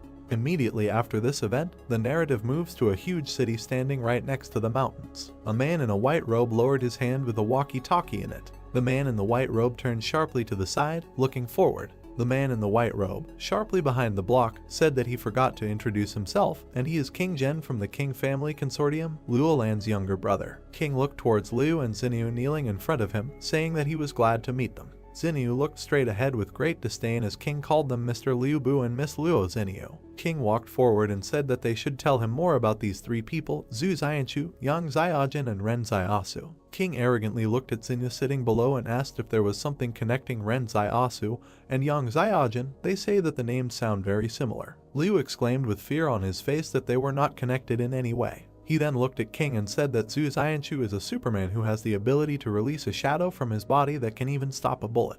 Liu gritted his teeth in fear, saying that he could not say much about Yang Zaiajin, but the one to be most afraid of was Ren Zaiasu. King, looking to the side, asked in surprise why. Xinyu looked to the side with an arrogant look and asked that because he could cultivate anyone. Liu looked forward with great fear on his face, saying that no, and he was just very strong. At that time they were all fleeing in the canyon, and imagined in his head how the soldiers were running from a huge horde of insect monsters. Liu continued to say that he was the only one who ran in the opposite direction, and recalled how he turned back and looked at Xiao running away. Liu recalled turning back with a huge look of fear on his face and saying that he couldn't help but look back at him. Liu stood in the middle of the canyon and looked in the direction in which the streams of black energy were directed. Liu stood still and looked with great surprise at Xiao, who was running with a man on his back along the canyon. Liu recalled saying what the hell and how he could run so fast while carrying someone else, and stretched his hand forward towards the protagonist, who was running at great speed along the canyon, overtaking the car. Liu said that he was able to lift an adult man with one hand and still run fast, and he suspects that he is also a Superman, while Xinyu and King looked in his direction with great contempt. King, lowering his head down, closing his eyes, asked what if there was anything else, and Liu answered that no, and that was all for now. If he remembered something, he would tell him.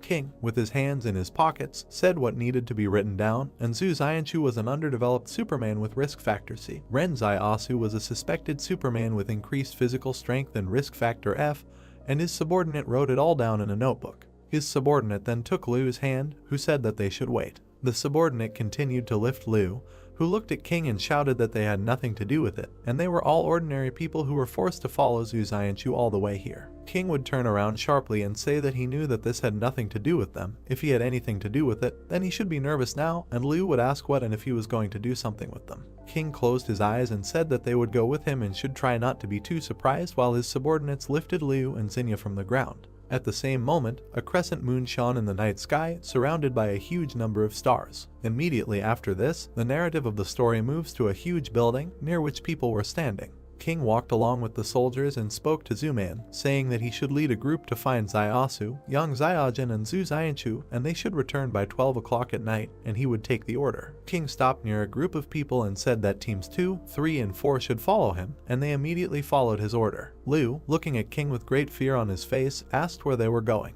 King stood in the middle of the city street and said that now they themselves will soon find out. The narrative of the story then shifts to several soldiers standing near a huge cage. King raised one of his hands up, holding the other in his pocket. Liu stood next to Xinyu and was surrounded by soldiers, saying what the same. In that same cage, with a chain on his arm, lay a gray, scary monster. Liu asked that the teeth marks on Zhu's body were not the same, while everyone else was standing right next to the monster's cage. King would quickly turn around and say that they seemed to know a little about him and had seen the bodies he had bitten. Xinyu looked forward with great fear and asked what this was all about. King, standing right in front of this monster, said that they were a product of the pre-catastrophe period, and they had only recently learned of their existence, and they should be called test subjects. Xinyu looked straight at King and asked about the test subjects, and he said that he must have recently escaped from the walls of some laboratory. King, with his head down, continued to say that they were all surprised how they survived to their days, because this is a living example. Xinyu, looking in his direction, said that this means that they came here for this sample and to find the laboratory that once held these experimental subjects captive. Suddenly, King suddenly turned his serious gaze to the side. King, standing still, says he doesn't know if they know that multicellular organisms like humans use cell division as the basis for growth and reproduction. He then went on to say that one would assume that cell division should be endless, but the strange thing is that all human cells stop at an average of 50 divisions, after which irreversible decay sets in, and he imagined several microcells in his head. King looked to the side and said that it is for this reason that a person's life expectancy is limited, he grows old and dies. Xinyu looked away as King continued to say that, well, that doesn't mean it can't be changed. King said he suspected the lab had developed a technology that made cells divide endlessly, increasing the body's metabolic cycle and lifespan, and focused his attention on the metal gate in the brick building. King reloaded his gun and said that, but they didn't expect that by doing this, they would create these monstrous and inhumane creatures, and these human-modified test subjects had completely lost their sanity as human beings. King suddenly left his gun directly into the monster's cage and continued to say that, but their physical strength and agility are far superior to ordinary people, while he looked forward with a menacing gaze. The monster abruptly grabbed the gun with its teeth and crushed it, while King said that they had to use 5 battle groups and sacrifice many of their people to capture at least one object alive. King turned sharply to the side, looking at his subordinate, who was writing something in a notebook, and said that he should write down that his teeth were developed, his pupils were narrow, his habit of moving on all fours, he was no longer human. King closed his eyes and continued to say that it was suspected that he was the product of a genetic change, and it was assumed that this laboratory was a secret experimental facility of the Flame Source Company before the disaster. Xinyu looked to the side with a puzzled look and reasoned that the base was the source of the flame. King looked down as she speculated on whether the King Consortium could take over this technology. The monster, standing on 4 limbs, squeezed its jaw with enormous force, breaking the pistol into small pieces. King looked towards the soldier and said that he should shine a bright light on him, and he obeyed the order. The soldier raised his hand up and made a finger gesture to another soldier standing on top of the building. Then the soldier sharply turned the huge searchlight to the side. A bright light suddenly illuminated the monster in the cage and the people standing next to it. The monster in the cage covered its face with its hand after the light hit it.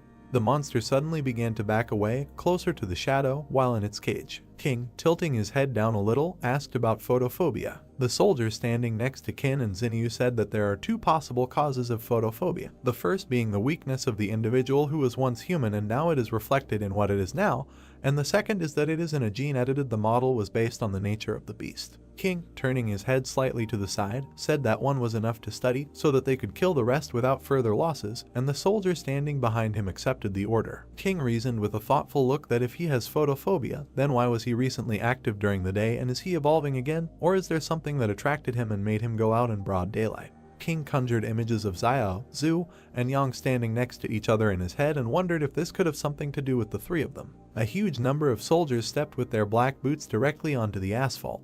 Man in a shirt stood in the middle of his subordinates, while through the radio they asked him what they had found, not them. Man in a shirt, using a walkie-talkie, said that there were no leads yet, but an active search was underway, and in response they told him that it was good and they should find them as soon as possible. Immediately after this, the narrative of the story moves to one of the buildings in the destroyed city. Xiao stood near the entrance to a huge building and wondered if all the stores before the disaster were built on such a grand scale. The protagonist focused his attention on the nameplate hanging on the building and reasoned that this was Lu Wang's department store, and if he could open a department store, then there might be a gold store somewhere. Zio entered that same department store and moved slowly around it, wondering what kind of mess it was and whether there could be a gold store here. Suddenly, the protagonist turned sharply back and looked at the shelf with goods. Right on the shelf were toys of characters from Journey to the West, and Zio reasoned that Journey to the West, and wasn't that the name of the book that Zhu Xianchu mentioned earlier. Then the protagonist stretched out his hand to the toys and reasoned that the one with the stick must be the general, after all.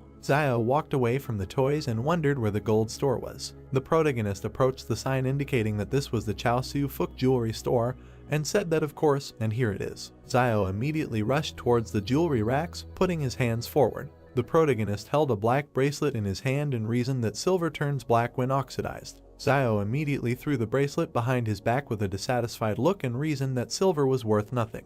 The protagonist held a huge yellow ingot in his hand and reasoned that here it was, gold. Zio joyfully stood right in front of a rack with a huge number of gold bars and reasoned that he thought there was enough gold here so that Liaoyuan and sister Zioyu could live comfortably for decades, and if they returned to the trading city with this, then the opening of a gold store would be no longer a dream. The protagonist thought and raised his hand to his chin, arguing that there was so much here and how he could carry it all. Zio suddenly realized something and reasoned that he would definitely do just that. The protagonist was holding in his hands several gold jewelry right above the shelf. Zio was doing something with his hands right above the jewelry rack. The protagonist held a ball of gold in his hands and reasoned that if you look for all the gold jewelry in the ball, you can put it all in the palace vault. Zio reasoned that it was already full and needed to be pushed in, and tried to hold the door with his shoulder, which was barely staying closed. The protagonist, holding a bag made from a cloak on his back, walked forward and reasoned that he would wrap the rest in his cloak and carry it away. Suddenly, several soldiers stepped with their black-booted feet directly on the ground.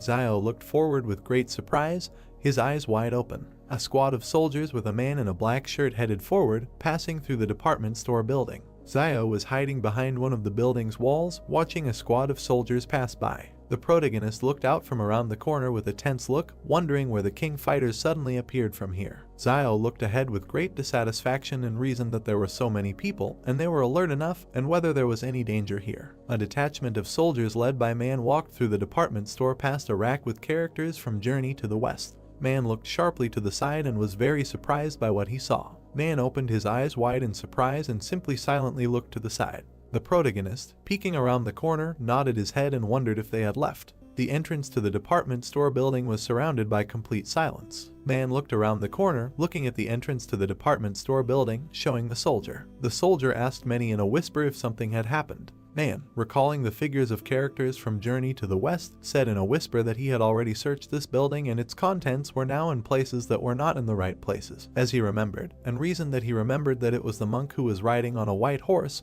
and next to it stood a monkey. Man looked out from around the corner, standing next to the soldier, and said in a whisper that it looked like someone had been here, and perhaps even still inside, and reinforcements needed to be called to immediately surround the area. Man suddenly made a gesture with his hand, sending the soldiers forward. At the same moment, soldiers lined up on both sides of the entrance to the department store building. The protagonist looked forward with great surprise, his eyes wide open. A huge number of soldiers stood near the entrance to the department store building. Zio turned around with great surprise and looked to the side, reasoning that why the king fighters decided to turn back. The protagonist turned back and leaned against the pillar, reasoning that it looked like Liu Bu and the others had revealed his existence to the king consortium after they were captured, which meant these guys were coming for him. Zio looked sharply down at the bundle from the cloak that contained the gold, and reasoned that it looked like he couldn't take the gold. One of the soldiers made a gesture with his hand and looked forward with a serious look. At the same moment, a detachment of a large number of soldiers armed with machine guns immediately entered the department store building.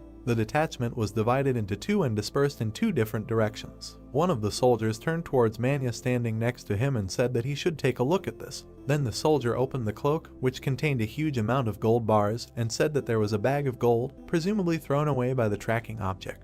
Man looked down, saying that he was interested in gold after coming all this way, and the person who could do this was probably the vagabond Ren Zaiasu. Suddenly the soldier sharply raised his head up and saw a silhouette in a cloak in the flight between the stairs. The soldier immediately radioed that the target had run to the second floor, standing next to the stairs. A huge number of soldiers at the same moment ran up the stairs, while the radio transmitted that the target had run to the third floor. Man stood near the stairs, looking at the soldiers who were climbing it and shouting that they should go ahead and not let him leave. Man stood still, raising his head up, reasoning that something was clearly wrong, and Ren Zaiasu foolishly decided to run upstairs. If he continued to run upstairs, he would simply end up surrounded by them on the roof. Man closed his eyes and thought, reasoning that he was very greedy for money, but abandoned it as soon as he found himself in a dangerous situation, and his decisive refusal of gold gives the impression that he is acting more decisively than recklessly. The protagonist slipped between flights of stairs with great speed. Zio ran very quickly straight up the stairs and reasoned that they had noticed him and would probably send someone to cordon off this entire building.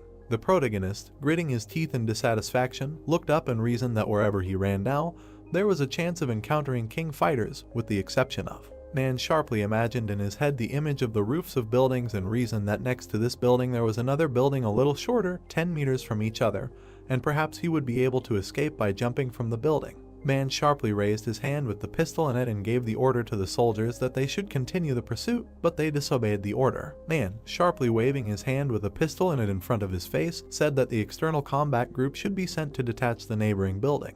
Man abruptly jumped down from one staircase to another, holding a pistol in his hand. At the same moment, the protagonist hit the door with great force with his foot. Zio kicked down the door leading to the roof with his foot. The protagonist was right on the roof of the building while a door flew forward right in front of him. Zio turned sharply to the side, looking at the neighboring building, and said what was there. The protagonist rushed with great speed to the edge of the roof of the building. Zio sharply pushed his foot off the edge of the roof of a building and jumped forward, flying to the roof of another. Man ran out of the department store building with great speed and turned his head to the side. Man abruptly stopped in place and looked with great surprise at the silhouette of the protagonist, who was flying past the buildings in the city. Man, gritting his teeth in dissatisfaction, asks if this Ren Zaiasu can really jump to another building and what level of strength and speed he has achieved. Man abruptly grabbed the walkie-talkie and said that the strength of Ren Zaiasu's target needs to be reevaluated, and repeats that the strength of the target needs to be reevaluated. Zio landed sharply right on the roof of a nearby building, doing a somersault and getting on all fours. The protagonist suddenly rushed forward with great speed, running along the roof of another building. Zio raised his head sharply and looked at the tall building right in front of him with great surprise. The protagonist, with his eyes wide open, looked forward and talked about this in surprise. Zio then focused his attention on a very tall, dilapidated building. The protagonist focused his attention even closer to one of the rooms in the very building in which a certain silhouette was visible. In that very room in the tall building, Yang stood watching everything that was happening. Yang sharply adjusted the girl on her head with her hand. Suddenly, out of nowhere, a strange black and red trunk appeared right in her hands. She then stepped on the small step with her black booted foot.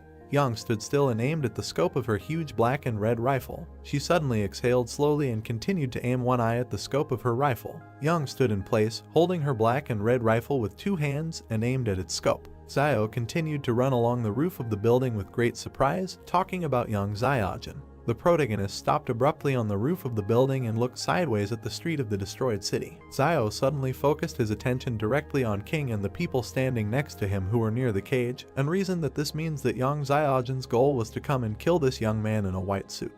The protagonist froze abruptly in place, raising his head up and looking at the tall building on the side of him, and reasoned that she was so far from this man in a white suit. Zio looked to the side with a reasonable expression and thought that at such a distance to the target, the sniper needs to calculate many factors, such as wind direction, temperature, humidity, and various external obstacles and cover near the target.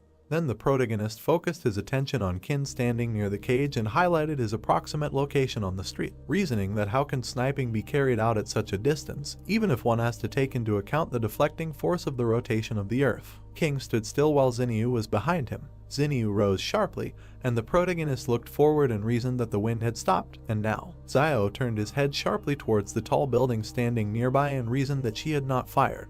The protagonist then focused his attention on Xinyu, who suddenly stood up from the ground, and reasoned that when did she free herself from the rope binding her thumbs. Xinyu suddenly rushed forward towards King with great speed, holding a knife in her hand. Xinyu continued to rush forward at great speed, moving her hand with the dagger in it and back a little. King sharply turned his gaze back and looked at the woman in the suit who was deflecting Xinyu's blow. Xinyu threw a punch with her hand, which the woman deflected with her white fan. The woman in the suit would then lash out with her white fan, while Xinyu dodged it. Xinyu jumped back, landing on the ground as the woman in the suit collected her white fan. The woman in the suit suddenly took a blade out of her pocket and threw it forward with great fury. Xinyu landed on the ground with a huge look of fear on her face, holding a knife in her hand and looking at the blade flying towards her. Suddenly, a circle of purple energy appeared on the ground right under Xinyu's hand. Zinyu abruptly fell into a dark space through a circle of purple energy, while a knife flew into her place where she had just been. The woman in the suit watched as a flash of black and purple energy remained in Zinyu's place. The woman in the suit said with surprise on her face that she was a Superman, and King stood next to her, watching everything that was happening. The protagonist watched what happened with great surprise and reasoned that Luo Zinyu was in fact also a Superman. Xiao turned sharply to the side and asked that where did that fragile and quiet Luo Zinyu go, and it must be someone else posing as her. King turned sharply to the side, looking at a tall building in which a bright and yellow light was coming from the window. At the same moment, Yang fired her huge black and red rifle. King turned sharply to the side with a huge fear on his face while someone shouted that there was a sniper there. The bullet rushed with great speed straight towards King, who was standing still. At the same moment, the girl in a business suit jumped sharply to the side, gritting her teeth. She suddenly leaned forward, opening her 2 white fans behind her back. Then the girl in a business suit put 2 white fans right in front of her and tried to deflect the bullet flying at her. The girl in a business suit clenched her teeth in dissatisfaction and fear and simply remained silent. The bullet fired from Yang's rifle slightly damaged the white fan. The bullet, flying forward at great speed, destroyed the white fan into small fragments. At the same moment, the girl in a business suit fell back while the same bullet hit her chest. King stood still and watched as that same bullet flew right through the body of a girl in a business suit. King looked down at the body of the girl, who was falling down and coughing up a huge amount of blood. King, turning to the side, straightening his cloak, said that what a pity. One of the soldiers sharply pulled the pin from the grenade and said that everyone should prepare for a smoke grenade. At the same moment, a smoke grenade fell straight to the ground, releasing a huge amount of smoke, and a certain voice shouted that it needed to be compacted. King stood in place while a huge amount of smoke surrounded him, and voices were heard in the area to look for a sniper position, and it was an abandoned building in the southeast. King abruptly pulled out a bullet from the destroyed asphalt with his hand. King held the bullet in his hand and looked at it with great seriousness and simply remained silent.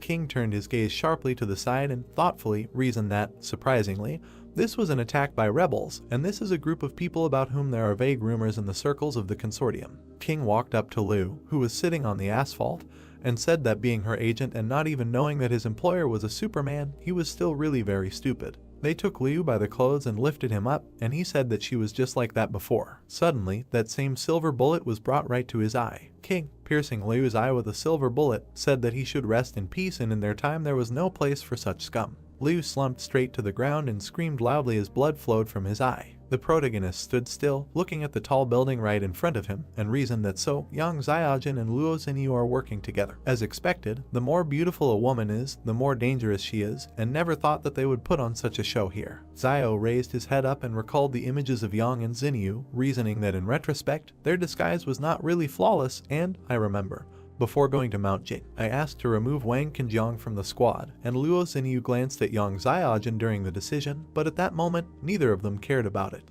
The protagonist then mentioned in his head the events of the past, how they sat together near the fire where the meat was cooked, and reasoned that later, when he shared the fish, Yang Xiaojin also called Luo Xinyu. Xiao recalled how Yang pointed her gun directly at Zhu and reasoned that there was also an incident where someone was pestering Luo Xin and Yang Xiaojin quickly intervened. But at the time he thought that she only helped because they both were girls, and who would have thought then that they had known each other for a long time. The protagonist looked ahead with a thoughtful look and reasoned that, but why exactly they wanted to kill King Zhen and why the Superman sacrificed himself to protect him. Yang pulled the bolt of her rifle and a silver bullet flew out. Then she sharply turned the muzzle of her rifle to the side and, holding it with both hands, aimed at the sight. The protagonist stood still and looked at the tall building in front of him with great surprise until a bright light flashed in one of the rooms. Xiao backed away with a huge look of fear on his face as a bullet flew between his legs and hit the roof. The protagonist turned sharply back, looking at the place where the bullet landed, and reasons that she was doing something incomprehensible and did not even try to shoot him, but was simply aiming at the roof. And maybe she did this on purpose to show that they are not at the same time in front of the King Consortium. But was it too much, or was it because he was angry with Luo Xinyu on the road and did not want to help her?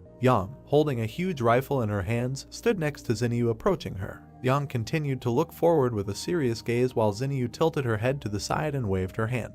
At that moment, the two of them suddenly jumped into a portal created from dim blue energy. Xiao watched everything that was happening, reasoned that no, and they just left, and don't they want to take him with them. A huge number of soldiers ran down the street, holding machine guns in their hands. Xiao looked down from the roof of the building at the huge number of soldiers approaching him and reasoned that this was bad, and so they decided to throw everything at him and calmly leave, and maybe it was convenient to leave, but why involve him in this? The protagonist suddenly pulled out a pistol from behind his back and reasoned that he was careful everywhere, but still ended up in the ass. Man sharply broke down the door leading to the roof with his shoulder. Xiao, running sharply forward, fired his pistol and cursed displeasedly. The protagonist continued to run forward straight along the roof of the building while the soldier covered Manya from his bullets with his shield. Suddenly, Man jumped out from behind the soldier with the shield and fired straight forward from his pistol. Xiao jumped to the side with great speed, dodging several bullets fired by the enemy. The protagonist suddenly jumped up and rushed forward with great speed, reasoning that there was no more hesitation. He must run before all their troops arrived. Man aimed his pistol, clenched his teeth, and said that it was amazing how fast he could move. Man pointed his pistol towards the nearby building where Xiao was landing, and spoke over the radio that the target was running away for 10 o'clock and the blockade ring needed to be tightened. The protagonist at the same moment landed directly on the roof of a nearby building, squatting, and reasoned that it was previously assumed that they would enter the city blockade together with Yang Xiaojun and Zhu Xianchu. Xiao looked forward with great displeasure after landing on the roof and reasoned that even if he had to run away, he would be the fastest. Then the protagonist suddenly jumped off the roof of the building and headed forward at great speed. Xiao jumped from the roof of the building, landing directly on the road between the houses, and reasoned that it seemed like he had greatly underestimated them. The protagonist ran at great speed along a narrow alley between houses and reasoned that only by entering the forest could he be saved from the persecution of the king. Xiao continued to reason that, after all, he was more familiar with the laws of survival in the forest than they were, while a huge detachment of soldiers was in the middle of the street in a dilapidated city. Suddenly, a huge amount of magma rose into the air right from the mouth of one of the volcanoes, and the sound of an explosion was heard throughout the area. The protagonist continued to run forward at great speed, greatly surprised and reasoning that it was a volcanic eruption. Man ran straight down the city street towards the volcano and was greatly stunned by the eruption he saw. Man continued to run forward along with the soldiers and, greatly frightened, reasoned that if this guy went further and the volcano erupted, there would be no turning back. Xiao turned around abruptly with great displeasure, gritting his teeth as a huge amount of magma erupted from the volcano right in front of him. The protagonist continued to run forward at great speed, debating whether they would continue to pursue him or let him go, while a crowd of people ran after him. The protagonist found himself on the outskirts of the city and turned back to the crowd of people shining flashlights, and reasoned that the path back only leads to death. Xiao rushed forward with great speed straight towards the forest and the volcano, which began its eruption, reasoning that the only way to survive was to move forward. Man, raising his hand clenched into a fist, addressed all the soldiers, saying that they should not stop. One of the soldiers approached Manhwa and said that the object of research had disappeared, and he shouted that they should look for it, and they accepted his order. Man looked at his watch and said that the control time for the 100 meters is 3.92, and the strength is unknown, and as soon as they find him, they need to kill him on the spot. A huge number of soldiers with weapons and flashlights in their hands moved through the forest, while Man reasoned that no matter where he was hiding, even with a pistol in his hand, he would not be able to shoot so many people at the same time, and if only he appeared, they would turn him into a sieve. Xiao, hiding behind one of the trees from the bright light of the soldiers' lanterns, reasoned that with so many people searching at the same time, he did not think that they would start shooting indiscriminately. The protagonist, peeking out from behind a tree, looking at the soldiers who were looking for him, was very puzzled. Xiao, peeking out from behind a tree, reasoned that he would soon be found, and suddenly jumped out from behind it straight towards a huge number of soldiers and Manhwa. The protagonist slashed directly at several soldiers, lifting them into the air and landing directly on the ground while screams echoed throughout the area, and Man watched. Man raised his hand with the gun a little higher and asked what was the matter, while Xiao looked forward with a malicious grin. The protagonist jumped sharply, landing on a tree branch while the soldiers watched him, and said, pointing his finger at himself, that he was Zhu Xianchu and who would dare fight him. The soldiers looked forward with great surprise and, trying to comprehend what they had heard, simply remained silent. The protagonist jumped sharply upward due to the bullets that destroyed the branch he was standing on, and then landed on the ground while the soldiers shouted that Zhu Xianchu and they needed Ren Xiaosu, and fired their machine guns. Xiao abruptly pushed himself off the ground and rushed forward with a smug grin, holding his hand out in front of him, while the soldiers, standing still, fired their weapons and shouted loudly, saying that it was a monster. The protagonist jumped sharply to the side, dodging a huge number of bullets fired by very surprised soldiers. Several soldiers, still firing their machine guns, said that he was incredibly fast. Then Xiao rushed forward with great speed, running away from them straight into the forest, and the soldiers shouted that he was running away and needed to be caught up. Man, holding a walkie-talkie watch to his mouth, said that the previous information was incorrect and the target was not Ren Xiaosu, but Zhu Xianchu. Suddenly, straight towards Manhwa and the soldiers, a certain silhouette of black and red energy rushed at great speed. Man fired his pistol with his hand forward, straight at the silhouette of black and red energy, which dodged the bullet. The silhouette of black and red energy grinned sarcastically while Man, continuing to put his hand with the pistol forward, kissing, said that this was some kind of nonsense. At this moment, Zio continued to run through the forest at great speed and reasoned that he did not expect that he would suddenly encounter so many superhumans. And Yang Xiaojin could create a peerless sniper rifle out of thin air, and Zhu Xianchu could manifest his own shadow, Luo Xinyu could move through shadows, and King Zhen's bodyguard could summon this strange white fan. The protagonist ran straight through the forest and continued to reason that everyone hides their abilities very well and does not show them until they have to. So it is better for him not to reveal his abilities, which is why he had to go by the name Zhu Xianchu. At this time, the shadow of black and red energy was dodging the bullets that the soldiers were firing, and Zio reasoned that now the shadow could be brought back and ordered it to return, and it immediately rushed forward with great speed. A shadow quickly passed between the soldiers, throwing them into the air as they screamed loudly in fear. The shadow grinned a little, running away from them, and immediately found itself right next to the protagonist, who was standing in the middle of the forest and looking to the side. Suddenly, the shadow did not seep into Zio's body, and he suddenly shuddered, greatly surprised by this. The protagonist leaned sharply on a tree and trembled violently in pain, reasoning that it turned out that I had a side effect, and it seems that this shadow cannot be used just like that, and the body also feels all the wounds that it received. Zio, closing one eye, looked to the side and reasoned that, however, in the end, he got rid of the king people, and first he should rest, and once they regained their strength, they would figure out how to avoid it. The leg, shackled in chains, suddenly became very tense, destroying them. Zio was very surprised, holding his chest, and reasoned that it seemed that he was not alone here. The protagonist stood still while several strange monsters appeared right in front of him, moving on all fours, and he wondered what it was. Several gray monsters lay on the ground, looking forward with furious gaze while Zio reasoned that life was indeed unfair. Zio was very frightened, closing one of his eyes and gritting his teeth, reasoning that it seemed that he could not escape. At the same moment, the protagonist stood in place right in front of the three gray monsters, until a silhouette suddenly appeared right above him, jumping down. Zio turned sharply to the side, looking straight ahead with great surprise. Subject attacks Zio with a jump. Zio dodges at the last moment. He talks about how to get out of the situation, because it is impossible to shoot now, this will attract the King Consortium. He gets up and realizes that it's hard to be squeezed on both sides. The subject also stood up to prepare to attack. Zio thinks that it's still better to attack with a dagger up close. More experimental subjects arrive from the forest. Now Zio can only rely on his dagger. He is very nervous and closely watches his opponents. Zio shakes his head in panic, because the dagger is not in place. Zio doesn't understand where the weapon disappeared. He remembers how Yang ran into him before she disappeared. Ian is sitting on a cliff. Perhaps then she stole the dagger. Yang happily looks at the dagger. Zio wonders if she really took him back, although the trust that was between them would make such an act extremely heartless. Zio looks in surprise as the test subject climbs the tree. 3 test subjects crawl towards him. Zio tensed up and decides to attack first, for which he uses the ability copied from Zhu. He casts a determined glance towards his enemies, deciding that this is not the time to be sad.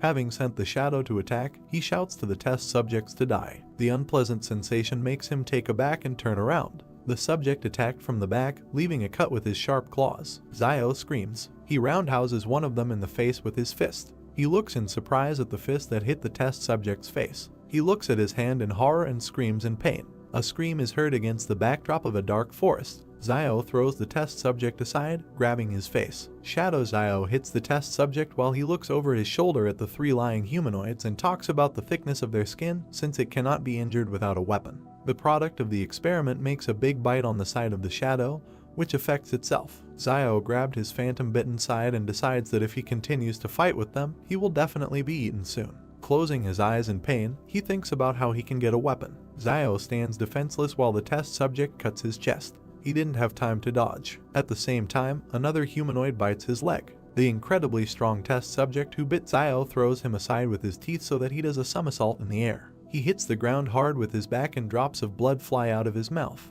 Along the way, his shadow is eaten by 2 experimental subjects. Another one is already flying, ready to kick a man lying in the chest with his foot. Zio was taken aback. The subject successfully hits the target with his foot. The palace sends Zio a message about the discovery of the breath of death. Making a grimace of horror, he realizes that he cannot use his power, which is very bad. He cannot die now. He screams, begging for a weapon. Blood pours out of his mouth. The palace notifies of the discovery of the breath of death and asks if Zio would be willing to open the seal. He sits on his knees and does not understand what seal we are talking about. Against the background of the starry sky, he asks about the price of opening the seal. The palace responds with the word loss. Zio doesn't know what loss awaits him. He is wounded and exhausted, sitting on his knees holding his elbow. He indignantly wipes the blood from his mouth, for he shed a lot of blood, ate a huge amount of wild roots while he was alive, and now the palace declares that he must lose everything, and on what basis it is not clear even to him. The test subject kicks him in the head and he flies off. Zio asks the palace for an understanding of how he was given all this: the gold, the money, the gun, his brother Liayuan, his sister Zioayu, and even the clothes on his own body. He is on his knees again and asks why the hell does the palace even need his clothes. He does not receive an answer and offers to at least bargain. He gets hit in the jaw. He desperately wonders if this is the end, because he has lived so little. The palace gives him the result of the check, because Zio only has 7 thanks left to collect before receiving the weapon. Zio looks at the inscription against the background of the night sky and wants to thank himself all these 7 times. He cups his face, closing one eye. Zio's first gratitude is that he never shies away from new opportunities. The second is that he is never afraid to face danger, while he thanks himself for the 3rd time for never compromising in the face of trials and tribulations. He is kicked again by the test subject. Zio flies to the side. He stands up and thanks himself for the 4th time for always having a backup plan when faced with temptation. He closes his eyes and extends his hand forward. The 5th thanks is that he was never a hypocrite. With a smile on his face, he says the 6th gratitude for his sober assessment of the situation and lack of hesitation in decisions. He enthusiastically shouts 7th gratitude for the fact that when he finds himself in terrible situations, he goes through all the hardships. In the background, an active volcano erupts into the sky with a column of fire. Zio gets down on one knee, preparing to attack the next test subject approaching him. He screams for the weapon to be unlocked. The subject runs towards Zio with his mouth open to bite. The palace counts Zio's 7 thanks towards the total score. Zio aggressively directs a black ball glowing purple at the test subject. The subject flies to attack, and Zio sits with his hand outstretched towards him. The ball in his hand forms a long blade that glows red. He points the blade at the test subject. Making a determined face, he talks about a sword that draws the line between life and death. Such a sword is no match for an army of thousands. The blade cuts right through the test subject. 3 bloody humanoids bare their teeth at Zio. Zio himself stands menacingly against the backdrop of the 2 halves of the test subject. Zio uses the new sword and shadow together, making an armed shadow fighter. He goes on the attack, and the shadow follows him. He is not alone. The subject tries to injure Zio, but he dodges. With a rotating movement, he makes 2 halves of a whole experimental subject. His shadow is not far behind and cuts the other 2 test subjects into pieces. Zio stands epically against the backdrop of chopped up experimental subjects. He looks forward with determination and for the first time truly feels his superhuman power. The shadow dissolves as Zio leaves the battlefield in victory. The palace publishes a new side quest. Zio must receive 1,000 commendation coins to unlock the mid-tier weapon form. Zio is perplexed by such a huge number of thanks. An armed group of people runs out of the forest. The King Consortium discovers several dead test subjects in the forest. They are surprised by what they saw. The Consortium commander concludes from the shoe print that only one person dealt with the group of test subjects. He is warily perplexed as to whether one person is capable of defeating 4 experimental subjects. The power of this person must be greater than the power of their consortium. They need help. He radios to King Zhen that Zio, who called himself Zhu, requires his reassessment because he alone dealt with 4 test subjects. Zhen stands somewhere against the backdrop of ruins and listens to the fact that Zhu was wounded and left traces of blood. Zhen is surprised by Zhu's capabilities. Putting on a serious face, he asks his assistant to adjust Zhu's danger level to B and orders the commander to take a sample of Zhu's blood and send it to the warehouse for analysis. The commander presses the radio button and accepts the order. Zhen stands pathetically with his eyes closed and argues that Zhu and Yang have proven themselves. Xinyu has also revealed her superhuman nature, but no one knows where Zio has gone. He looks to the side. For him, capturing Zio would be a good outcome because he could become a bargaining chip in the future in the fight against Zhang Jinglin. Zhang Jinglin's love for justice is well known throughout the north of the country. Zhen smirks, because there is nothing wrong with Zio not being caught, since Fortresses 112 and 113 are under the influence of the King Consortium. Zhen pathetically walks past armed men in uniform. He continues to talk about Zio, because when he returns to the walls of the fortress, the Consortium members will be able to capture him at any moment. The volcano is erupting. A group of people from the King Consortium are being inspected using flashlights on their weapons. The group leader shines a flashlight towards the trees and realizes that Zio was running towards the volcano, but the pursuit led them nowhere. Consortium member King places a Q-tip containing Zio's blood sample into a test tube in a bag while the commander assesses the amount of Zio's blood on the battlefield. He must not have been hurt that badly. The commander looks down sternly and evaluates Zio's fighting abilities and worries that they will not take him in numbers. For comparison, he takes an example from the capture of one test subject, in which 3 people died in a day and 13 left with injuries. He stands over a test subject cut in half and shines a flashlight on him. The wounds are extremely smooth. Close-up of the commander's face with a flashlight. He compares the cuts on the test subject to the fact that a sharp tactical knife can only damage the test subject's skin with great force. This refers him to the fact that there are many more secrets in Zio than they can even imagine. The group from the King Consortium turn at the sound of a man approaching. Zio runs towards them. The group began to shoot at him. While the commander wondered why Zio returned, he seemed to be running away. A terrified Zio yells at the group to look at what's behind him instead of aiming at him. He struggles to escape from a huge crowd of test subjects. The commander was taken aback because he thinks that this could only happen if Zio took and tore up the lair of the experimental subjects. Zio calls upon his shadow to carry him on its back and orders the group to flee, for if they continue to just stand there, they will all die. In the background, a large cloud of test subjects is approaching them. The group led by the commander is in shock. They decide to disobey Zio and open fire on him. He dodges shots with the help of a shadow and is perplexed that in such a situation they would still prefer to shoot at him. The shadow is getting ready to jump. Zio decides to let the monsters play with the consortium group, for that matter, and with the help of the shadow he jumps to escape from pursuit. He jumps over the squad, they dodge. The commander turns around and realizes that the crowd cannot be left unattended, because their rear may suffer, and even the city will be behind them. A huge crowd of experimental subjects bare their teeth, preparing to attack the squad. Some members of the group unsuccessfully dodged and were injured because of Zio. The commander sees this picture and curses in horror. He could not imagine that Zio would use such vile tactics to evade pursuit.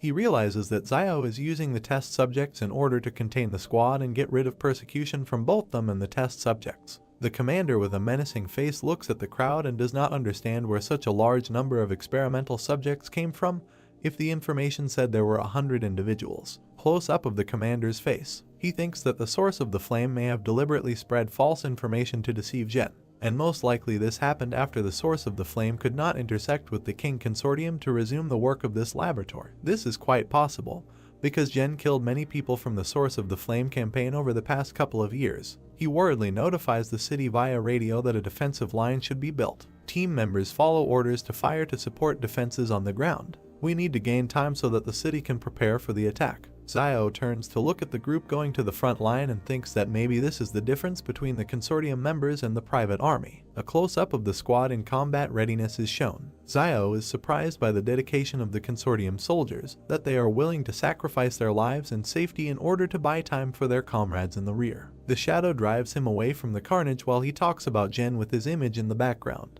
He doesn't understand how this young man in white can lead such an army. The squad stands in formation and waits for the moment to attack. The test subjects are approaching. Gunshot does not take test subjects.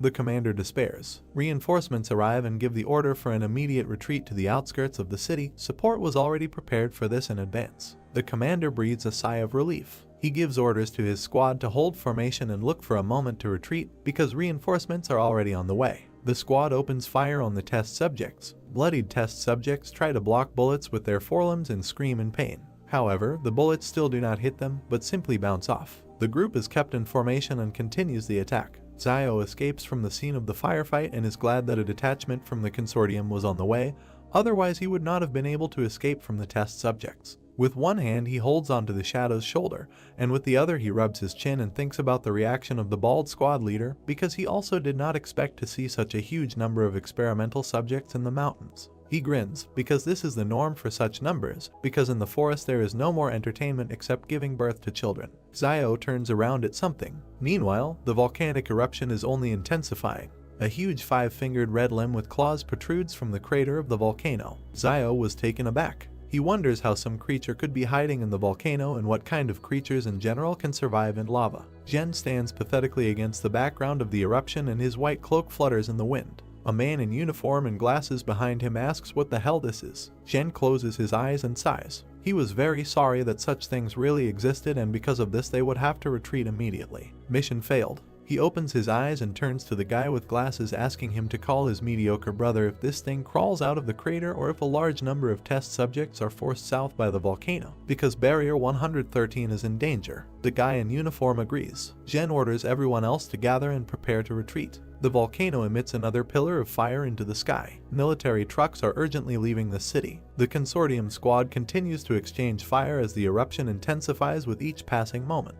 The commander turns around and yells to the squad member to evacuate all personnel. The commander and several other members of the consortium cover the others who retreated. A new wave of bullets hits the test subjects. Jen himself arrived at the scene of the shootout and his people cover the detachment while he pompously stands at the head. People evacuating are running near it. Close-up of Jen holding a detonator. Test subjects run through trees with guided bombs on them. Jen presses the button and looks pathetically at the explosion. Bloody experimental subjects scatter in different directions. The commander, closing his eyes, confesses to his boss Jen that he could not return Xiao, who called himself Zhu. Jen goes to the cars, and the commander turns in surprise at the words that it doesn't matter. Jen orders the commander to get into the car. They drive to the west, where there should be another way back to Fortress 112. The commander is silent in bewilderment, looking after the boss. Jen tells him with a grin that he knows that he wants to ask about the reason for sending help to them. Jen tells him not to think too much about it, because the main reason is that the commander is still useful to him. He also added a request not to say words of loyalty to him,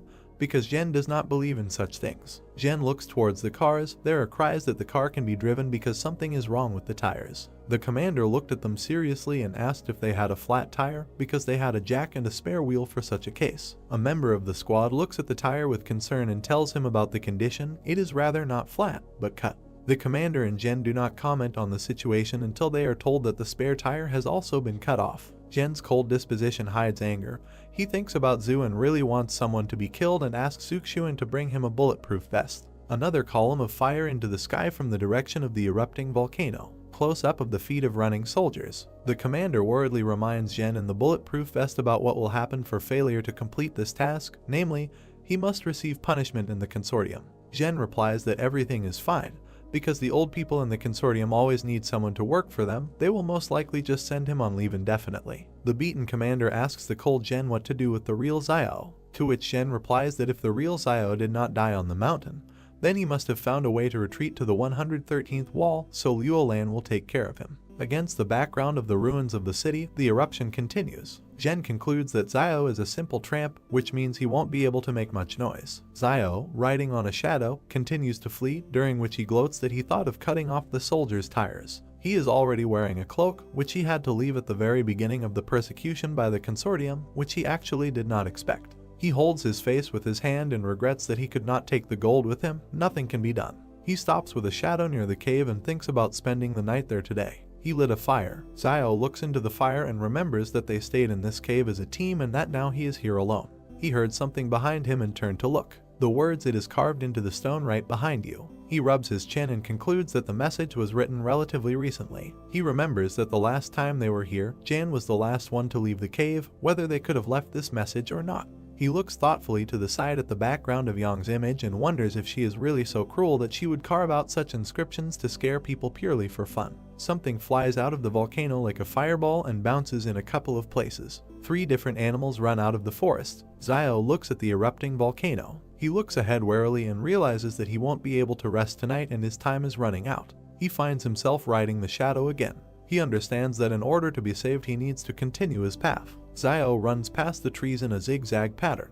His speed is so high that he is almost invisible. He is convinced that if he is fast enough, the monsters will not be able to catch him. Runs past small rocks on which gray red-eyed arachnids sit. The arachnids are talking, because they don't understand what it was, a person or something else. Xiao runs past the wolf, who hatched after him out of shock. Then he knocks another wolf off his paws. He looks forward confidently, sitting astride the shadow. In front of him there is a view of the trading city. He's glad he's finally back. Fugui goes to Liaoyuan and Xiaoyu's sister's house, asking to see what he brought for Liaoyuan. The latter, in turn, lies in bed, and sister Xiaoyu sits next to him. With tired eyes, Liaoyuan peeks out from under the blanket and thanks Fugui for putting in a good word for them during the arrest, but waking him up early in the morning is not nice. Sister Xiaoyu looks at Liaoyuan worriedly and urges him to get up, because if he gets up 15 minutes earlier every day, then in total he will have an extra 90 hours to use for the thing he likes. She asks him to think about what he likes most. Liaoyuan, in response, unhappily wraps himself in a blanket and convinces him that his favorite thing is sleep. Sister Xiaoyu did not like this answer and pulls the blanket off him and reproaches him for making people more angry than his older brother. Liaoyuan closes his eyes in displeasure and says that he doesn't care. He sits unhappily wrapped in a blanket. Sadly lowering his gaze, he talks about the calm situation in the city in recent days and he is very sorry that his brother is not here at such a time.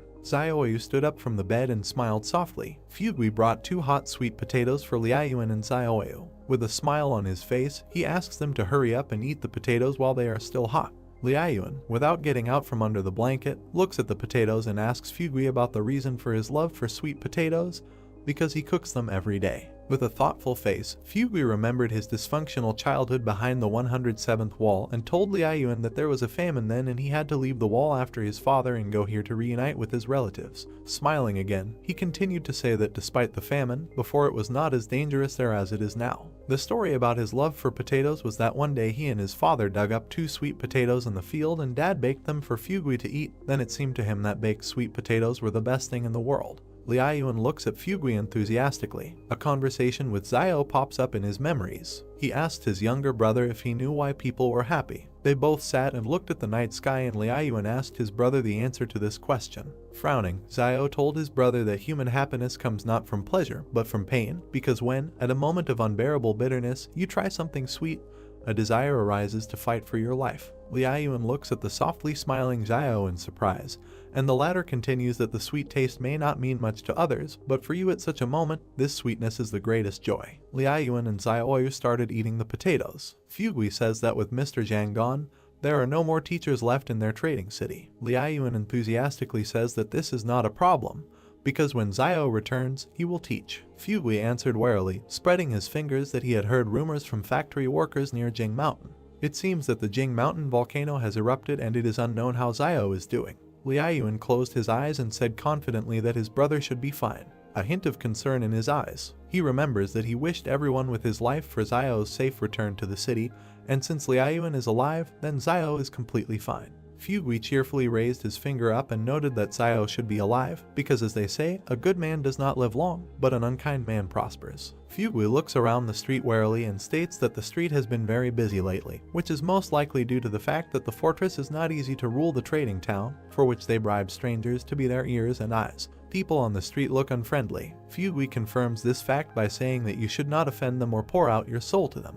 He still looks out the window and warns Liaoyuan and Xiaoyu to be careful these days if they want to leave the trading city. If anything happens, they should turn to Fugui and he will help them find their way, because in his opinion, all these people are here not because of the 2 of them, but because of Xiao. Xiaoyu asks Fugui in surprise why they need Xiao. Fugui nervously wipes his sweat with a towel and says that we are talking about Xiao and he could do anything to the team from the fortress, that's obvious. Liaoyuan and Xiaoyu were taken aback. Zhen, the commander, and a couple of other people move through the forest. Zhen looks ahead and curses because he doesn't know how much longer to go to get back to Fortress 112. The commander notices that the situation is so bad that even the boss has lost his cool. Zhen grins at himself because his image is falling apart. Some guy saw a mutated arthropod and fearfully noticed the presence of a human face on its shell and assumed that they eat people. The soldier approaches the guy's screams and reprimands him, because Mount Jing is far from here, so he should go about his business and not get in the way. Not far from them, Xiao jumps off the wall. Xiao walks into the door of his house, where a surprised Xiaoyu and Liaoyuan stare at him. Liaoyuan is happy to see his brother, as can be seen from his exclamation towards Xiao. He tells the younger one to pack his things quickly. Xiao takes out a gun and points the barrel at Fugui, threatening him. He apologizes for what he is doing, but he will have to stay here until they leave. Frightened, Fugui raises his palms and warns that the street is full of people watching this courtyard. Maybe Xiao alone can easily enter and exit, but what about Liaoyuan? Playfully twirling the gun in his hands, Xiao replies that these people are not able to stop him. Fugui says that Mr. Zhang is nearby, then the people from the King Consortium will not be able to do anything to him. Xiao asks him about Teacher Zhang. Xiao crouches down and packs his things, answering Fugui that the reason for his imminent departure is not the King Consortium, but the monsters that are about to emerge from the Jing Mountains. Fugui fearfully asks him about the monsters. Xiao, who turned around worriedly, tells Fugui that he has heard about insects, the number of which is terribly large, but these same insects are only a small part of the danger that awaits them. The frightened Fugui grabbed Xiao's leg and interrogated him about what he saw in the mountains, after which he began to beg him to wait for Fugui, who needs to go and take his son with him. Surprised, Xiao asks Fugui about leaving, because his family business is located here, but he is still ready to leave the city with Xiao. Fugui tries to convince Xiao because he doesn't know what about everything else, but he believes in Xiao and believes that he can survive by following him. Evil Xiao asks why he thinks so. Fugui replied that only Xiao knows better than anyone what is happening in the Jing Mountains and maybe no one believes him, but Fugui himself believes and is ready to follow him. This pleasantly hurt Xiao, who looked at Fugui in surprise and put his hand on his chest. He thought about it, because if he went outside now and shouted that monsters were coming from the Jing Mountains, half of the residents would simply look at Xiao like he was a fool. But Fugui was able to believe him. He continues to look at Fugui, who begs for his help and reasons, because to put it in perspective, Old Man Wang is not very capable and ruthless, but nevertheless, he is a little more tactful, and his ability to survive in these turbulent times is based on his ability to always quickly making better choices in the face of danger. Xiao clenched his fist thoughtfully and wondered if it was even possible to run away with Fugui, because although he was a profit-oriented businessman, he was not inherently bad.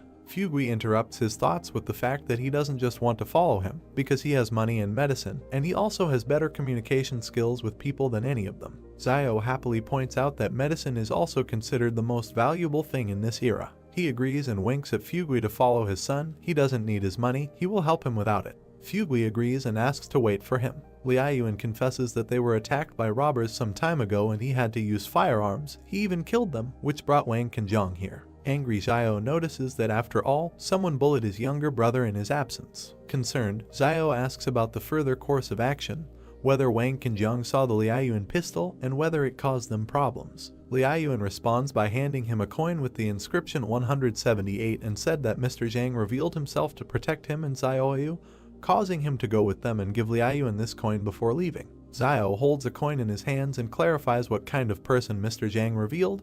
Did they say who he is? Liaoyuan raised his finger up and replied that Zhang had asked about this, but he did not answer, but only mentioned Fortress 178 and also said that if things went really badly, then Xiao could head to Sebe to find him there, but clarified that it's not worth going there just like that. Liaoyuan added that the northern lands are very harsh and that most likely Mr. Zhang is an important person there. Xiao clenched the coin in his fist and agreed to go to Sebe for Zhang if they were driven into a corner. Xiaoyu intervened in the dialogue, saying that the things had been collected because there was nothing special to collect. Xiao sees a full bag of cabbage behind a satisfied Xiaoyu. He was taken aback and realized that she had simply collected all the cabbages that Mr. Zhang had planted in the backyard of the school. Provocatively rubbing his chin, he noticed that this behavior was very similar to himself. Satisfied, Xiao points his finger at the cabbage, but Xiaoyu is not very happy with what is happening, because Xiao said that there is no need for cabbage. Xiaoyu can take bread with him, but cabbage is not needed because you can find wild vegetables on the road.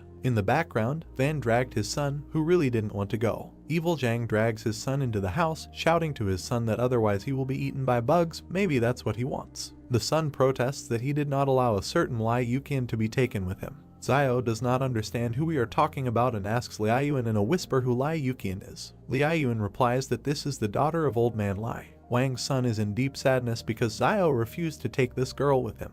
The son replies that Xiao is a substitute teacher at the school and cannot just leave the students. He desperately tries to convince Xiao because if Zhang were here, he would not have left her. Xiao jokingly tells Wang that his son is very worried. It looks like this is love.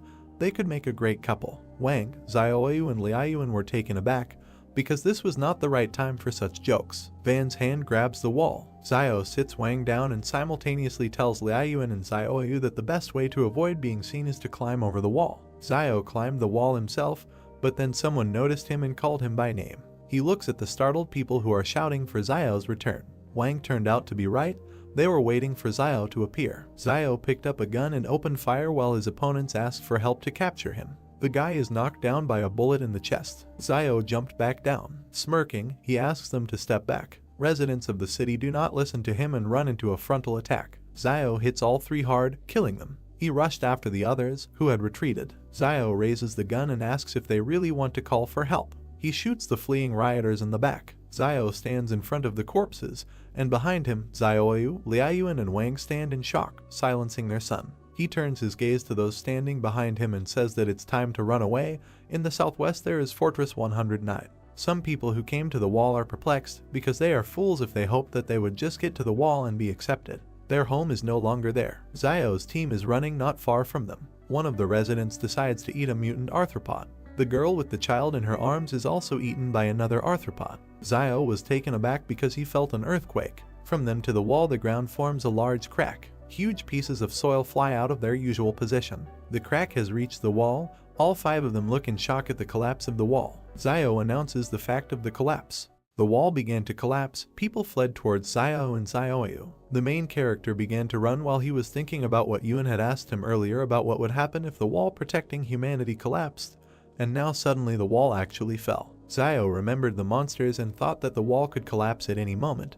But now is the worst time for this because monsters have appeared behind the wall. Old Man Wang shielded the boy with himself and called for help while a huge insect approached them. The main character turned and shot the monster with a pistol. He looked at the old man and the child next to him and told them to speed up. Zioyu was running next to Zio and the others when she asked him if the city's inhabitants would survive if the wall collapsed, and Zio, without stopping, replied that it was enough for them to survive. Yun turned to his brother and pointed his finger to the side when he said that some strange light had appeared near the walls. A bubble appeared above the wall, and Zio and his brother looked at it, while the main character thought that this ball looked familiar, and then remembered that this was the same bubble that Baojin had blown out at one time. The guy wondered if he was alive. The monsters began to flock towards the bubble as someone shouted about a Superman. Suddenly the ball began to burst. The city's residents continued to run until one guy stopped and was glad that this was the work of a Superman. Numerous bubbles began to appear among the monsters hovering above the wall, and people froze on the ground and watched what was happening.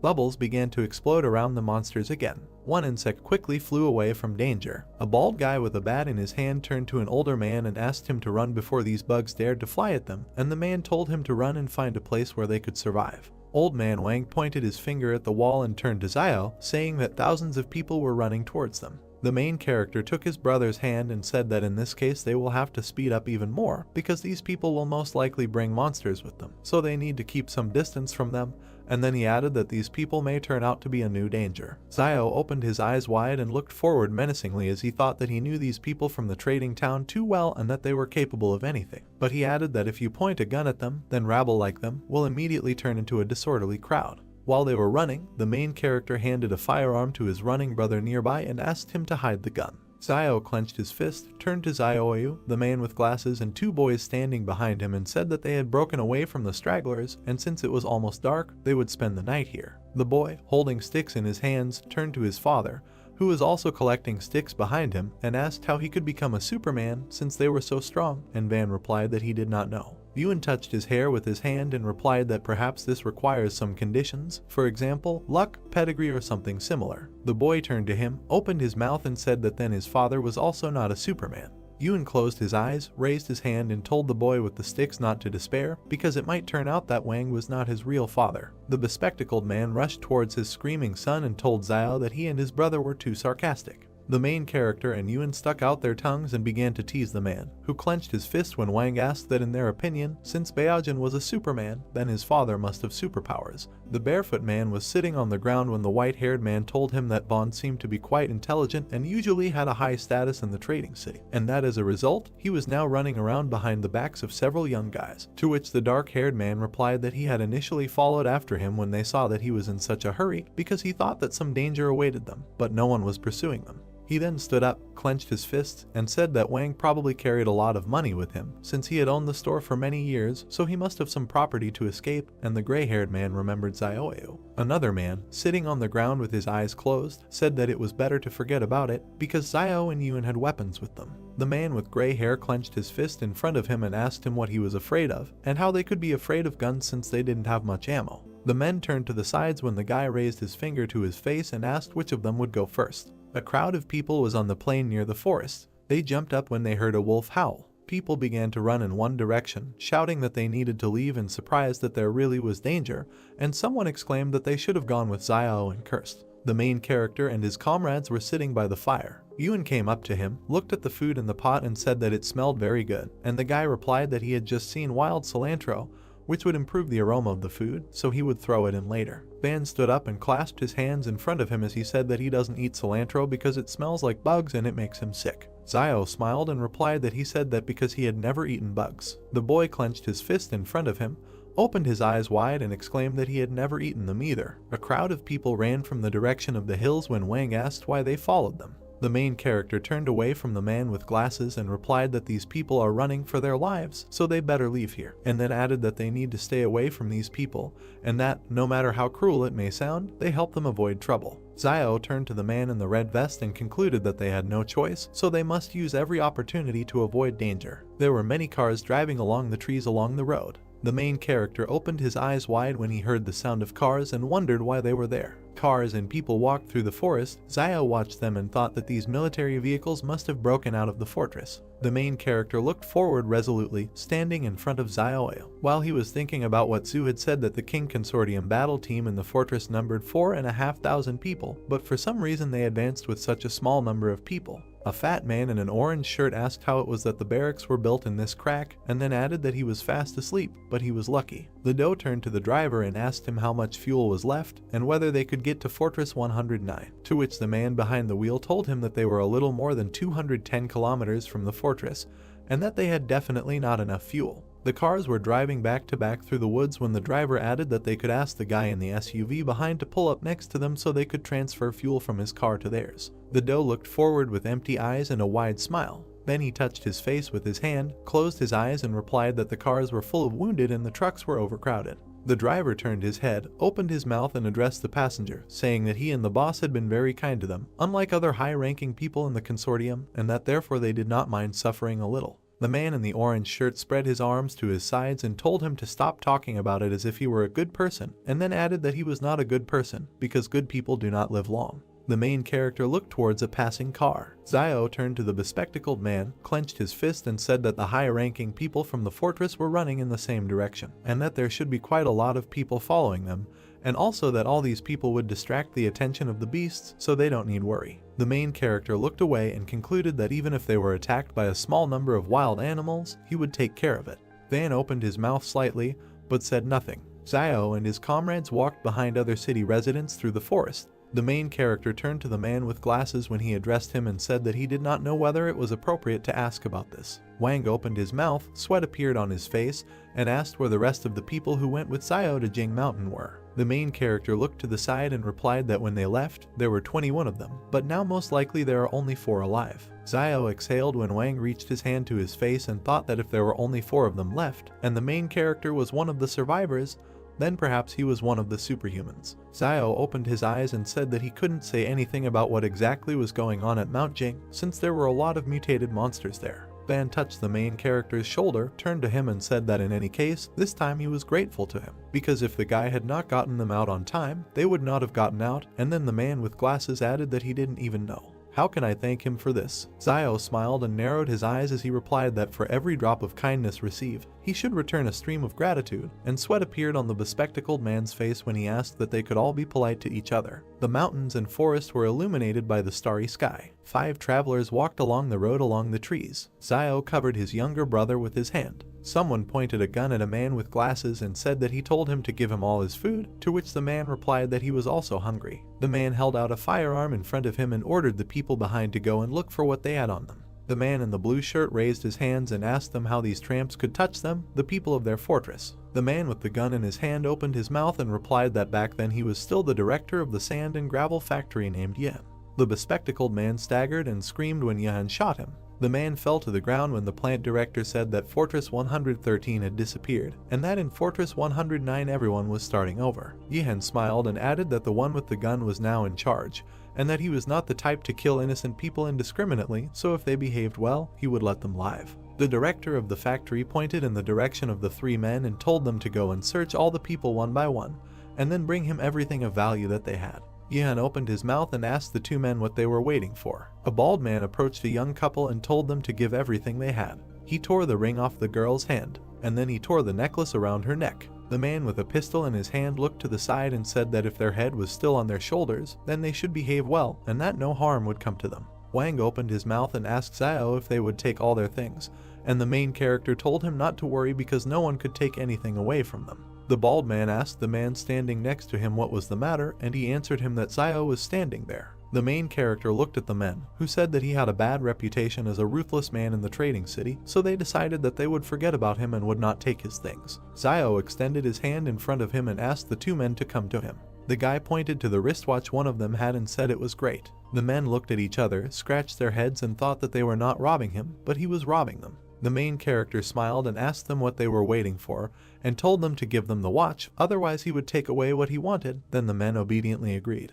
The boys bowed to Zio as he praised them and wished them luck. The main character extended his hand with the watch to the boy and said that each one should have one item, so that later he could keep track of the time, and Van told his son to thank his uncle. The child looked at his watch and wondered if it was definitely from the same generation. Zio turned away from his comrades and told them to follow him, and that they would find a place to rest and set off in the morning. The guys walked around large stones. The main character looked at the girl who was convincing someone not to be afraid, because now the teacher will take care of everything, because the most important thing is that they were able to escape. The girl covered the people behind her with her hand when she noticed Zio. The guy looked down, thinking that these were students. A crescent moon shone above the trees. A crowd of people was near the forest, and several more people were sitting around the fire. The main character looked away. People in identical uniforms were sitting by the stones, while Zio thought that they were all really students of the fortress's second high school. The protagonist continued to look away as he remembered that he had heard teacher Zhang mention earlier that there were dozens of schools in the fortress, and that large fortresses had elementary, middle and high schools, and even universities. The two girls clung to the woman as Zio thought about how he had previously heard the teacher say that the students in the fortress could study in pure classrooms, and that there were many teachers there who could teach them the basics. The fire burned brightly as the guy added that they didn't have to go into the wilderness, didn't have to work, and they were getting some student allowances. The main character looked down and sadly thought that it sounded nice, and that he just had to be born inside the fortress. Zio put a stick in the fire when he thought that even though he said this, he doesn't know what happened to those little brats who were in school earlier and doesn't know how to receive gratitude in the trading city now. The protagonist suddenly opened his eyes when he realized that he had already collected thanks from himself when he unlocked his weapon. He remembered a dark room with a wooden door and decided that if he could thank himself, it meant that now he could easily complete the task. The guy imagined a sword with a black aura and thought that if the black blade is so strong at the initial level, then at the next level, when it is unlocked, it will become invincible. The main character closed his eyes and punched his chest as he began to thank himself for not killing anyone indiscriminately, for raising his brother so well, and for eating grapes and not spitting out the seeds. Yuan looked at his brother in disbelief, sweat appearing on his face. There was a dark aura in the gloomy room just as before when Zio decided that there was no reaction. The girl looked up at the dark-haired woman, addressed her as Teacher Jiang, and said that she was hungry. The woman closed her eyes and stroked the student's hair, saying that if they continued to walk further, they might be able to eat something, because people from Fortress 109 would come to their aid, and then added that if they could not stand it any longer, then the teacher will collect edible wild plants for them. Another student looked at Jiang and asked what they looked like, and the blonde guy added that they could go and collect wild plants to fill their bellies. People were sitting around the fire when the teacher asked the students if they could see them. Jiang hugged the girls, looked towards the guy and said that these people look confident enough that they will collect and eat what they collect later, and the student asked why don't they just ask them for help. Sweat appeared on the teacher's face as she said that now that the fortress is no longer there, they must understand that not everyone is obliged to help them, so they must help themselves. The two students looked at each other and agreed. Zio walked up to the main character and addressed him. The girl smiled, looked at him and said that in that group of students there are many beautiful girls who look his age, and that if at such a time he feeds the girl he likes the most well, she will definitely follow him. Zio touched his forehead with his hand and replied that there was no need to worry about this now, because he needed to deal with Fortress 109 first. And Zio said that if he changes his mind, then all he needs to do is tell her, and she will help him with his children in the future. Water boiled in the container. The main character sat down, holding a bunch of plants in his hands. Teacher Jiang looked to the side and told the nearby students to find the exact same plant he was holding. Zio stopped near the guys picking grass from the ground. Jiang smiled as a student approached her with a plant in his hand and said that they had found it, and that there were quite a lot of these wild plants there. The main character walked up to a man with glasses, handed him green leaves and said that this plant should never be eaten, since he ate it once the year before and had diarrhea for 3 days. Sweat appeared on the disciples' faces when they saw Zio throw away the green leaves. The guy in the white suit threw the plant to the ground. The main character looked to the side and realized that they were following his example. The guy pointed his finger at the grass next to the bespectacled man and told him that the small clump of plants at his feet was a purse, also known as a shepherd's purse, and that it was edible. The plant's leaves were arranged in a circle. The guy added that when consumed raw, it may taste a little bitter due to plant alkaloids, but this is insignificant compared to the desire to survive. Van opened his mouth and replied that he was clearly underestimating him because his family often made dumplings with this herb, so he knew for sure that it was edible. Students ran after Jiang when she told everyone to go collect this plant. Her foot tripped on a stone. The girl fell to the ground. The guys helped her up while she said everything was fine. The dark-haired student opened his mouth and turned to Jiang with the words that she had helped them find water and food all this way, and that she did not have to do so much for them, because they were not at school now. The girl closed her eyes and replied that she was their teacher, so she must lead them to the fortress in safety. Xiao turned his head and remained silent. The girl with her eyes closed took a bite of grass. Then she stuck out her tongue, spat out the contents, and exclaimed that she was bitter. The girls began to hug the teacher, saying that they missed home and their parents, and that they did not know where they were now. The main character was sitting by the fire when Yuan told him that they were all crying, and Xiao replied that everything was fine and that they didn't need to get involved. Several people were running in the same direction when someone said that there was a fire there, so there must be someone alive there. The guy in the striped shirt exclaimed that, just like he said, he was able to lead them to other people. The man was shaken by hand and thanked. He smiled and touched his head with his other hand as the man in the dark suit talked about how he helped them get away from the crazy bugs and brought them here so they could join the others, and that he was the greatest Superman he had ever saw. The man in the striped suit replied that this is what he had to do, because the great sage, equal to the sky, must pacify demons and protect people. The people sitting around the fire watched them silently. Xiao continued to watch carefully. On the back of the man in the striped uniform it was written that he was from the psychiatric hospital of Fortress 113. The main character looked forward emotionlessly and thought that the guy had a mental illness. The men standing behind their savior were talking about how he was an escapee from a mental hospital and not one of those whom the King Consortium had captured some time ago, and that he was still a superhuman who could summon a stick and become physically very strong. People surrounded the guy in the striped uniform and kept talking about how he claimed to be the reincarnation of a great sage equal to the sky and that they didn't know if it was true or not. The smiling patient was observed by Yuan and Xiao, who thought that if he were not a Superman, then people would really just consider him a patient who escaped from a mental hospital and that he saved everyone, but they are still only half believe what he says. The blonde guy turned around and opened his eyes wide. They reflected the main character and his brother. The guy in the striped suit started pushing people around and telling them to make way for him.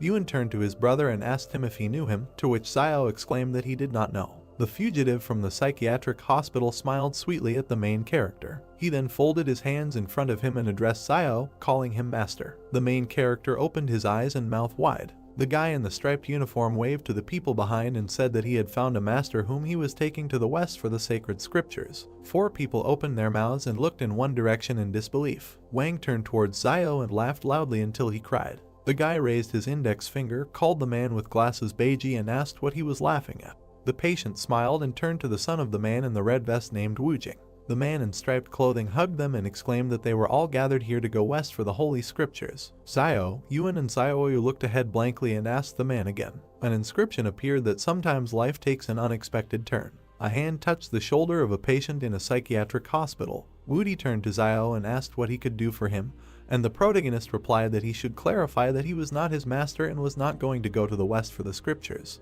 The man crossed his arms over his chest and asked the guy which direction he was going now, and Xiao replied that they were heading towards Fortress 109, which is located in the southwest. The man clenched his fist in front of him and said that the southwest was just in the west, and that perhaps he did not realize it yet, but he was already on the way to receiving the scriptures in the west. Xiao held out an open palm in front of him and repeated that he was indeed not his master, and that Wang was not Beiji, just like his son Dallin was not Wu Jing. Yudi waved his hand and exclaimed that it didn't matter, and the man with glasses grabbed his head and asked about how it didn't matter. A man with a gun appeared behind the blonde man, began to threaten Jiang and told them that he had not seen them before, so they should hand over everything valuable that they had. The man with thick eyebrows opened his mouth wide. Wudi pointed a stick at him and called him by name Zuanfeng.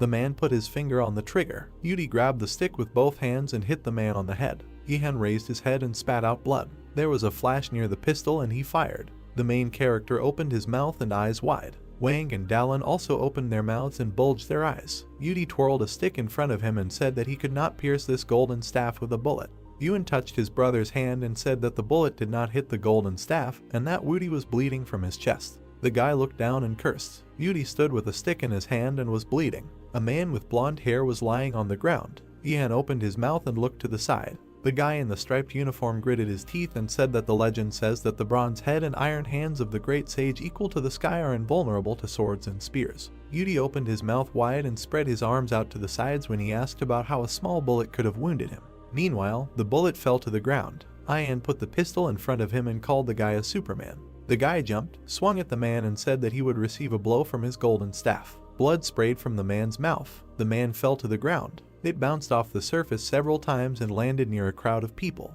Yudi put his hand on his belt, opened his mouth and said that this is called destroying the demon, eliminating evil and promoting good. The guy in the striped clothes gave a thumbs up and exclaimed that he was good. Wudi turned to Xiao, and Yihan was still lying on the ground. His eyes were empty and blood was flowing from his mouth. People started looking at each other and smiling. Many refugees stood in front of Yudi, some bowed and thanked him, and he asked why they were doing this. The guy touched the main character's shoulder and told people to thank his master. The guy and the girl looked at each other and remained silent. People stood in several rows, bowed together and expressed gratitude. A system notification appeared indicating that Xiao had received 10 commendations from refugees. He looked forward resolutely, surprised that he had received so many gratitude coins at once, and thought that usually he had to work hard to get them, but now he did it without difficulty. The main character touched Yudi's hand, called him his student and asked if his wound hurt, and then offered him his medicine for external wounds. Xiaoyu, Yuan, Wang and Dallin looked ahead blankly, thinking that going west to get the scriptures was foolhardy. Xiao put out his hand, smiled and asked the man with glasses to bring his older brother something to eat.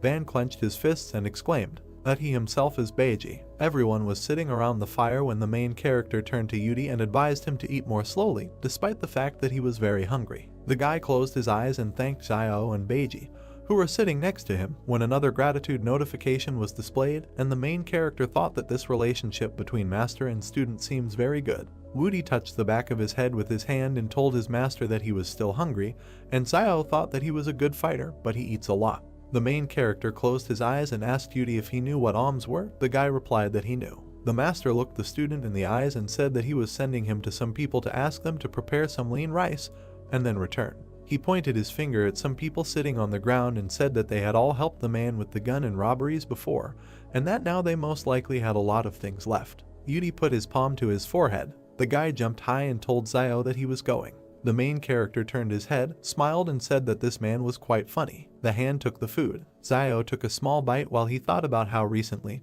more and more, it seems that everyone's unusual abilities are more or less related to spiritual power. He remembered the lieutenant and thought that there was a direct relationship between the Shadow's combat power and his spiritual power. Xiao looked at Wudi and decided that he expressed this even more obviously, since he imagined himself to be a great sage equal to heaven. His golden staff had actually appeared, and he himself was gradually approaching an inhuman state in his physical qualities. Sitting by the fire, the main character looked sternly ahead and thought about his spiritual strength, but realized that there was no clear answer yet. Feet walked on the ground. Jiang touched her hair with her hand and asked Xiao if she could take some fire. Jiang timidly asked to exchange some fire for their dry firewood. The guy looked up and agreed. The girl leaned towards the fire and thanked him. The hero received thanks from her and the tramps. They leave, saying that they now have fire. The guy thought sadly that for people who have no experience of surviving in the wild, it is very difficult to survive in such conditions. Wudi with bags of food hands Xiao a bar. He replied that he is not hungry, he got it himself,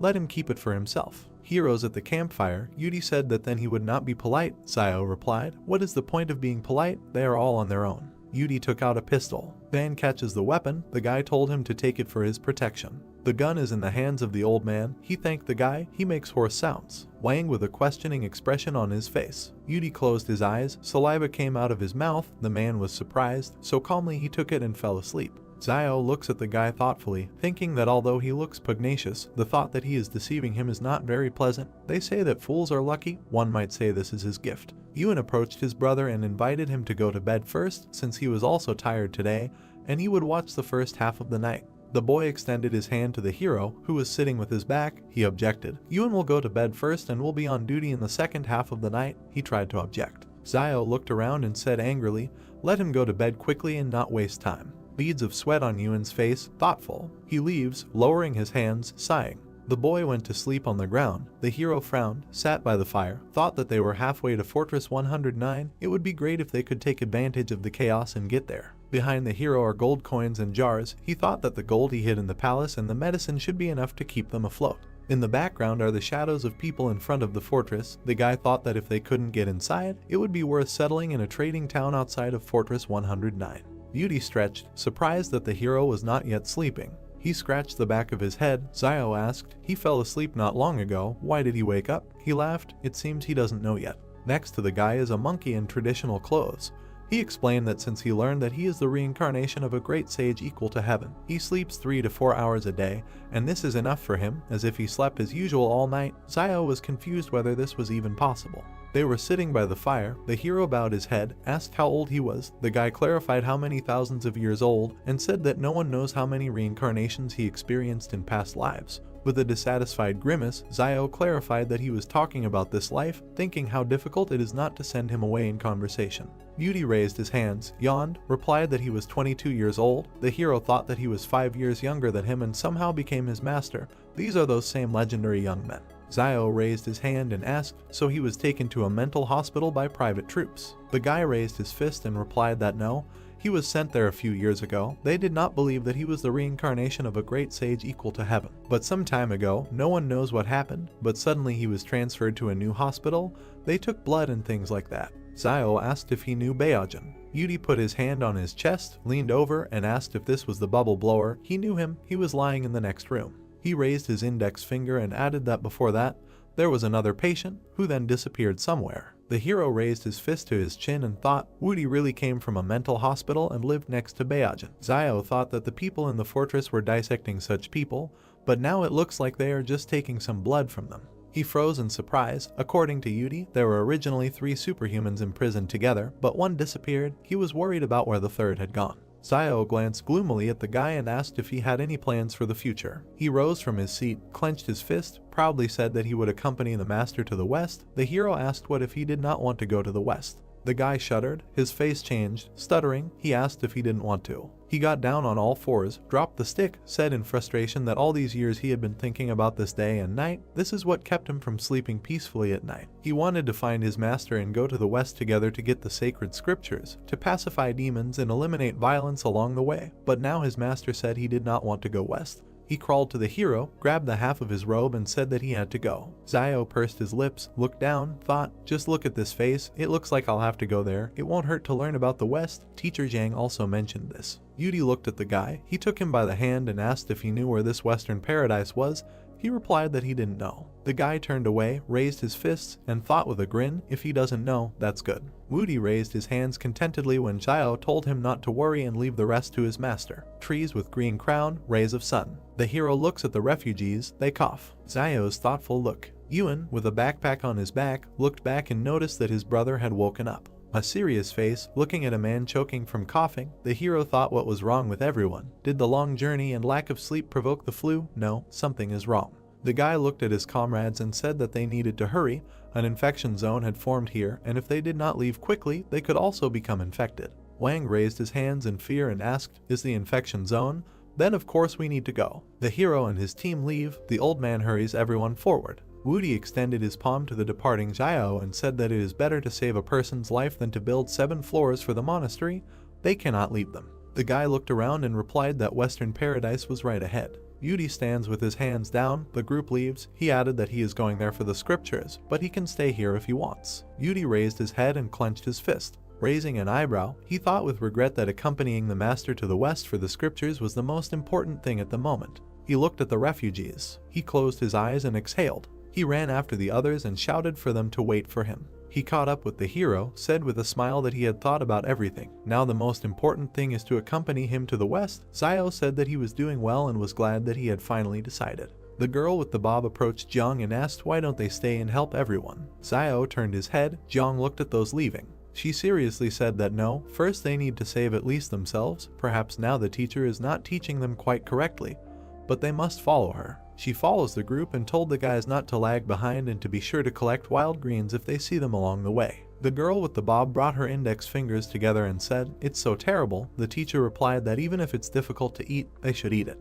Jiang and her guys follow the hero's company. The refugees look at them. A crowd of people among the trees. Zio wondered why they came so far and did not encounter a single wolf. It is reasonable to assume that they as a group do not pose any threat to them. Maybe they are scared off by a large crowd of people. He frowned, thinking that he couldn't reveal his superhuman abilities until it was necessary, but who knows what the 109th fortress does to superhumans. Yun grabbed his brother's robe, pointed with his finger, and noticed a car in front. With a stern look, Xiao looks at the cars in the distance. Aren't these the King Consortium cars? Are they really so unreliable? It looks like these cars broke down not long ago, and they might meet King people if they go forward. Sunset, sun over the trees, someone shouted that they saw the King Consortium. They should ask them for help. The guy with the backpack runs forward. He said with a smile, finally they are reunited with the army.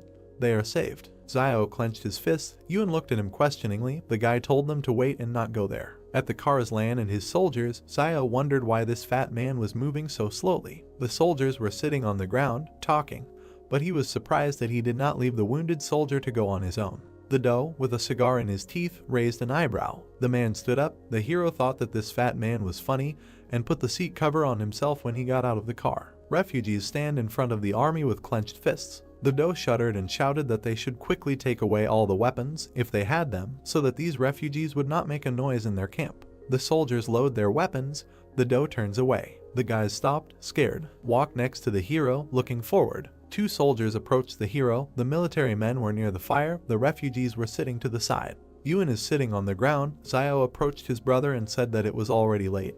He needed to find a place to stay somewhere nearby. Wang approached the hero and whispered whether it was dangerous for them to be so close to the people from the King Consortium because they killed several pursuers when they fled. The guy looked back. He looks towards the camp and replied that everything should be in order. They can stay here with peace of mind. If something bad happens, they will simply run away into the wasteland again. The heroes are sitting by the fire. Xiao said that in the current state of affairs it is better for them to follow the main group for now. He is a little afraid that the wolves are just waiting for someone to fight off the group. Soon Wang looks at him. He agreed with the guy. Yudi is sitting on the ground. Xiao stood up, turned his back, said, okay, he will go with the great sage to collect brushwood and let the guys rest. Wudi walks behind the hero with his hands behind his head. Xiao thought about not having the intention of harming others, and at the same time, remember to protect himself from the evil intentions of others. He still has to keep an eye on Wudi. Maybe he joined them with ulterior motives. They were collecting firewood. He thought that there was nothing wrong with being careful. There were still a few days ahead, and if during this time he did not find any ulterior motives, then he could accept it openly. Yudi approached the hero and asked if he hadn't said this morning that the Western Paradise was just ahead, but why didn't they come there after a whole day's journey? Xiao raised his shoulders and, spreading his arms, said, the Western Paradise is moving. The guy asked, he thinks he is stupid. Xiao said in confusion, such an answer really can't fool even a fool. He placed his hand on his shoulder and asked him if he had any desire other than to accompany him west for the scriptures. The guy scratched his head, smiling nervously, replied that indeed there was another desire. The hero asked what. Drops of sweat on Xiao's face. Surprised, the guy replied that he was looking for a girl named Zixia. Wudi sternly said that after his reincarnation, there are two things he must do. The first is to accompany the master to the west for the scriptures, and the second is to find Zixia. He raised his fist. There was a glow all around. Xiao doesn't understand. This is also something from the plot of Journey to the West. What kind of book? Jiang and her students appeared in front of them with brushwood. She said that they did not need to collect them. She would be happy to help them collect them. The hero frowned and thought, the more people add brushwood to the fire, the brighter its flame will be, so that's good. Standing opposite each other, Xiao leaned forward, thanked her. She said that if he had not lent them the fire earlier, the students would have frozen and gotten sick. They turned around. The teacher said that they had left and were going back. Xiao replied okay and thought that he just shared the fire with them.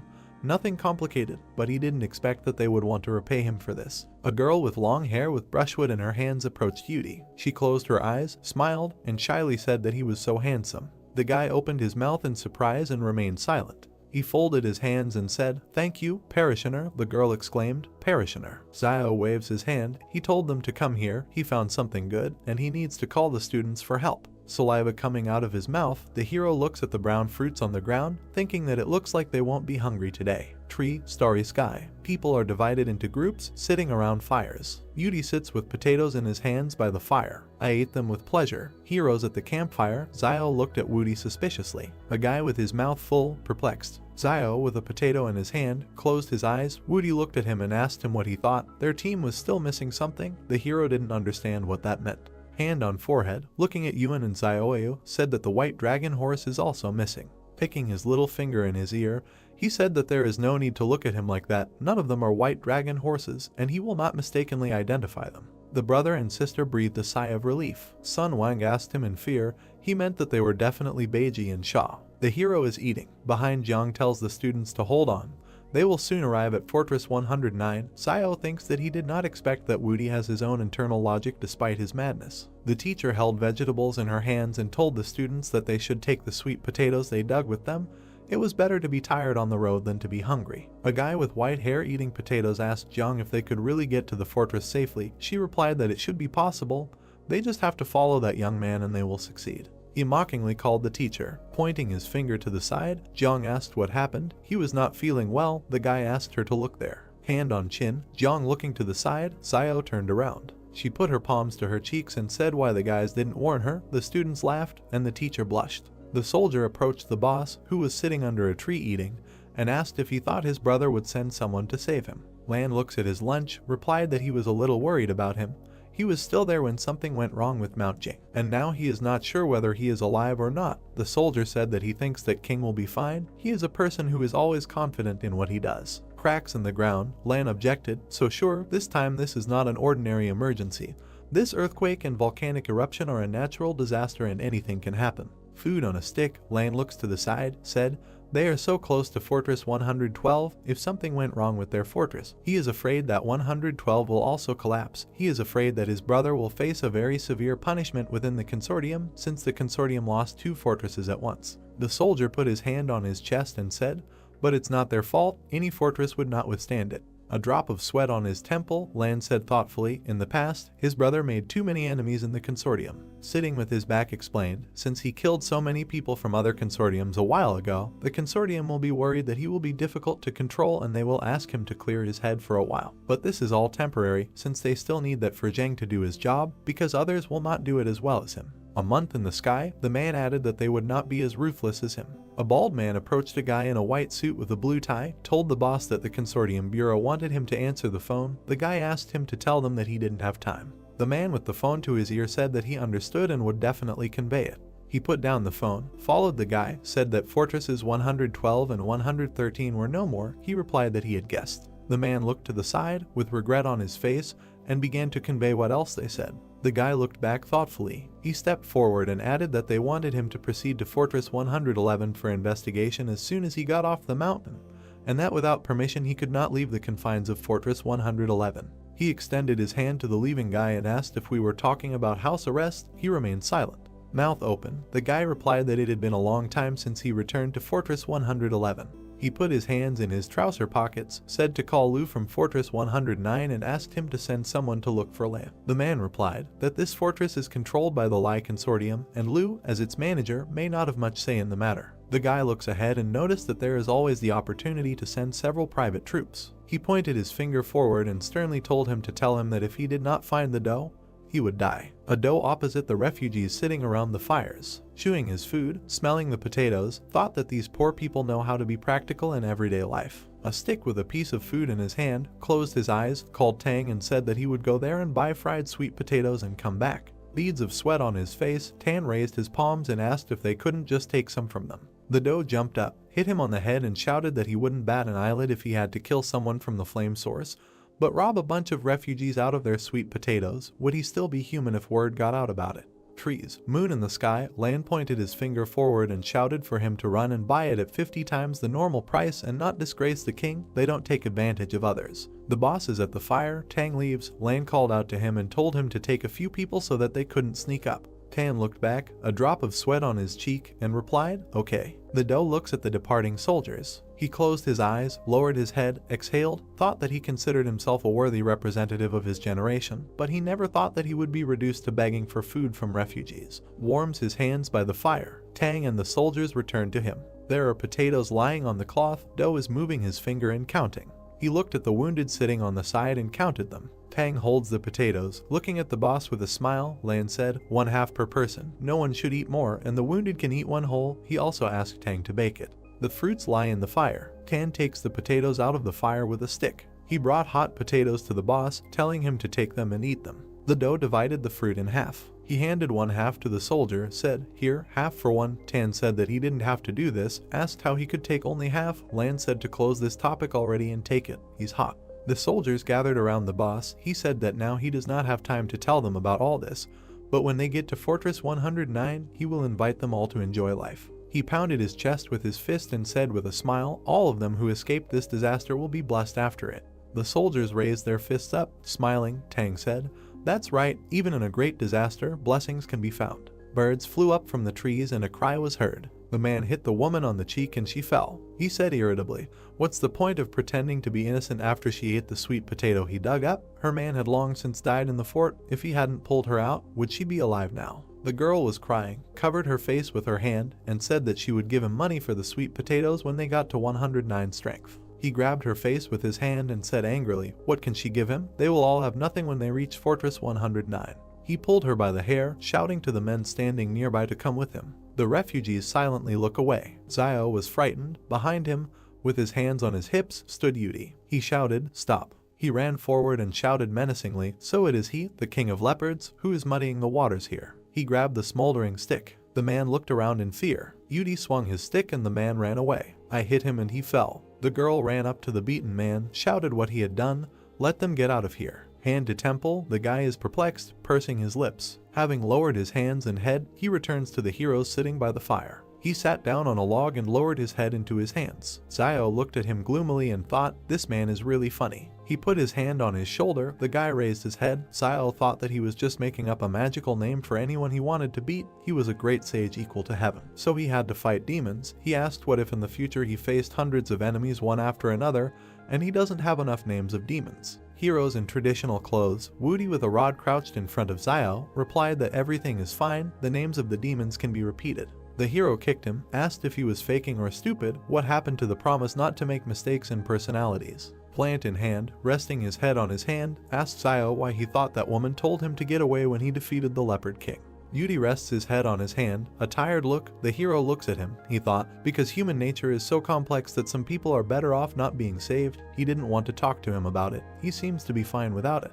Van sat down next to Yudi and said, "He's just still too curious. He can save himself a lot of problems if he uses words in his life that are not theirs and none of his business." The guy opened his mouth slightly and asked in surprise what he meant. Van smiled and said why should he do something and interfere if it doesn't concern him in any way. Yudi hit the old man on the head with a stem and said, "Boar, it's none of your business." The heroes watching this laughed. Night, the wind fans the flames of the fire. A paw with claws and shackles. Xiao looked around in fear. The heroes look into the dark forest. Yuan asked his brother what that sound was. He replied that he needed to run, get out of here now. Monsters in chains are running towards them from the forest. Many monsters with angry eyes began to crawl towards the people. The whole group began to look at Xiao, who pointed his finger at them to run away into the forest. The protagonist's gaze was filled with confidence and aggression. The monsters began jumping on people, grabbing them and trying to kill them. Everyone was very scared. Birds were flying in the sky. The night itself was restless. The stomping of people began to be heard quickly.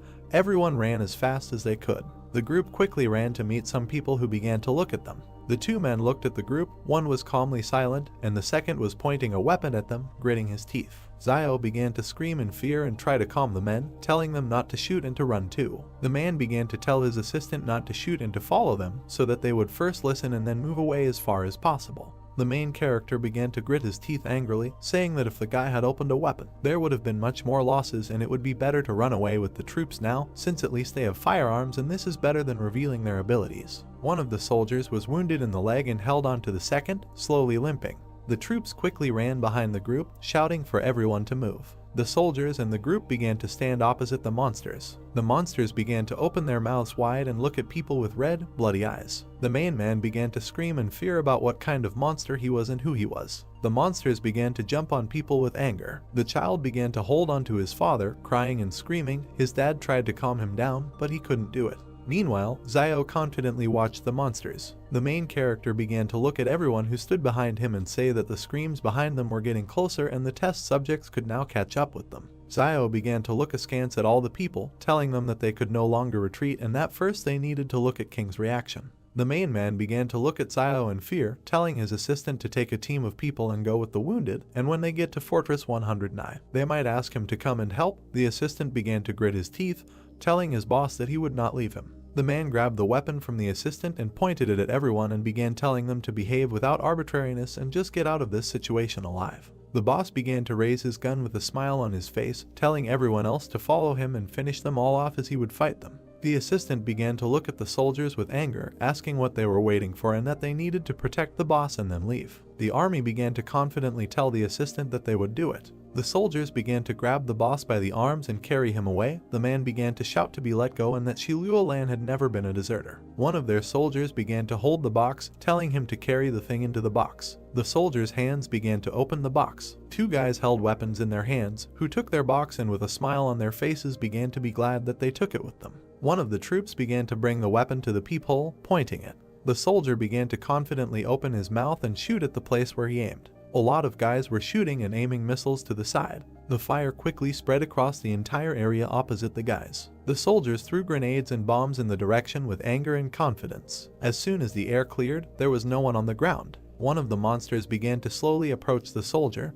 who was throwing grenades in the other direction. The guy wounded in the eye began to look in the direction where the sounds were mocking. The wild monster aimed its bloody teeth at the soldier's neck, killing him completely. The guy clenched his teeth and began to look at the monster out of the corner of his eye. The man's hand began to quickly open the grenade. There was a huge explosion on the spot as everyone else looked on. Xiao looked to the side through the smoke, gritting his teeth. One guy's foot began to move towards the monsters. The guy with white hair and a golden wand began to open his mouth wide and tell the brave demons to see where they could run now. The main character began to confidently look forward, telling his assistant Yudi to go in the other direction. Xiao began to look at the monsters, holding his sword tightly. Yudi with a smile on his face began to look at the main character, telling him that in this life he is more deadly and much better than in his previous life when they were indecisive. Xiao began to cut the monsters in half with quick movements. The guy began to look at the people looking at him and shouted at them to run away. Old Man Wang, Yuan and Xiaoyu began to look at the main character in fear without doing anything.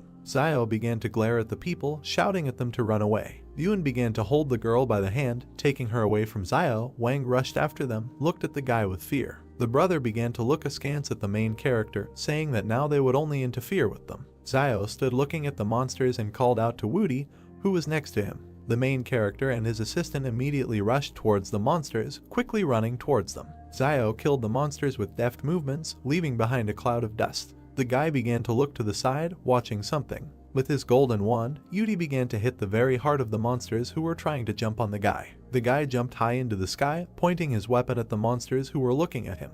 Yudi began to quickly swing his stick, killing several monsters at once. The guy stood confidently on the bodies of the monsters, putting his weapon behind his neck. Xiao stood there in shock and looked at Wudi, saying that it was unexpected that this guy's strength was much higher than Xiao himself thought. The guy began to point his finger at himself and, with a smile on his face, tell the monsters that from now on they would call him, but Yudi did not have time to say. Xiao kicked the guy, telling him not to waste time. The main character and his assistant began to run towards the people. Yuan began to look at Xiao, asking if he was okay. The main character answered his brother that he was fine. Xiao began to fearfully look into the depths of the forest, where they were shouting and calling for help. The main character and the others ran towards the sound and saw an overturned car. The boss began screaming from the window, closing his eyes and asking to be pulled out. Yudi hit the car with quick movements, opening the door. The guy stood near the car and told the boss that now 2 of his soldiers were gone. The man stood on his knees, saying nothing. Xiao began to take the boss by the hand, telling him to move and follow him.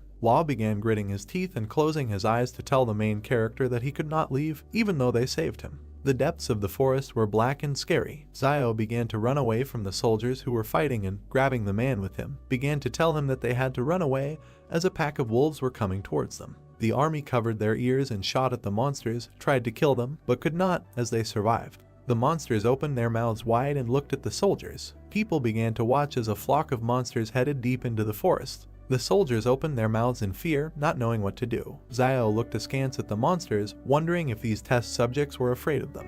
The main character began to hold Wudi's shoulder and tell him to call Wang Fugui and the others. The guy hesitantly scratched his head, asking Xiao who Wang Fugui was. The main character smiled at the guy and said that this was Ba Jai, who should be told to wait for them there and not come back, because if something strange happens, they should continue to run for their lives. Xiao didn't understand why Yudi doesn't understand anything unless you mention names from history. La began to look at his soldiers, who were wounded and lying in a pool of blood. The boss and Xiao quickly began to head towards the wounded. One of the soldiers held his stomach and showed his hand to La, saying that he should not be here since the monsters might return soon. The main character watched as the boss squatted down next to the guy and asked if he had anything to tell him.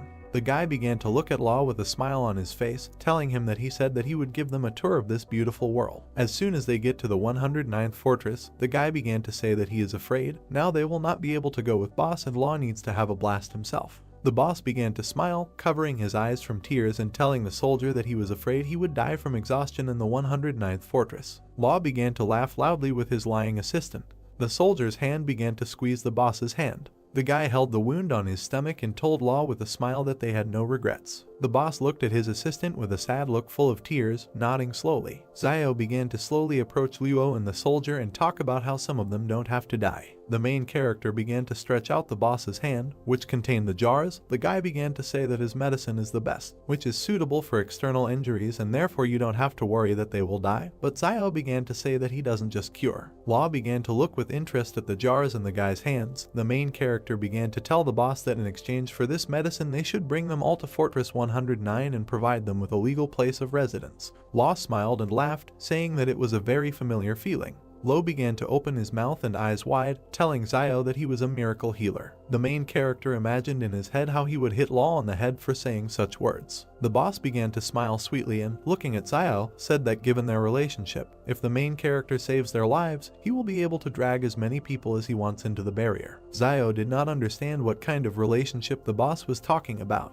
Law laughed and scratched his head from discomfort, saying that they had a relationship between a doctor and a patient. The guy looked at the boss with a smile. Xiao began to close his eyes and throw jars into the boss's hands, saying that he would remain calm and would not ask what diseases he was treating for and that this medicine should be applied to the wounds. Lo began to smile and say that he understood everything. Xiao began to look askance at Luo and holding him by the shoulders, asking if he was thinking of capturing him when he healed his soldiers. The boss held jars and said that in fact his main goal was to catch Zhu Xianchu, and the main character just his accomplice. Xiao smiled, looking at the boss and told him that this was good. Law began to approach the soldier, telling him to hold on. The boss's fingers began to apply medicine to the wounds. The guy immediately began screaming in pain, which was created by the medicine. The main character began to wave his hand at the soldier's wound, telling the boss to hurry up, finish and hit the road. A loud cry of pain from wounds began to be heard from the mountains. Yuan began to look at Xiao with a smile. The main character began to tell all the guys that everything was fine with him and they should move on.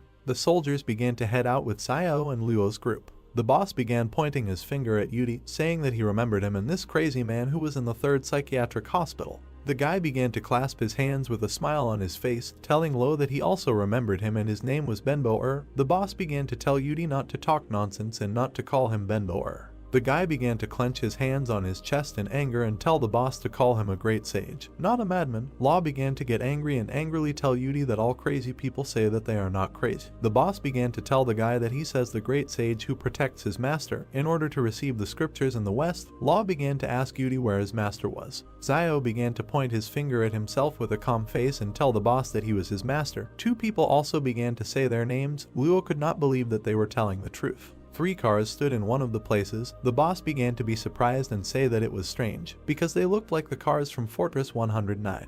Law began to point his finger up, smiling and saying that most likely they were saved. Law began to sit on the edge of the car seat and hold the walkie-talkie. Questions began to be heard from the walkie-talkie about who he was. Lo began to smile and shout, saying that he was Lolan and he needed to be connected to his brother. The guy at the end of the walkie-talkie began to ask Lo where he was and whose walkie-talkie it was. The guy asked the boss if Lu Yun's people had taken him. The soldier began to talk on the walkie-talkie that on the way he met the vehicles of the 109th fortress and they were probably Lu Yun's men who were attacked along the way. The man began to look ahead confidently, holding the walkie-talkie and telling Luo to take a break when she reached Fortress 109 and not to return to the King Consortium for a while, as the people were going to put him under house arrest for a while and the boss would probably have to suffer a harsher punishment when he returns. The guy began to sigh and tell Luo that when he gets to the 109th fortress, tell Lu Yuan that Ren Xiaosu, Zhu Xianchu, Yang Xiaojin and Luo Zhenyu are wanted, and especially Zhu Xianchu. The boss began to sit in the car, telling the guy that he had one thing,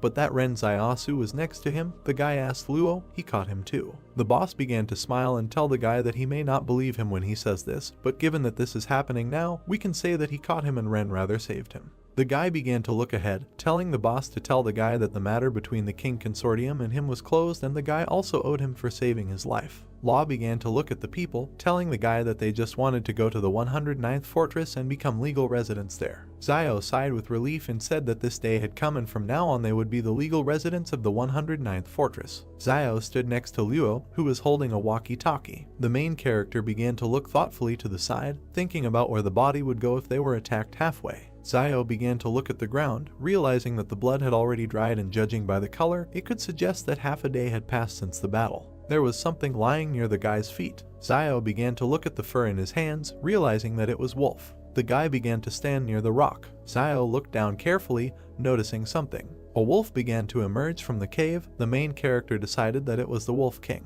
The animal began to look at the guy carefully. Zio looked confidently at the wolf, deciding that they had been chasing him all this time. The guy looked at the wolf, who was slowly walking away from Zio, doing nothing. The main character did not understand why he did this. The boss began to raise his hand high, telling everyone to climb in, since now they have a car and everything will be faster. All the people began to look at Zio with a smile, and Yuan began to shout to his brother to sit down and they would leave. The main character began to look at his brother, smiling sweetly. The car began to drive away. Yuan began to ask Zio if they could overcome the barrier. The main character began to say that if they arrived, they would not have to be careful while resting. Zio patted his brother on the head and with a smile on his face told him not to worry and from now on their life would only get better. Van lowered his eyes and sadly began to say that some things were too difficult for him to achieve, but for people on the other hand, they were absolutely familiar. The boss began to pull a cigarette to his mouth, telling everyone not to take it so seriously about what they promised. Luo began to add and say that the kin people can still fulfill their promises and their association will not lie, since this is not, it will make sense. Van's eyes began to look surprised.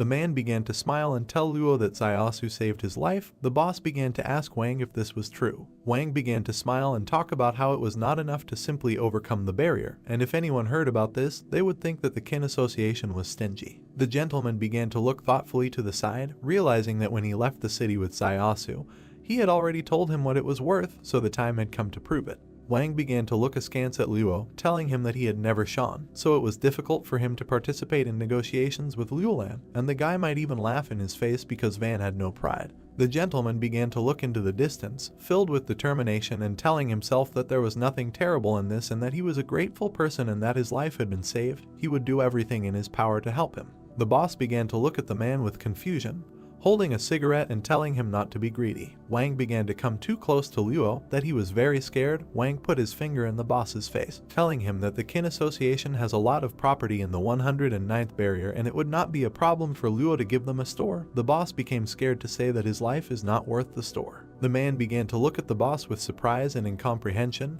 not knowing what to tell him. Wang began to pat Luo's shoulders, asking him about what his brother said that he owed Zaiasu a favor. The boss did not understand what the guy was trying to say. The guy began to smile and looking at Law, asking him if this service was worth the store. Law smoked a cigarette and, looking at the guy, said that it was all worth it. Wang thought about something and realized that it was rumored that Luolan treated his brother better than himself. The boss's hand began to put away the cigarette, telling Wang that he would prepare a good store for him, but from that moment on, all debts between the kin alliance and you were closed. The guy began to smile slyly, looking at the boss and asking him how much the lives of his people were worth. Zio began to watch as Luo touched Wang's head and told him that he couldn't ask for everything at once and that first he would prepare the best store for him in the most suitable place. Wang smiled sweetly, telling the man that he knew when to stop. The main character began to look in surprise at Yudi, who had a golden headband on his head. The guy began to ask him where he got it. Zio had not seen this headband before and it could be that he again imagined it as a golden cane, because all the powers of Yudi up close are formed thanks to the imagination.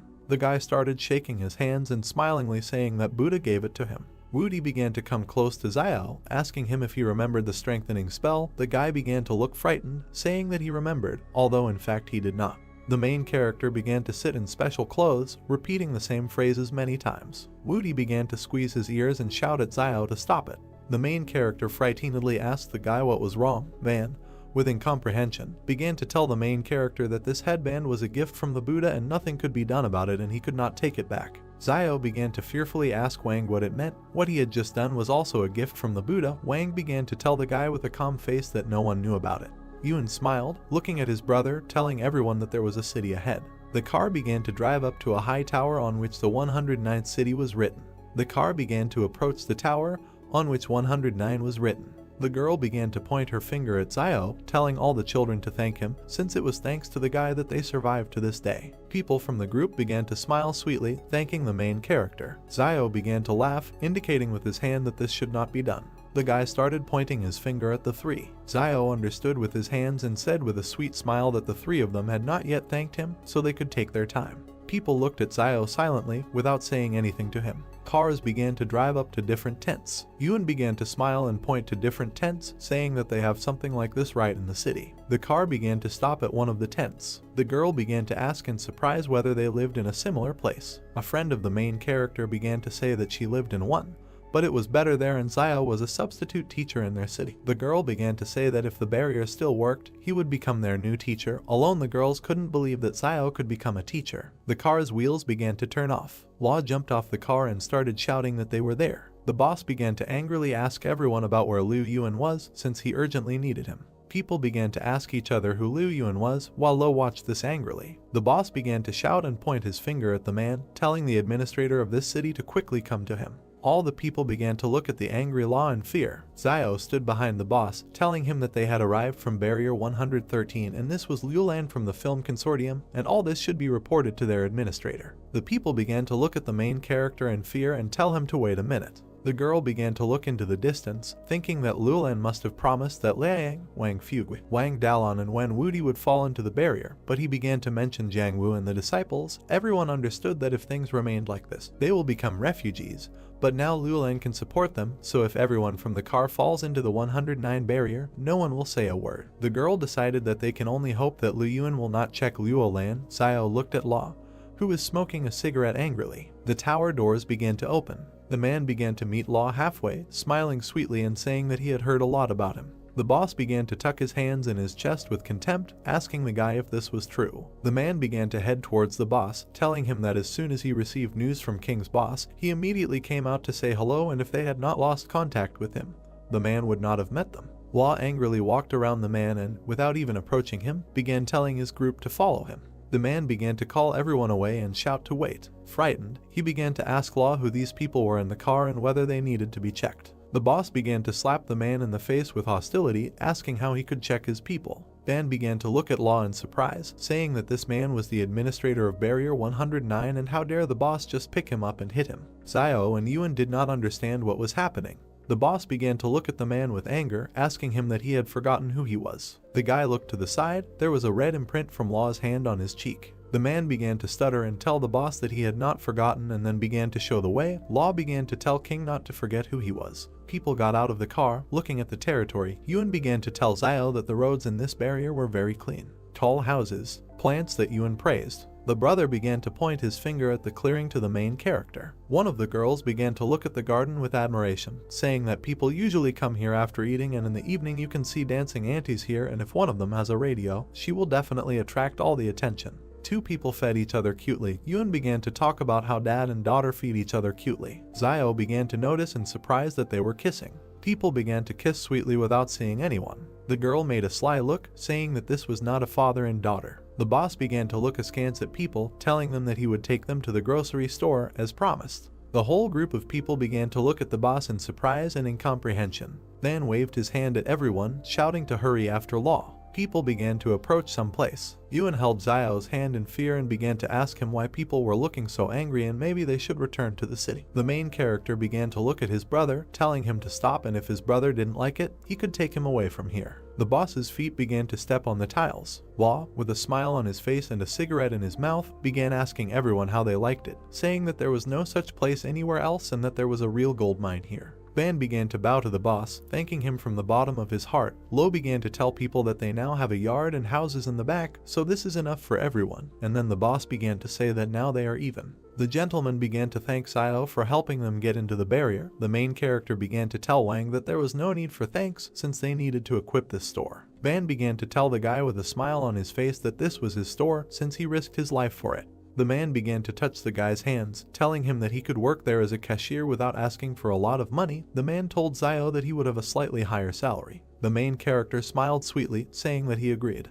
Van was surprised to not believe that the guy agreed so quickly. Zio began to come closer to Wang's ear, telling him that 30% of the profit from the store was his, so the money from his antibiotics also belonged to him. Dan didn't know what to answer the guy out of surprise. The gentleman began to smile at the main character, saying that he would try his best. Someone began to watch them. Zio began to understand this out of the corner of his eye. The guy quickly began to look to the side, spreading the tent, but did not see anyone and decided that he had imagined it. Zio stands in front of the woman, asking her what she plans to do. The girl looked at one point with fear, continuing to remain silent. One man addresses the main character, telling him not to worry, and as soon as he receives his residence ID, they will immediately prepare his enrollment, adding that teacher Jan Wu can continue teaching, and the students can continue studying under her guidance, and the school will take care of the place of work and salary. Holding his hands on his chest and covering one eye, the man notices that this is not kindness at all, but they have all gone through fire, water, and copper pipes, so the King Consortium can cope with such a small task, to which Zio asks what he is. So kind old man Wang turns to the guys, asking if the Lai Consortium is not responsible for this barrier, and whether he will keep his promise, to which the man replies that the Lai Consortium will not bother with them over such a trifle. Friendly patting the old man's shoulder, he tells him that matters between the consortiums can be both complex and simple, and if there is no money involved, then everything is fine, to which the man Wang says that he understands him. The main character begins to think that it costs the consortium nothing to enroll a couple of students. Moving quickly and holding his hand on his chin, Zio with a gentle smile asks the uncomprehending guy how much pocket money the school gives to its students, to which the man replies that about 900 per month, and it all depends on the barrier, because the student receives as much as needed to survive for a month. Suddenly, someone grabs Yuan by the shoulders. Zio, towering over his blushing brother, says with a smile that he and Yuan also want to go to school, and money is not a problem, because they just want to study. Holding the other characters, hugging them on his shoulders in front of the shocked man, Zio reveals that not only he, but also Wang Fugui, Wang Dalong, little sister Zioyu, and Chen Wudi, all six want to visit the school, to which the man asks him that Wang Fugui is already over 40 years old and he will also go to school. Tired, touching his head with his hand, the man says that they will forget everything, and the main character, Yang Li Yuan and Wang Dalong, are age appropriate, so they will come up with something. The little boys start crying and opening their mouths wide, saying that they don't want to. The guy, menacingly folding his hands on his chest, scares them away, asking in response that they think that they have the right to vote in this situation. The man quickly places his hand on top of the guy. He, standing friendly with Zio, pointing to his heart with his other hand, turns to him, telling him not to rejoice too early, and he doesn't owe anything to the King Consortium yet, but if he wants to get into school, then he needs something due for them. The main character passes the bottle to the man, noting that he knows that Luo needs it. With incomprehension and contempt, the man looks towards the main character leaving with his younger brother, asking himself in his head that he also calls him a fat Luo man. The hero's boots walk briskly across the square among the city houses. Their whole group ends up in a beautiful room with a Chinese concept. The brothers look around. Yuan with interested eyes says that this store turned out to be much better than his expectations, to which the elder tells him that now their lives will be much better. Old man Wang, peeking around the doorway with his son, tells Zio to go and look at something. He points his finger at a building with rooms and a corridor to his team, informing them that there are 3 rooms there and they distribute them in the same way as Sister Zio. There will be a separate room. Uncle Wang will be in one room with Dalon, and he, Lai Yang, and Woody will be in the third. A girl with a pretty look, tucking a strand of hair behind her ear, replies that she understands. The old man pats Dalon on the head, answering the hero with a smile that they all obey him. The girl's hand washes the glass with a rag, as does Dalon on the other side of the same window. Zioyu takes the laundry to other rooms while old man Wang and Yuan clean the house. The character Paley presses the flush button,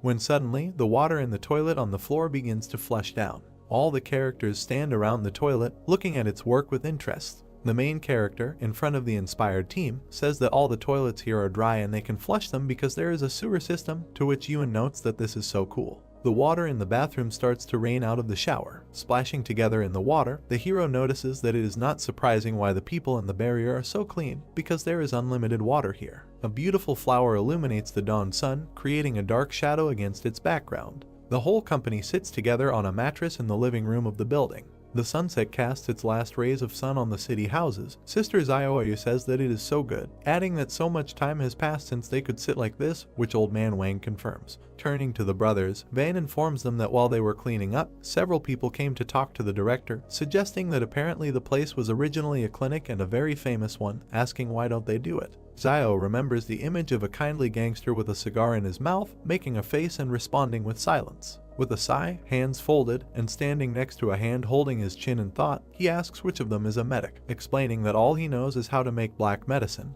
and he thinks they need to sell at first shoes, and these toys will expire if they leave them idle. To which the elder replies that he thinks the guy is right, and they will be allowed to live for some more time, adding that it is too late, and tomorrow he will go to exchange the book for currency Lee, but they only have enough money for a while. Pointing his finger to the side, the old man turns to the guy with a smile when Zio says that if they really don't succeed, then they can always promote his store. To which Wang replies that then they will need what they can sell in long term, and there are quite a lot of useful herbs there, asking her herself that he thinks he can use them in his black medicine. Bringing his hand to his mouth, Zio, after remaining silent at first, said, "Maybe this will work, but the black medicine cannot be sold in bulk, and they can only sell it in small portions weekly." The guy looks at old man Wang, holding his chin in his hand, listening to him say that this is more than enough, and something so exclusive in their store, and with these things, they won't have to worry about not having visitors. The brothers, along with old man Wang, look at the night sky, thinking that the dark medicinal heart he received with the gratitude token can be divided into 3 alarms, and the bottle can be divided into 5 or 6 for sale, so it should not be so difficult. There are bars of gold and coins on the table, to which the guy plans that tomorrow he will take a walk around the barter and see that he can live for a while longer. Against the background of city houses and the dark sky, Zio notices that it is already evening, and after so many days of running around, they deserve a good rest. The brothers stand in front of the door. Yuan suddenly shows the guy a piece of paper with a note. Holding it in his hands, he reads that there is a dangerous place, and it is better for them not to stop too far, to which Yuan asks Zio what this note means and who wrote it. Holding the handwriting in one hand and scratching his head with the other, Zio says that the handwriting is familiar to him. Standing up to his full height, the guy holds a note in one hand, thinking about what is probably also in the 109 barrier, asking each other why she left them then, and whether it could be that she too thinks that something serious will happen if she is here, to which the guy tells himself that this is some kind of nonsense, and if she wanted to kill him, she would not have tried to get into the barrier. Sitting with his brother, Zio begins to cry about it, asking why he didn't tell him earlier, and he just got caught in the barrier and now he literally can't get out. The bright sun illuminates an ancient Chinese building. Almost the entire team heads outside after a great morning, stretching and yawning. Old man Van, holding his hands on his sides, turns to the main character, saying that this is simply wonderful and he has not slept so well for a long time. The man holds his head with his hand and cautiously asks everyone where brother Chen Wudi is. The blonde, covering his face from the sun with his hand, walks barefoot through the city, attracting attention to himself, and says that he was locked in a shelter since childhood and could not even imagine that the outside world was so beautiful, and he begins to remember something. Lowering his eyes, passing by a married couple with a child, he thinks that he, too, once lived in a similar place, but these memories are already deep in the past. Suddenly, Woody heard the melody of music, opening his eyes in shock. Dozens of dancing women with fans open in front of him. Looking at the women with the couple, the guy says that he feels so nostalgic. Chen enters the field and begins to dance, attracting attention to himself and humming the beat of the song. He gets up in the dance room, pose, telling everyone to get moving, which makes people feel awkward. All the women begin to aggressively attack him, showing their fists and creating an appropriate atmosphere around themselves. They all start beating Chen together. At the moment, they kick the guy to the side so that he doesn't interfere. The trees against the background of the city sway in the wind. Chen walks down the street, crossing paths with his team. The main character takes the guy by the shoulder, asking if he is okay. Woody, all beaten up and with a blue face, looks at the hero, to which the guy asks who did it to him like that. Walking further past the characters, the guy says that the outside world can be both intriguing and boring. The main character looks at him out of the corner of his eye in confusion, thinking that maybe this barrier is too dangerous and even the elite are hiding here somewhere, remembering that note that told them that this is a dangerous place and it's better to stay too long here. The sun illuminates a huge palace. The story goes that this is Lai's bank. Old man Wang sits down at the employee's table, greeting her and telling her that he would like to transfer money into Lai currency, to which the girl respectfully replies that to transfer foreign currency, the bank takes 23% of the amount, to which the man asks why that is.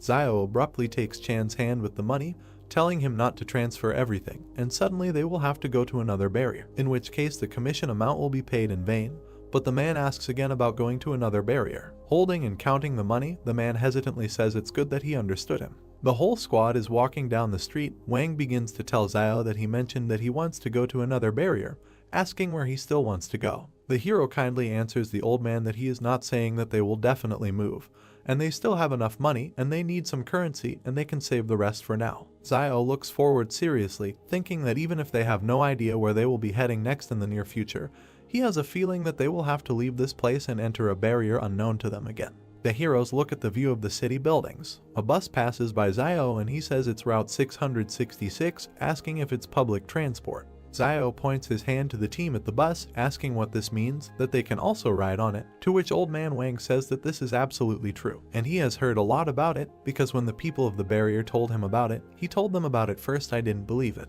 Yuan hands the old man small bags of coins, to which he says that they will ride him. Zio pays the fare inside the bus, and the boys happily run along the bus. While riding a bus in the middle of the city, Yuan tells Yao that life in this barrier is so safe and comfortable, and they only need to complete the simplest tasks, and they live better than refugees. Yuan looks out the window while Zio sits with his hands folded, to which the younger brother says that they probably live well. Zio adds that it cannot be that they do not have problems, even Luolan can have them, and such things do not disappear even if the conditions in which they live improve. Yuan asks his brother if there are people who have no difficulties at all, to which the guy replies that yes, and only the dead do. Junior tells the guy that it was such a great day, and he started saying such things, to which he replies that he is just telling the truth, and even such a fool as Chan Wudi can have difficulties. The blonde sits buried in a pillow and crying, saying that the world can be intriguing and boring, and when you are burdened with thoughts that the world is boring, having forgotten the continuation, he asks what happened next. Suddenly, the main character notices a jeweler's sign from the window. In a moment, the guy is behind the glass, waving at Van and telling him to take everyone back home, and he needs to get off here for a while. Sitting with his son,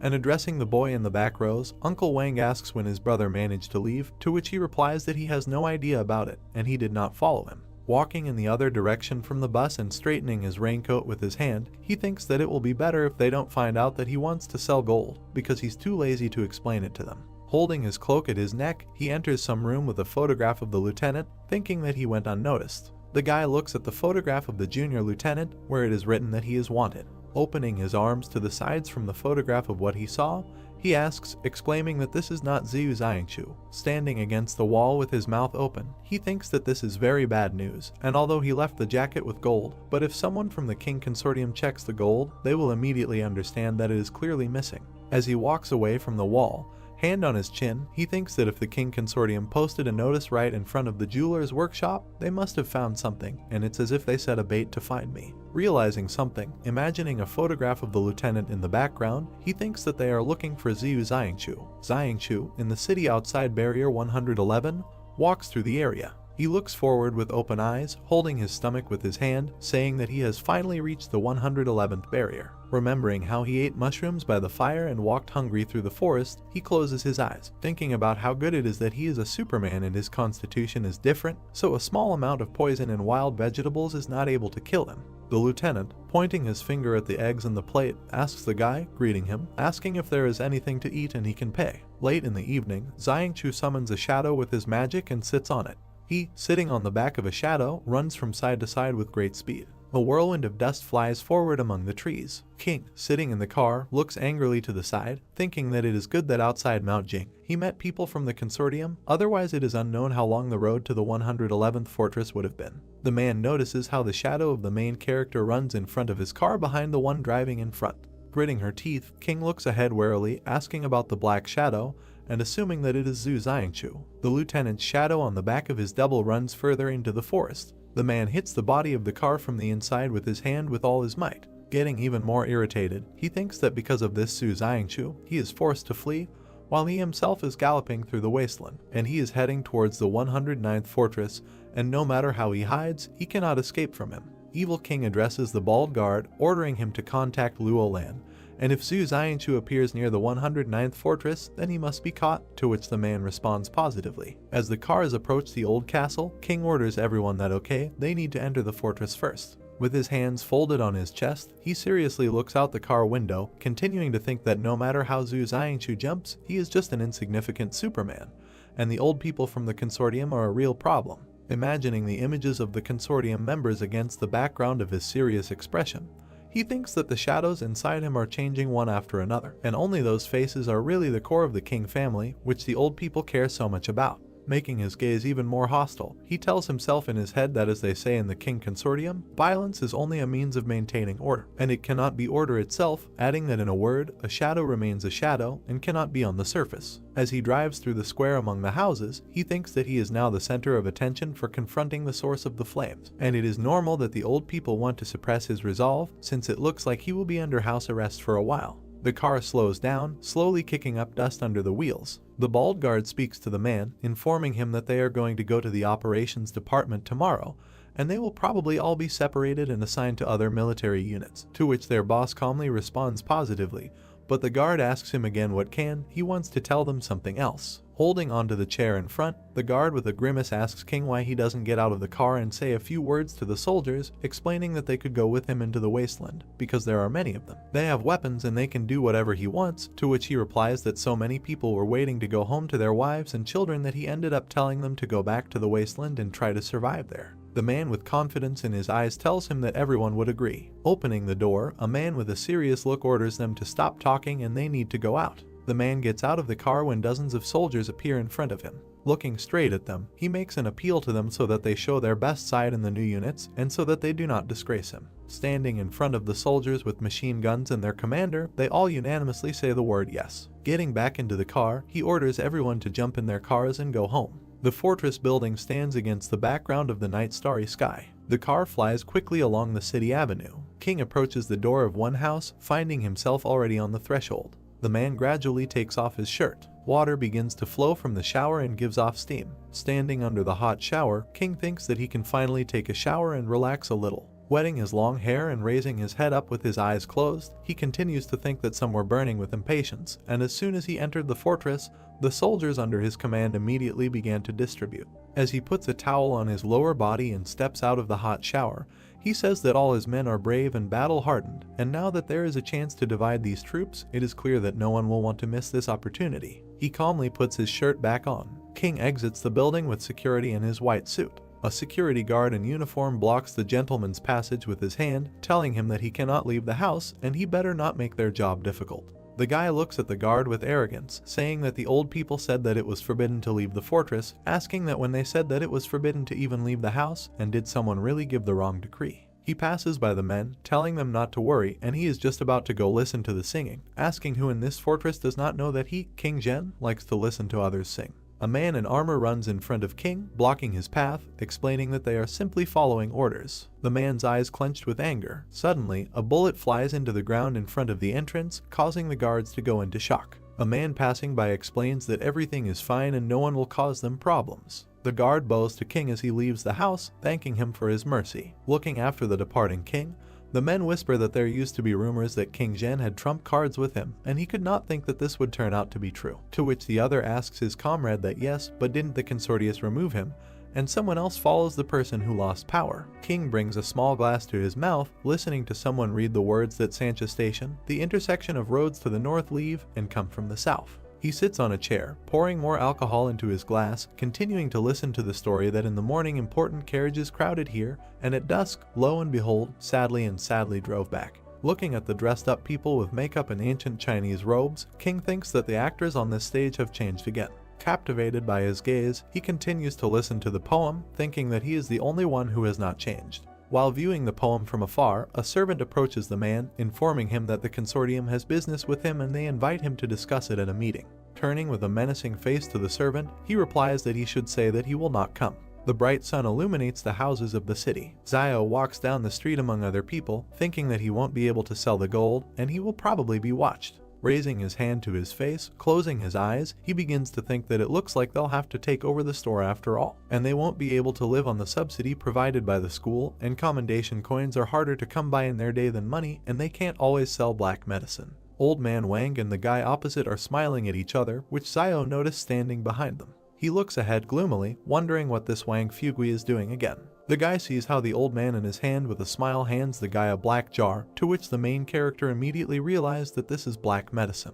Depressedly entering the gate, he thinks that he is such a promising young man, and does he really need to sell drugs? The main character lies with his cheek on the table, while a man runs into him, addressing him as a doctor, and asking him to tell him what's wrong with him, and he constantly has discomfort in his stomach, to which the guy tells him that he is pregnant.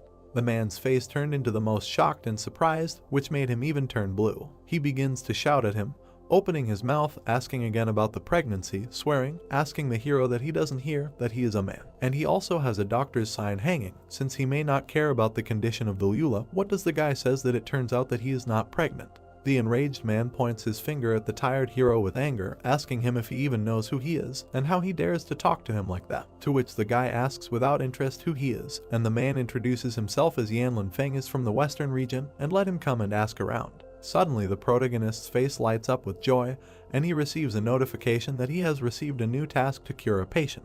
Zio happily shakes hands with the disgruntled man, telling him to tell him what's bothering him, to which Yan says he has an upset stomach and pain. The guy throws antibiotics into the man's hand, adding that it's gastritis, and he just needs to take the medicine and everything will be fine, to which the man asks if this is true, and the guy answers positively, thinking about it. That it's as if he cares whether it's true or not, because he just wants to complete the task. The hero turns away from the man with a villainous smile, to which he responds positively, adding that he will return home and try. The notification states that the task has been completed and a basic skill copy scroll has been received. Yan turns to the main character, asking him if he needs to exclude something from his diet, to which Zio emotionlessly replies that he should exclude bitter melon. The man looks at the guy with confusion, asking why not. Zio responds with irritation because it doesn't taste good, causing the man maximum misunderstanding. The man leaves the building when suddenly old man Wang flies towards Zio, carrying a scroll in his hands in front of him. The old man shows a piece of paper with a seal, asking the hero to look at it.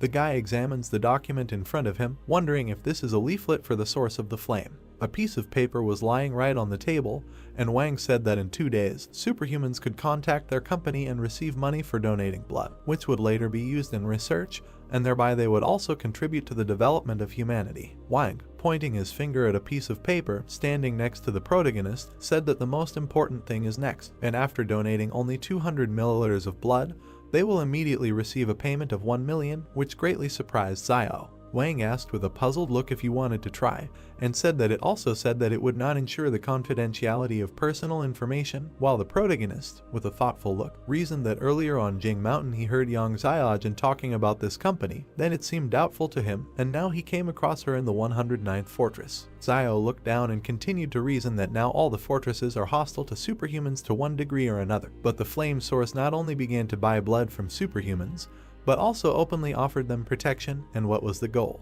Wang and the protagonist stood in front of the table, discussing the information they had received, while Yuan sat nearby, holding a wooden basin in his hands. Yuan turned sharply towards Wang, addressing him, and said that there was definitely something wrong with this company and his brother could not go there. Wang was greatly puzzled by what he heard and said that it was true that both Zhang Beijing and Chen Wudi were arrested for revealing their superpowers, and God knows what this flame source is up to. Wang turned towards the protagonist and continued to say that no one will go anywhere, and money is not worth putting Xiaosu's life in danger.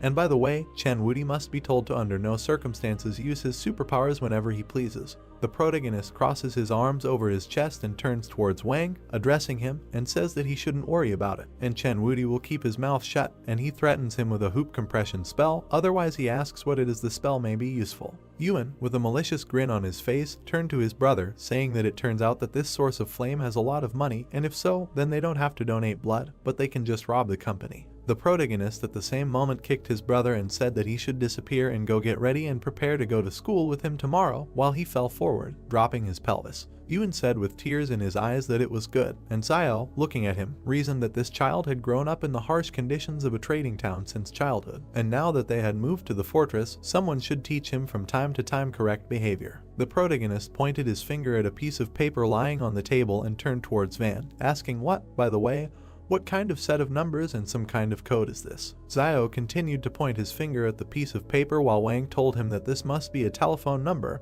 and heard that since ancient times, every fortress had a telephone network and people could communicate with each other while being tens of kilometers away from each other. Friend, and their shop also has a telephone, but they have not yet figured out how to use it. Yuan turned back sharply with a smile on his face and said that then he should try to use it right now. Immediately after the formation of the story, they are transported to a small green telephone. The protagonist and his friend sat on the floor around a small green phone, and he asked what and how this thing works. Beauty, looking down, said that he seemed to know. Suddenly he picked up the phone and began pressing buttons on its body while the protagonist watched him. Zio was greatly surprised as he watched everything happen as the phone beeped throughout the room. Suddenly someone picked up the phone, and Yudi shouted loudly into the phone that he was a great sage, equal to the sky. Woody was holding the phone receiver in his hand, from which came a voice that he was crazy, and Zio, watching him, reasoned that this phone was an amazing thing, and so accurately determined the essence of Chen Woody. Zio looked at his brother and said that Liaoyuan should now try, and he said with a smile on his face that it was good. At the same moment, the boy's finger pressed a button with a number on the phone's body. A voice came straight from the phone receiver, asking who it was and what was the matter, and Yuan said that they were greeting uncle and nothing like that, he was just trying to call. And he had just learned how to use the phone, and they asked for forgiveness for disturbing him, and he said that he is with that psycho and should not call here anymore, hanging up. Yuan, holding the phone receiver in his hand, turned towards his brother, saying that this phone is an amazing thing, and it feels as if the person on the other side is right in front of you. And Zhao, crossing his arms over his chest, said that he would not you need to call, and it's not good to bother other people. Suddenly, a small green phone lying on the floor rang sharply,